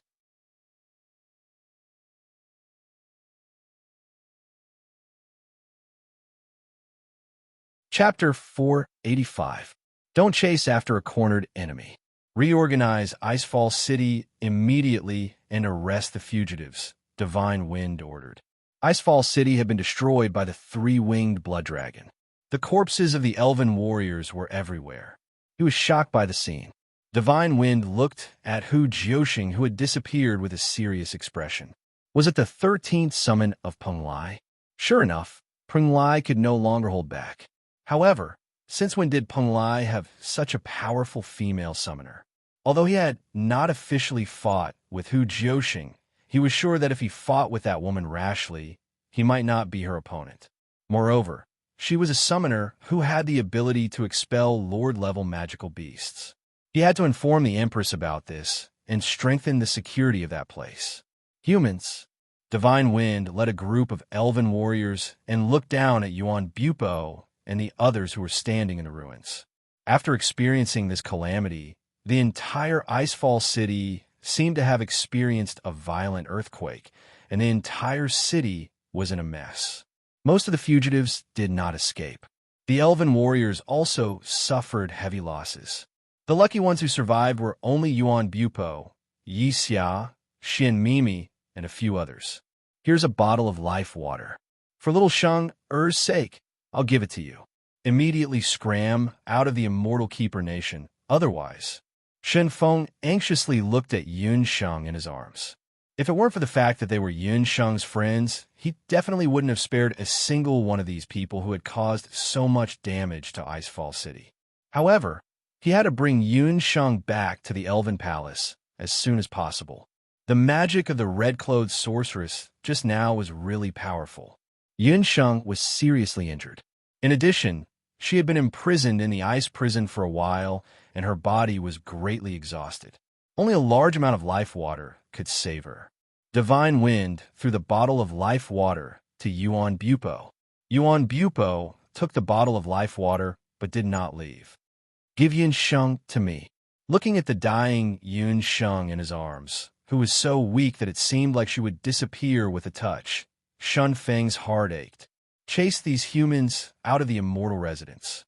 Divine Wind raised his head and glanced at Yuan Bupo when he heard the man's painful scream. It was a feeling of enmity between love rivals. He carried Yun Sheng in his arms. He was so gentle that it made people look sideways. It was as if the person in his arms would disappear with a touch. Hand it to you? Do you have the ability to protect her? Divine Wind said disdainfully. He immediately left Icefall City with a team of elves. Divine Wind's words sounded sarcastic to Yuan Bupo's ears. However, he could not refute them at all. Indeed, he couldn't save him. Just now, he could only watch as Yun Sheng was injured by the female summoner. If it wasn't for Divine Wind's timely arrival, Yun Sheng would probably be dead by now. He was too useless. If he had learned the entire Dihong song, if Little Honglan was a demonic beast that was 100 times more powerful than the flying dragon, then he would have been able to save Yun Sheng today. For the first time, the young Yuan Bupo had such a desire in his heart. He wanted to become stronger. He wanted to become stronger because he wanted to protect someone. He wanted to continuously become stronger. He wanted to become strong enough to protect Yun Sheng. Even if the other party was the Zhao State or the Elven Palace, he had the ability to protect Yun Sheng. Under the guidance of the Elven warriors, Yuan Bupo brought Xian Mimi out of the immortal residence nation. Everyone knew that elves like to live in the forest. However, few people knew that the Elven Palace, where the royal family of the elves lived, was located on a king tree. There was a palace on the king tree. The leaves were its natural cover. The Elven Queen lived here. When the Elven Queen saw Divine Wind rushing back like a whirlwind, she felt helpless. She had only raised one son, Divine Wind. This child was born with an unpredictable personality. He was also her only heir to the throne. Unfortunately, this child was unwilling to inherit the throne. When she saw that the Holy Wind King was carrying a severely injured human girl in his arms, the Elf Queen showed some displeasure. The Elven Queen's beauty was unparalleled. She had the clearest blue eyes in the world. Her golden hair was more dazzling than the brightest gold. Divine Wind had inherited her looks. She had never seen Divine Wind with such an expression. His eyes were fixed on the girl in his arms. He could not take his eyes off her. After the three-winged blood dragon's rampage, the entire Icefall City seemed to have gone through a catastrophe. There were broken walls and wreckage everywhere. Countless great elven warriors had died on the spot. The Elven Queen already knew about this. She even knew that the cause of this catastrophe was partly because of the girl in Divine Wind's arms. Divine Wind, you've crossed the line. How could you bring a human back? The Elven Queen did not wait for Divine Wind to speak. Divine Wind, as an elf king, had left without permission on the Queen's birthday. If this matter was known by other clansmen, it would definitely lead to criticism. Mother Empress, this child begs you to save her. Divine Wind had been frantically rushing all the way. He did not even hesitate to use his wind wings. He was afraid that if he was a second late, Yun Sheng would die. The Elven Queen stepped forward and glanced at Yun Sheng. When she saw Yun Sheng's appearance, the Elven Queen's expression changed. She held Yun Sheng's hand again. I can't save her. Why? Mother Empress, although she is a human, can't you see that she has the brand of elven hellfire on her body? She also has the Wind Elf Queen's bone staff. Divine Wind pleaded with the Elven Queen. He had never been so humble. In Divine Wind's view, Yun Sheng was an elf. She was not as dirty as the average human. At the moment when the three-winged blood dragon went berserk, she still tried her best to save the elves and half-elves in Icefall City. She was also a doctor who had saved countless lives. Can't you see that she is not an ordinary person? She has the bloodline of the Bahuang clan. The Elven Queen sighed. Her silly son had already fallen in love with this girl. Unexpectedly, this girl turned out to be a descendant of that clan. She was still young, but she was already exuding a charm that ordinary people could not resist. When the bloodline in her body completely recovered, how beautiful would she be? Who knew how many people would shed their blood for her? Bahuang clan. Is it the Bahuang clan that has been expelled from the continent? But Mother Empress, she doesn't look like a member of the Bahuang clan at all. She is the person I cherish the most. You once said that there would be a day when my son would find someone to make me stop. I think I have found that person. The Holy Wind King stared at the little person in his arms. He could feel that as time passed, Yunsheng's life force was fading away. He could not sit back and watch Yunsheng die like this. The Elven Queen shook her head. Divine Wind, you can be willful in the past, but this time, the Mother Empress will never agree to it. Mother Empress, what do you want to save her? Shen Feng persisted. He lowered his head to look at Yunsheng, then suddenly knelt down. Mother Empress, this child is willing to become the crown prince and help you manage the immortal abode. This child only begs you to save her life.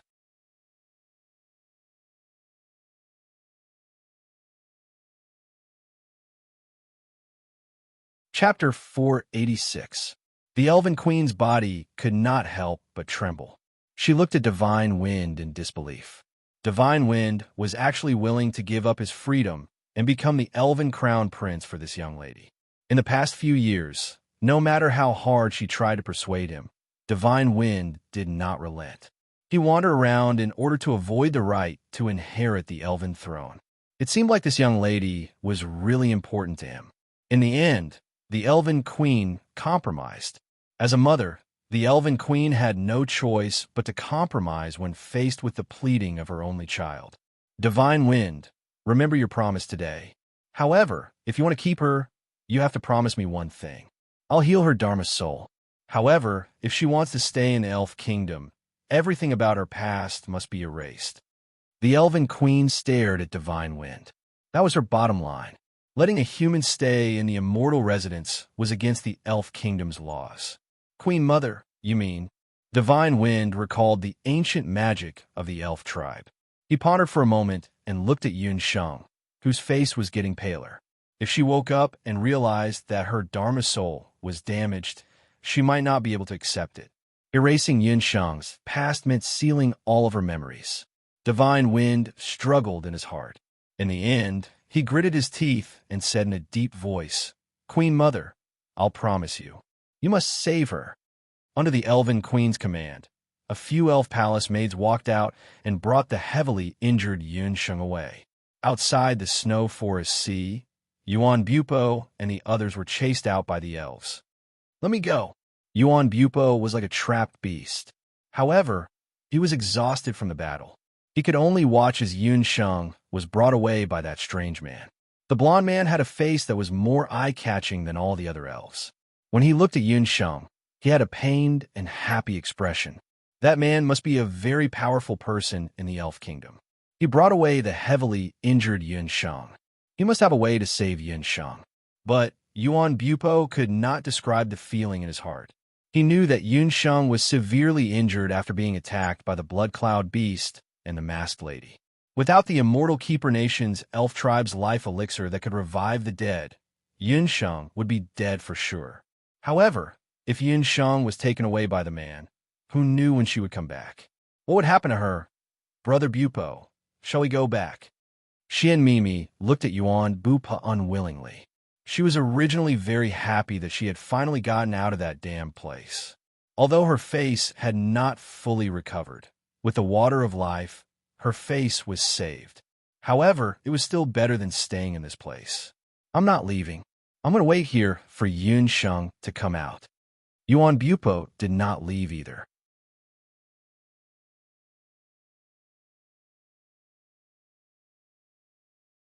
From then on, he stayed outside the Snow Forest Sea and built a straw hut outside the Snow Forest Sea. He had been waiting for the day when Yunsheng would come out of the Snow Forest Sea. Although countless people who passed by this place said that those who entered the Snow Forest Sea would never come out again, Yuan Bupo did not believe him. However, Yuan Bupo didn't believe it. He had been waiting. Similarly, Yi Baiming, who was in Zhou State's heavenly prison, was also waiting. Even though he was locked in the heavenly prison, he was not too anxious. What he was really worried about was Yunsheng, who had disappeared without a trace. He waited for more than 2 months until the examiners from the mainland's elite camp came to Zhou State. Today, the heavenly prison's door finally opened. Without turning his head, Yi Baiming said coldly, "I didn't kill Yi Balian." Behind Yi Baiming was Yi Chengtian, the emperor of Zhou State. Yi Chengtian was a naturally cold man. Yi Baiming did not leave the heavenly prison not because he could not leave. Yi Chengtian actually used Wushuan Limitless School to threaten him. That school, which had once spilled the blood of countless martial practitioners for Zhou State, was actually used by him to restrict his deposed crown prince. Yi Chengtian was also sizing up Yi Baiming. Even though he had been in a heavenly prison for 2 months, Yi Baiming was still the same as usual. He was indifferent, handsome, and like the stars in the night sky. Yi Chengtian did not like Yi Baiming. He had not liked him since he was born. From the age of 3, Yi Baiming did not act like a child. He was overly mature. He did not cry or make a fuss. Even when he had an argument with Yi Balian and was wronged, he only watched from the side. This was because he was too similar to Empress Li. Even though he was blind, he had a pair of eyes that seemed to be able to see through people's thoughts. Yi Chengtian didn't know what to do with that pair of eyes that could never be seen clearly made him feel a loss. It is no longer important whether you killed him or not. Now that he is dead, Zhou State will have no successor. Yi Chengtian looked around the heavenly prison. Why don't you let me guess? Yi Balian's death was also part of your plan. Or does the temple feel that Yi Balian is no longer suitable to be the crown prince of Zhou State? He is an abandoned son. Yi Baiming looked at the emperor of Zhou State. The man in front of him was so cold that he did not seem human. Yi Balian was once his most beloved son. However, when Yi Balian was no longer of any use, he was mercilessly killed. Chun Lian, should have received instructions from the crown prince. Perhaps she was the one who poisoned Yi Balian. However, Yi Balian had many guards and palace maids by his side. If the emperor of Zhou State did not allow it, his death would not have happened. The emperor of Zhou State's ears turned red. It was obvious that Yi Chengtian had guessed his thoughts. He was furious. He hated Yi Baiming not only because he was that woman's son, but also because Yi Baiming's eyes. Even when he was blind, every time he looked at the emperor of Zhou State, the emperor of Zhou State would have the illusion that he could see through everything. A child that was so intelligent from birth. He was either a demon or a sinner. This was the dirtiest and darkest heavenly prison. However, even in such an environment, Yi Baiming was still untainted. He was neither fast nor slow. It was as if he was not begging for mercy, but was drinking tea and listening to music in an elegantly decorated prison. It was this damned calmness. Yi Chengtian had seen this calmness countless times from Empress Li. That beautiful and intelligent woman. At any time, she would never question him, nor would she listen to his every word. That woman who was as calm as ever when she found out that her husband was going to give her away to another man. You still have a son. Imperial concubine Wanren's son may be young, but he was still a descendant of the imperial family. Yes, I still have a son who truly has my blood flowing in his veins. However, he is not strong enough. I need a crown prince who can protect Zhou State. Yi Baiming, I will not kill you. I will even let you enter the elite warrior camp as you wish. However, you must remember that after you complete your studies, you must obtain the halberd of the war god and assist my son to become a powerful country on the continent. Yi Chengtian looked at Yi Baiming. He looked at Yi Baiming darkly. You already knew that you are not my son.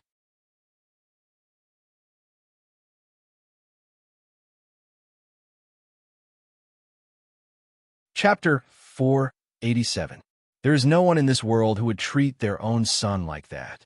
You hate me not only because you hate Empress Li, but also because you know that I am the child of Empress Li, and haha, Yi Chengtian, you really are a joke. As a man, you don't want to be cuckolded. You're the only one who's made yourself a cuckold and can't wait to wear it. Yi Baiming looked up and smiled coldly. Shut up. Yi Chengtian threw a punch at Yi Baiming like a madman. Yi Baiming swept his fist away. Yi Chengtian stumbled and almost fell to the ground. Do you agree or not? Yi Chengtian looked at the man in front of him. He had similar features to Empress Li and almost perfect features. However, he didn't inherit any of this from him. What if I don't agree? Yi Biming found it funny. Even now, this man still wanted to threaten him. Didn't he know that he could kill him in an instant? If you don't agree, your fiancé will be in trouble, Yi Changtian said softly. Yi Biming's expression changed. However, he quickly returned to normal. Yi Changtian, you are really old and muddle-headed. Do you think that I care about a woman more than myself? Yi Biming chuckled. However, there was no warmth in his smile. Yi Biming, if you didn't care, why did you personally ask for her hand in marriage? If you didn't care, why did you keep sending people to the immortal Jew nation? After she left, your emotions fluctuated easily. No one knows a son better than a father. After all, I have raised you for more than 10 years. Yi Changtian seemed to have discovered Yi Biming's secret. He was extremely excited as he stared at Yi Biming. Yi Biming's smile slowly disappeared. He always thought that he was the best at hiding his emotions. However, when it came to Yin Sheng, he lost control. So when Chen Lianer told him that she knew about Yin Sheng, he rushed over. He had already lost contact with Yin Sheng for a full 2 months. As the recruitment for the elite camp drew closer and closer, there was still no news from Yin Sheng, who had gone to the immortal Jew nation. Yi Biming's heart was in his throat. After the last resonance, he could no longer contact Yin Sheng. In the immortal Keeper nation, where the elves were, there must be something that prevented him from contacting Yin Sheng. Even if what you said is true, so what? She's not in Zhou state right now. Your minions aren't strong enough to overturn the immortal Keeper nation. Yi Biming forced a smile. She'll come back one day. If I announce her true identity to the outside world at that time, can you guess how her companions, her family, and those so-called hunters will react? I don't think the Zhou state will let her go. It wasn't a coincidence that Yi Changtian was able to become the emperor of Zhou state. His shrewdness wasn't inferior to Yi Biming's. He leaned close to Yi Biming's ear and whispered a sentence. Yi Biming felt like he was struck by lightning. How about it? I'll keep this secret. You pledge your loyalty to Zhou state's royal family, and will always be the northern underworld king. The emperor of Zhou state looked at Yi Biming with satisfaction. The smile on his face slowly disappeared. He laughed and left the prison. Yi Biming stood in the prison for an entire night. When the sun rose, Yi Biming walked out of the prison. Time passed in the blink of an eye. The mainland's magic elite camp selection was held as scheduled. Yin Sheng still didn't appear. It was as if she had disappeared. No one knew where she was. Yi Biming also wanted to go to the immortal residence to find her. However, there was always a voice in his heart that reminded him that Yin Sheng would be fine. Their Dharma soul bond became his last bit of consolation. He could sense that she was still alive. As long as she was alive, one day, he would find her. Biming, don't think about it anymore. Go and report to the elite camp first. As long as there's news of Yin Sheng, we will inform you. Zhangli finally convinced Yi Biming. A group of people sent Yi Biming to the mainland's elite camp. Without Yin Sheng, Chen Lianer also successfully passed the selection and entered the mainland's magic elite camp. After the death of Yi Belian, the crown prince of Zhou state, Empress Qi quickly fell out of favor. Wenren imperial concubine was appointed as the empress. Her 6-year-old son was also appointed as the new crown prince of Zhou state. Time flies. Unknowingly, Yin Sheng had disappeared for 3 years. In these 3 years, no one had any news of her. In the past 3 years, Yi Biming had not returned to Zhou state. The little CI, Intong, operated in an orderly manner with the support of Imperial Physician Yao and Dr. Fan. Everything seemed to be the same as usual. Penglai, the most mysterious existence among the 5 major countries on the mainland. Unlike the other countries, Penglai's territory was not large. It was not a hidden place like the immortal residence. Penglai was also known as the Sea Country. More than 90% of its territory was the sea. Unlike the other 4 countries, there was no royal family here. The real royal family here was the Zhao state, the leading organization of summoners. After Hu Jiuxing left the immortal residence with a blood dragon, she rushed back to Penglai.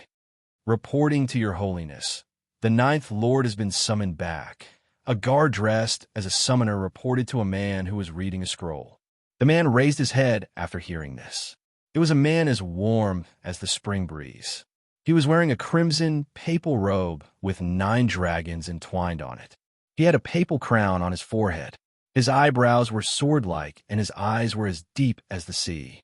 Looking carefully, this person's appearance was somewhat similar to Xiao Wenshu. But compared with Xiao Wenshu, this person was a little older and made people feel that he was more strict. This person was Pope Ji Fong of the Vatican. He was also the real ruler of Penglai.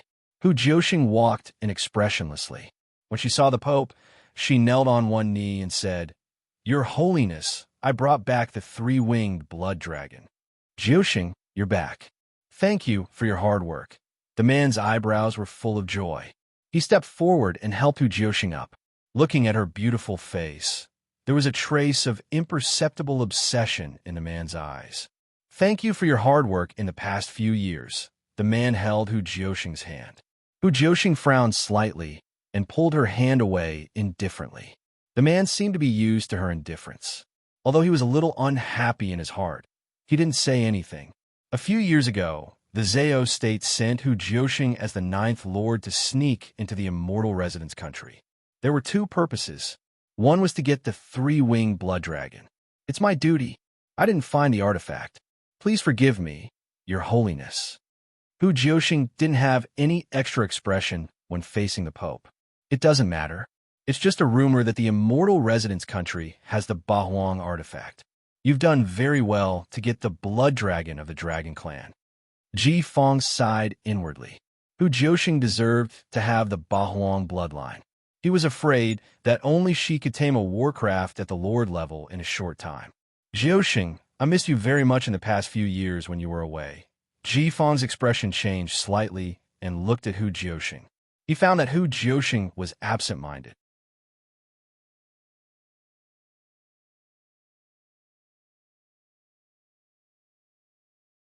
Chapter 488. Hu Jiuxing was very beautiful. Ji Fong knew this when he saw her for the first time. At that time, Hu Jiuxing had just joined the Zhao state.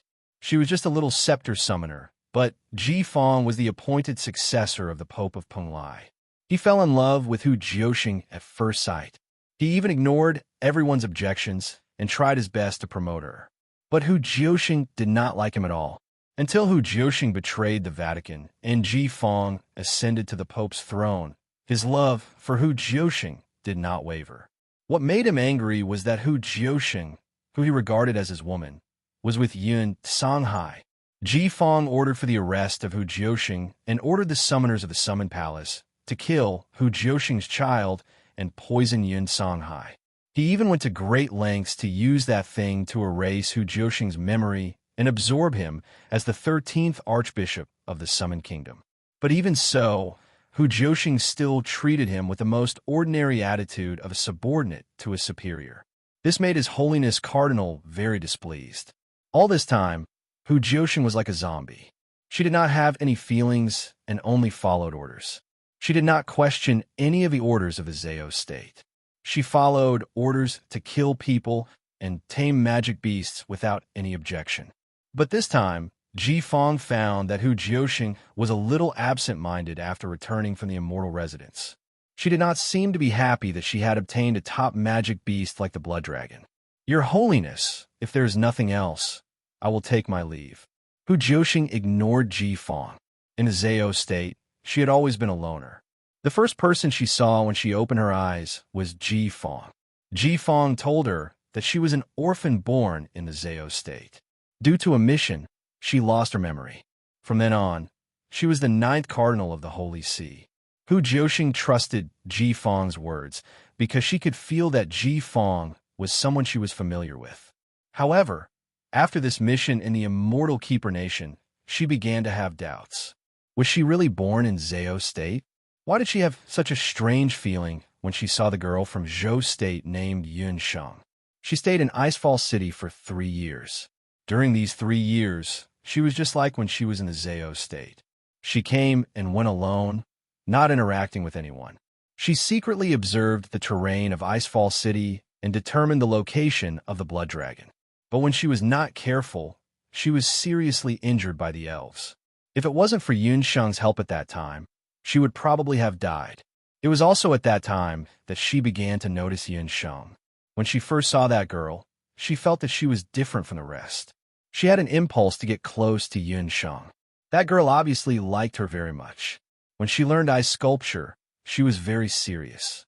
That kind of liking came from the bottom of her heart. When she was short of a few strings, Hu Jiuxing did not hesitate to pluck a few strands of her hair and give them to Yunsheng. This was a particularly incredible thing for her. When she saw Yunsheng smile, Hu Jiuxing felt very happy. She was happy. She thought that she would never have this kind of feeling again in her life. Gradually, Hu Jiuxing liked the days she spent with Yunsheng. These days were much better than her days in the Zhao state. Although the Zhao state was luxuriously decorated and she was one of the 13 most respected archbishops in the Zhao state, she never felt happy. In contrast, the days in the ice prison were bitter and simple.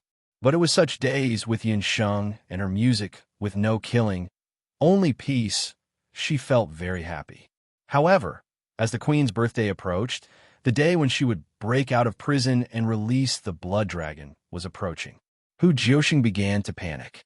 She knew what it meant to release the blood dragon, but she could not go against the wishes of the Zhao state and the Pope. That day finally came. When she walked into the cell after being punished, she heard Yi Xia and the others say that they were going to set up Yunsheng. At that moment, she had an impulse to kill all the people in the cell. She wanted to eradicate anyone who could hurt Yunsheng. But Yunsheng just sat there. In the state of meditation, she looked cleaner than the snow in Icefall City. If she saw her bloody hands, she would probably be disappointed. With mixed feelings, Hu Jiuxing closed her eyes to rest. They succeeded in breaking out of prison. What made her happy was that when Yunsheng escaped from the prison, she wanted to go with her. She even said that she was welcome to go to the Zhao state. But she refused. She was a killing tool of the Zhao state. Her hands were stained with the blood of countless people. She could not betray the Zhao state. She had thought that the farewell in the prison cell would be the last time the two of them would meet. However, Hu Jiuxing had not expected that she would meet Yunsheng again so soon, and as an enemy at that. Yunsheng was an extremely complicated person. She was a doctor. She saved someone who had nothing to do with her, but she also stood on the side of the immortal Jew country. She looked at her with disappointment. Hu Jiuxing smiled bitterly in her heart. This was her true face. According to the Pope's order, after she obtained the blood dragon, she had to find the whereabouts of the Octaterra relic in the immortal Jew country. But she did not do so. The moment she injured Yunsheng, Hu Jiuxing felt that her heart was about to be torn apart. That feeling was hard to describe. For a moment, Hu Jiuxing even felt that she was related to Yunsheng. Especially when Yunsheng called out "Mother," Hu Jiuxing was completely dumbfounded. Although she did not know if she was really Yunsheng's mother, she could see from Yunsheng's eyes that she was not lying.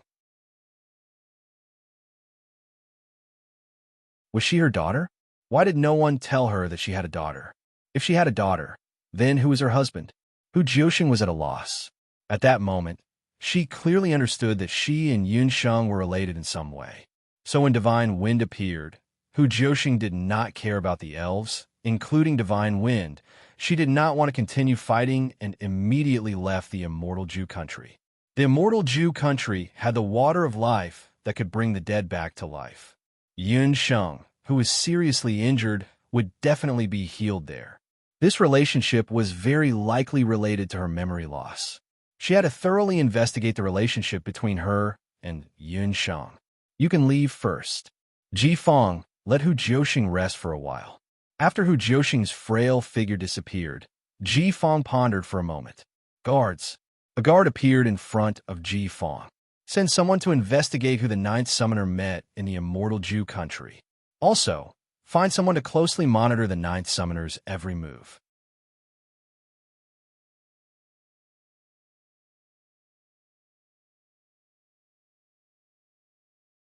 Chapter 489. After the guard left, Ji Fong thought to himself, Jiuxing didn't look right. After her memory was sealed by him, she shouldn't remember anything from the past. She was like a walking corpse with only one thought in her mind, and that was to be loyal to the Zhao state and Emperor Zhao. However, today's Hu Jiuxing was a little different. For the first time, there were emotional fluctuations in her eyes. Ji Fong was afraid to see Hu Jiuxing like this. The only people who could make her feel this way were her closest relatives. But her adoptive parents had died many years ago. Her husband, Yun Songhai, had been poisoned by the beast poison. He should have died a long time ago. As for the baby that Hu Jiuxing had risked her life to give birth to, according to a summoner who had escaped from Yun Songhai's subordinates, the baby was smashed to death right after it was born. So, the only person who could make Hu Jiuxing feel this way was Yun Songhai. Yun Songhai, you're still alive after being hit by the Zhao state's beast blood curse. But this time, you won't be able to escape. No one knew what had happened to Hu Jiuxing. Ji Fong believed that even if Yun Songhai was standing in front of her, she wouldn't be able to recognize him. Even if she was his disciple, even if he was a few decades older than her, this didn't stop Ji Fong from admiring Hu Jiuxing. He liked this disciple the most and trained her with all his heart. But he didn't expect that Hu Jiuxing would leave the Zhao state in the end. Ji Fong really wanted to marry Hu Jiuxing, but her identity and bloodline, as well as the fact that they used to be master and disciple, became his biggest shackles. The stubborn old summoners of the Zhao state and the mysterious 8 Baron God summoners would definitely stop him. Helpless, Ji Fong could only accept Hu Jiuxing as the main summoner and make her wear a mask. The news about Yin Songhai soon arrived. Ever since Yin Songhai was poisoned by the beast blood poison, he had disappeared from the world. He used to be the most outstanding magician among the young and middle-aged people in Zhou State. But because of Hu Jiuxing, he fell before he could truly rise. Although the Zhao state was only located in Penglai, it had spies all over the continent. However, there was no news about Yin Songhai. Like a stone thrown into the sea, there was no news at all. This was a first for the Zhao state. Naturally, the Pope did not know that after Yin Songhai was poisoned, he had been hiding in Jiaya village. The Zhao state's claws could not penetrate that small village. Later, when Yin Songhai returned to Yujing City, it was the 6-year-old Yun Sheng who brought him back. The people of the Zhao state had always thought that Hu Jiuxing and Yin Songhai's child had fallen to his death. They did not focus their investigation on a 6-year-old child. Unable to find any news about Yin Songhai, the people of the Zhao state could only focus their attention on the residents of Yin. The results of the investigation shocked Pope Ji Fong. The Yun Manor has gained another martial saint. The most surprising thing was that this had happened in a short span of 3 years. The warrior saint, Yun Songlong, had just broken through not long ago. It was too much of a coincidence that a new warrior saint had appeared in Zhou State. Moreover, they had all broken through under the most impossible circumstances. The investigation came to a halt in the end. Yin Songlong had joined the Hunters' Union. When the Hunters' Union found out that the Zhao state was investigating their hunters, they intervened. Because of this, all the clues seemed to have been cut off. It seems that none of these people could have appeared in the immortal residence to meet Hu Jiuxing. Then why did something happen to Jiuxing? Ji Fong did not understand. Reporting to your holiness, the investigation of the immortal residence nation has been completed. When the Lord Summoner was in the immortal residence nation, she was imprisoned in the women's prison. However, most of the people in the same cell as her were killed when the blood dragon woke up. However, this subordinate heard that a wanted criminal named Yi Xia had already escaped. I heard that she is now hiding in the Grand Emperor's city. This was all the information the people of the Zhao state could find out. Send someone to the Grand Emperor's city. No, I will go personally. Ji Fong's figure flashed and disappeared. The guard of the Zhao state was still a little stunned. The Emperor Zhao had actually come personally. Who is this Yi Xia? After Yi Xia escaped from the Icefall City, she was brought back to the Grand Emperor's city by Xian Mimi's recommendation. She and Mimi originally wanted to secretly dispose of her, but the mayor of the Grand Emperor city thought that Yixia's cultivation was not ordinary and that she was a person worth nurturing. Therefore, Yixia remained in the Grand Emperor city. Yixia was doing quite well in the Grand Emperor city. Today, she had just returned to her residence. Suddenly, she felt a terrifying pressure in the room. Who is it? Yixia thought it was her enemy. However, who among her enemies would have the guts to barge into the Grand Emperor's city? A man in red appeared in front of Yixia. He did not want Hu Jiuxing's matter to be exposed. It was better for him to go alone. Yixia was shocked when she saw the appearance of the person. The man was dressed in red, similar to the costume of the masked female prisoner. She then looked at the crown on his forehead and the noble aura around him. To be able to enter the Grand Emperor city without anyone knowing and to be dressed in a red imperial robe, this person's identity was self-evident. Your Holiness, you are the Emperor Zhao of the Zhao state. Yixia did not even have the slightest thought of resistance in the face of such a strong person. She hurriedly knelt down. She did not know why the Emperor Zhao, with such a noble status, would come in person. Could it be because of the masked female prisoner? Yixia broke out in cold sweat. Such an important person only needed a moment to kill her. You are Yixia. Let me ask you, when you were in the ice prison, did you see the masked female prisoner? Ji Feng did not even bother to look at Yixia. He was arrogant by nature and was Emperor Zhao. Among the people around him, except for Hu Jiuxing, he had never deliberately tried to curry favor with anyone. Your Holiness, yes. You're talking about the Zhao State's Lord Summoner. I was blind at that time and offended the Lord Summoner. Please spare my life, Your Holiness. Yixia nodded her head vigorously, afraid of offending the Emperor Zhao. When she was imprisoned, did she come into contact with anyone?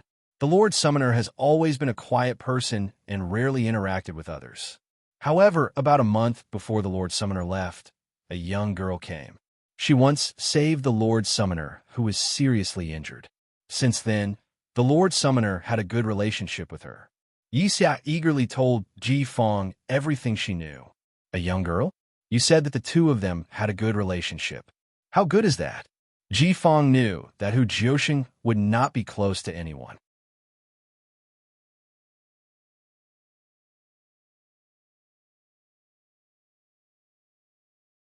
Chapter 490. It's hard to say.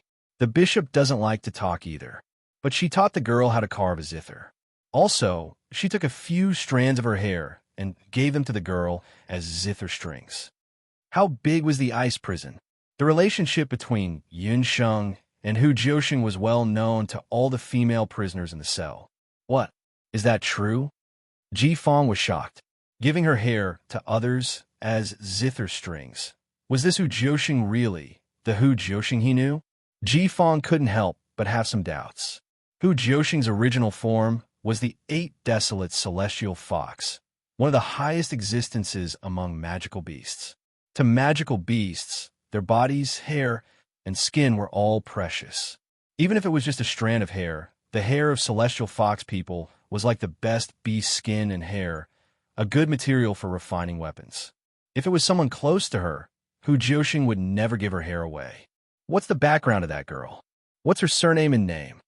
Ji Feng was now certain that it was that unknown girl that caused Hu Jiuxing's abnormality. There are many people in the ice prison. Everyone doesn't know each other's names, but I remember Miss Xian once said that the girl is from Zhou State. I think her name is... Oh, right, Yun Sheng. Yixia tried hard to recall. Finally, he thought of Yun Sheng's name. Yun Sheng. Surname Yun? How old is the girl this year? What does she look like? I'm not sure about her age, but her appearance is not bad. Yixia hesitated. Speaking of which, her eyes are very similar to the Redcoat Lord's. Just as Yixia finished speaking, he heard footsteps outside the door. The city lord of Hongdi and Xian Mimi walked in. The Emperor Zhao came to Hongdi City in person and didn't even tell me. You're really treating me as an outsider. The city lord of Hongdi City and the Emperor Zhao, in red, were both powerful people in the world. The two of them had more or less exchanged blows on different occasions. Moreover, the two of them were also considered top summoners. Although they were not incompatible, why would the Emperor Zhao in red suddenly appear in Hongdi City? The city lord of Hongdi City remained silent. He sensed the Emperor Zhao in red's aura and went straight to Yixia's room. He then followed closely behind. Coincidentally, Xi and Mimi had something to discuss with Yixia, so the four of them bumped into each other. Yixia saw the city lord of Hongdi City and heaved a sigh of relief. With the city lord around, the cardinal pontiff would not easily make a move. To be courteous.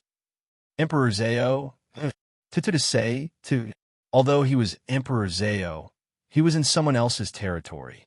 Brother G, you look just like when you were younger. I'm envious. The two of them put on a fake smile.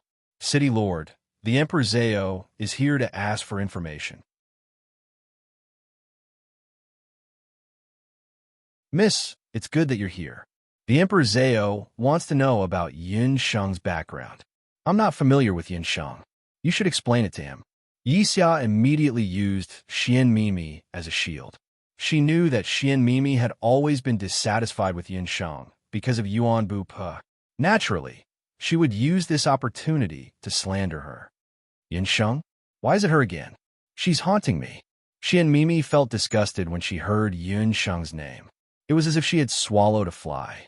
She originally thought that Yun Sheng had died in the immortal Zhou nation. Who would have thought that a while ago he received news that she had left the immortal Zhou nation and returned to the great Zhou Empire? Fortunately, Brother Bu Pu was in seclusion. Otherwise, he would have gone to look for Yun Sheng immediately after receiving the news. The city lord frowned when he heard Yun Sheng's name. Why was it Yun Sheng again? When Yuan Bu Pe was persuaded by his father to return to the city lord, he immediately went to look for the city lord. He immediately mentioned that he wanted to dual cultivate with Yun Sheng. The city lord immediately reprimanded Yuan Bu Pe and said that it was ridiculous. The people of the city lord could only dual cultivate with the people of the city lord. Unexpectedly, Yuan Bu Pe said that Yun Sheng's Dihong Song cultivation was far superior to any woman in the city. Even Xian Mimi could not compare to her. The city lord then found out that Yun Sheng had learned the last 3 movements of the Dihong Song. When the city lord heard the news, his first thought was to kill Yun Sheng immediately. However, Yun Sheng was currently in the immortal Zhou nation. No matter how long his hands were, they could not reach the immortal Zhou nation. On second thought, if what Yuan Bu Pe said was true and Yun Sheng was really so talented, it was not a big deal for her to dual cultivate with Yuan Bu Pe. As long as the two of them played the zither and flute together and broke the prohibition in the Dihong ancient tomb and obtained the 9th movement of the Dihong song, the future of the city lord would be completely different. Back then, the city lord of the city lord married Lady Bai in order to obtain the city lord's throne. The two of them had the opportunity to enter the emperor's tomb together. However, the two of them were united because of benefits. When they were dual cultivating, the city lord of the city lord still missed his childhood sweetheart, Lady Ro. As such, the effect of their dual cultivation was naturally greatly reduced. When they were in the emperor's tomb, they only managed to obtain the 7th and 8th movement of the Dihong song.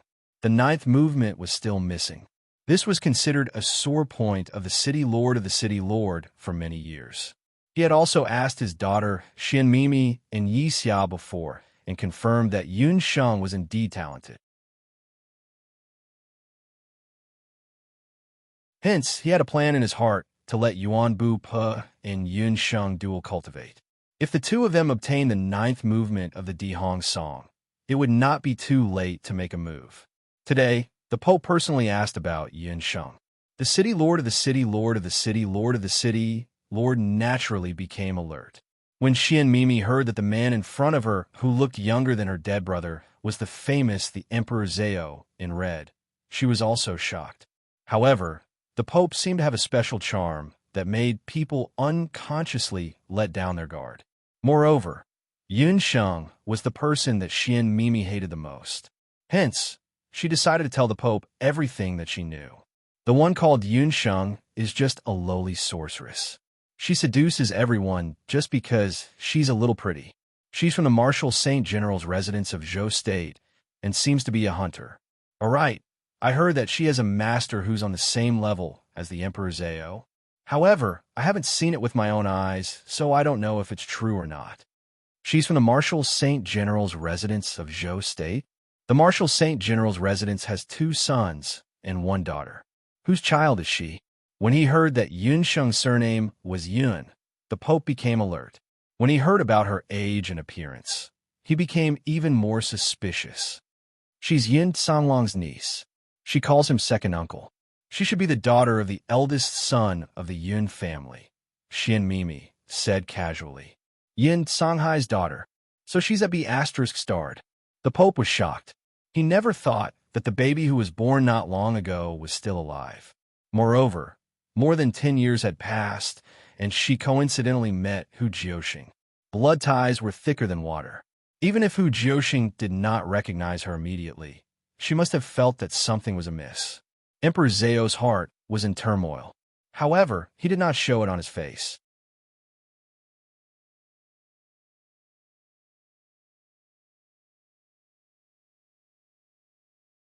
Chapter 491.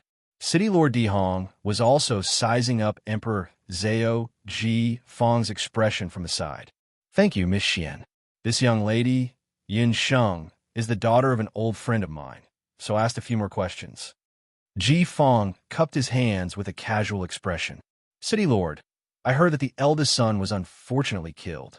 I am very sorry for not coming to offer my condolences in time.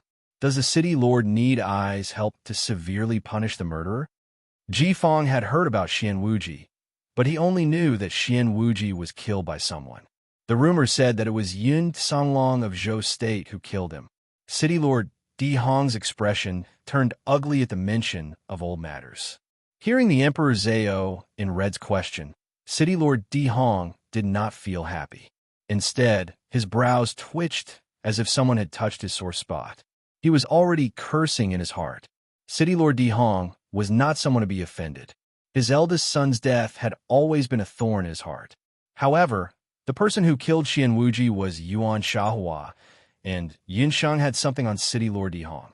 Not only was he unable to take revenge, but he also had no choice but to release the real murderer and let her and Yin Songlong live together. Speaking of this matter, it was quite depressing. Moreover, Madame Bai would occasionally force City Lord Dihong to take revenge for his son. City Lord Dihong was extremely depressed when he heard someone mention this matter.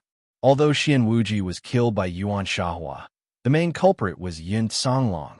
His beloved daughter, Xian Mimi, had almost died in Icefall City because of Yun Sheng of the Yun residence. With all these new and old grudges added together, City Lord Dihong would not let it go. Yin Songlong had become a martial saint, so City Lord Dihong could not do anything for the time being. However, everyone had weaknesses. The Yun residence was now Yun Songlong's greatest weakness.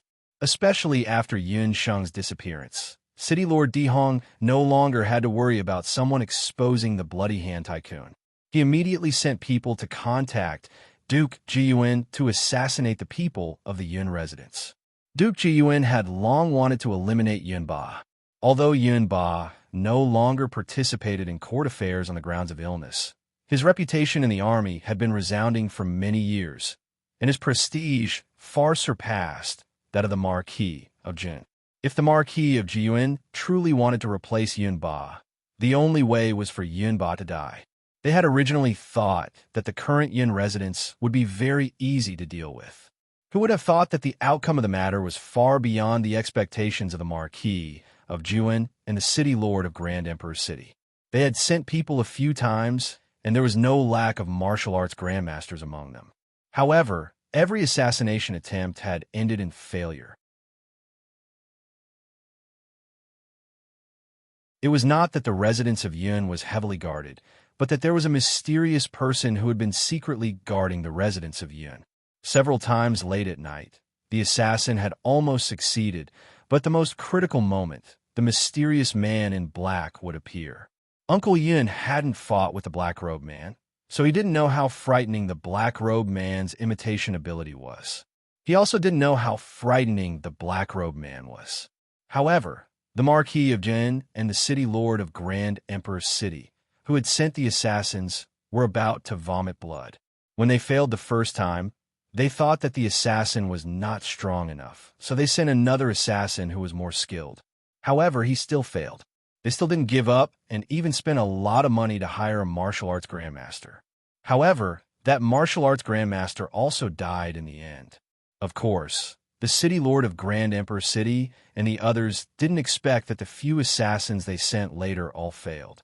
Since the martial arts grandmaster's assassination failed, the City Lord of Grand Emperor City simply sent a sorcerer in the city. However, the sorcerer was also killed.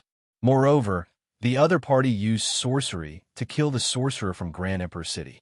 The Marquis of Jiyuan and the City Lord of Grand Emperor City were shocked. That mysterious person who was hiding in the dark and guarding the residents of Yun couldn't be a dual cultivator of magic and martial arts, right? Where did this abnormal existence come from? He was both a sorcerer and a martial artist. Moreover, that abnormal black-robed man would appear regardless of day or night as long as there was an assassin. It was as if he didn't need to sleep or rest at all. Speaking of which, this matter was the biggest worry of the City Lord of Grand Emperor City. He couldn't possibly let the City Lord of Grand Emperor City go out of his way to assassinate the people of the residents of Yun. It was because of this that this matter had been dragged on. The residents of Yun was still fine until now. After being asked by the Pope and read today, the City Lord of Grand Emperor City couldn't help but think of that matter. He felt even more depressed. "Thank you, Your Holiness. My son brought this upon himself. There's no need to trouble you to do anything." The City Lord of Grand Emperor City suppressed the anger in his heart and acted as if he was sending the guest off. "Wait a moment. I came here today for another matter." The Red Pontiff had come here today to investigate Yin Sheng's identity. The other matter was related to the search for the 8 Barons Divine artifact a few years later. The Zhao state is also participating in the search for the universal magical weapon this time. The City Lord of Grand Emperor City's expression changed slightly when he heard this. Not only the Zhao state, but the Hunters Union and the Temple will also send people to participate. I mean to cooperate with the City Lord of Grand Emperor City so that we can take care of each other. The Emperor Zhao in red, Ji Fong, and the City Lord of Grand Emperor City were both powerful people on the mainland who were on the same level as the Emperor Zhao. Naturally, both of them had the intention to snatch the universal magical weapon. What benefits can we get by cooperating with you? The City Lord of Grand Emperor City was a little tempted. However, he still couldn't completely trust the Emperor Zhao in red. The search for the universal magical weapon was the result of many years of hard work by countless warriors, magicians, and various major forces on the mainland. However, they had never found it. Legend had it that as long as one possessed one of the universal magical weapons and received a response from the universal magical weapon, it would be much easier to find the second one. The benefit is that the chances of the City Lord of Grand Emperor City finding the universal magical weapon will greatly increase. Furthermore, unless the universal magical weapon is the summoning demon's hand or the magical bracelet, the Zhao state won't want any other universal magical weapon. What you need to do is to help us find the summoning demon's hand or the magical bracelet after obtaining the universal magical weapon. Although the universal magical weapon was a universal magical weapon, it wasn't suitable for everyone. Everyone in the Zhao state was a summoner. Summoners could only use the summoning demon's hand or the magical bracelet. If they obtained other universal magical weapons, they wouldn't be of any use to them. Instead, they would attract the envy of others. This was especially true for the summoning demon's hand. It was equivalent to giving the Zhao state another powerful person on the same level as the Emperor Zhao. The Red Pontiff, Ji Fong, was a person who calculated everything. Once the universal magical weapon was unearthed, all the major forces on the mainland would definitely fight for it. There were many people, but there were only 8 universal magical weapons. The Zao state could only use 2 of them. This meant that there was only a 25% chance of obtaining the universal magical weapon. However, even if other universal magical weapons were unearthed, they couldn't easily fall into the hands of others. This was especially true for the Temple of Dharma and the Zao state. Other than the 3 major forces of the 5 major countries, the Hunters Association and the Temple of Dharma had been developing very well in the past few years. On the other hand, the Zao state's forces had been stagnant. If the universal magical weapon fell into the hands of any of the major forces, it would be even worse.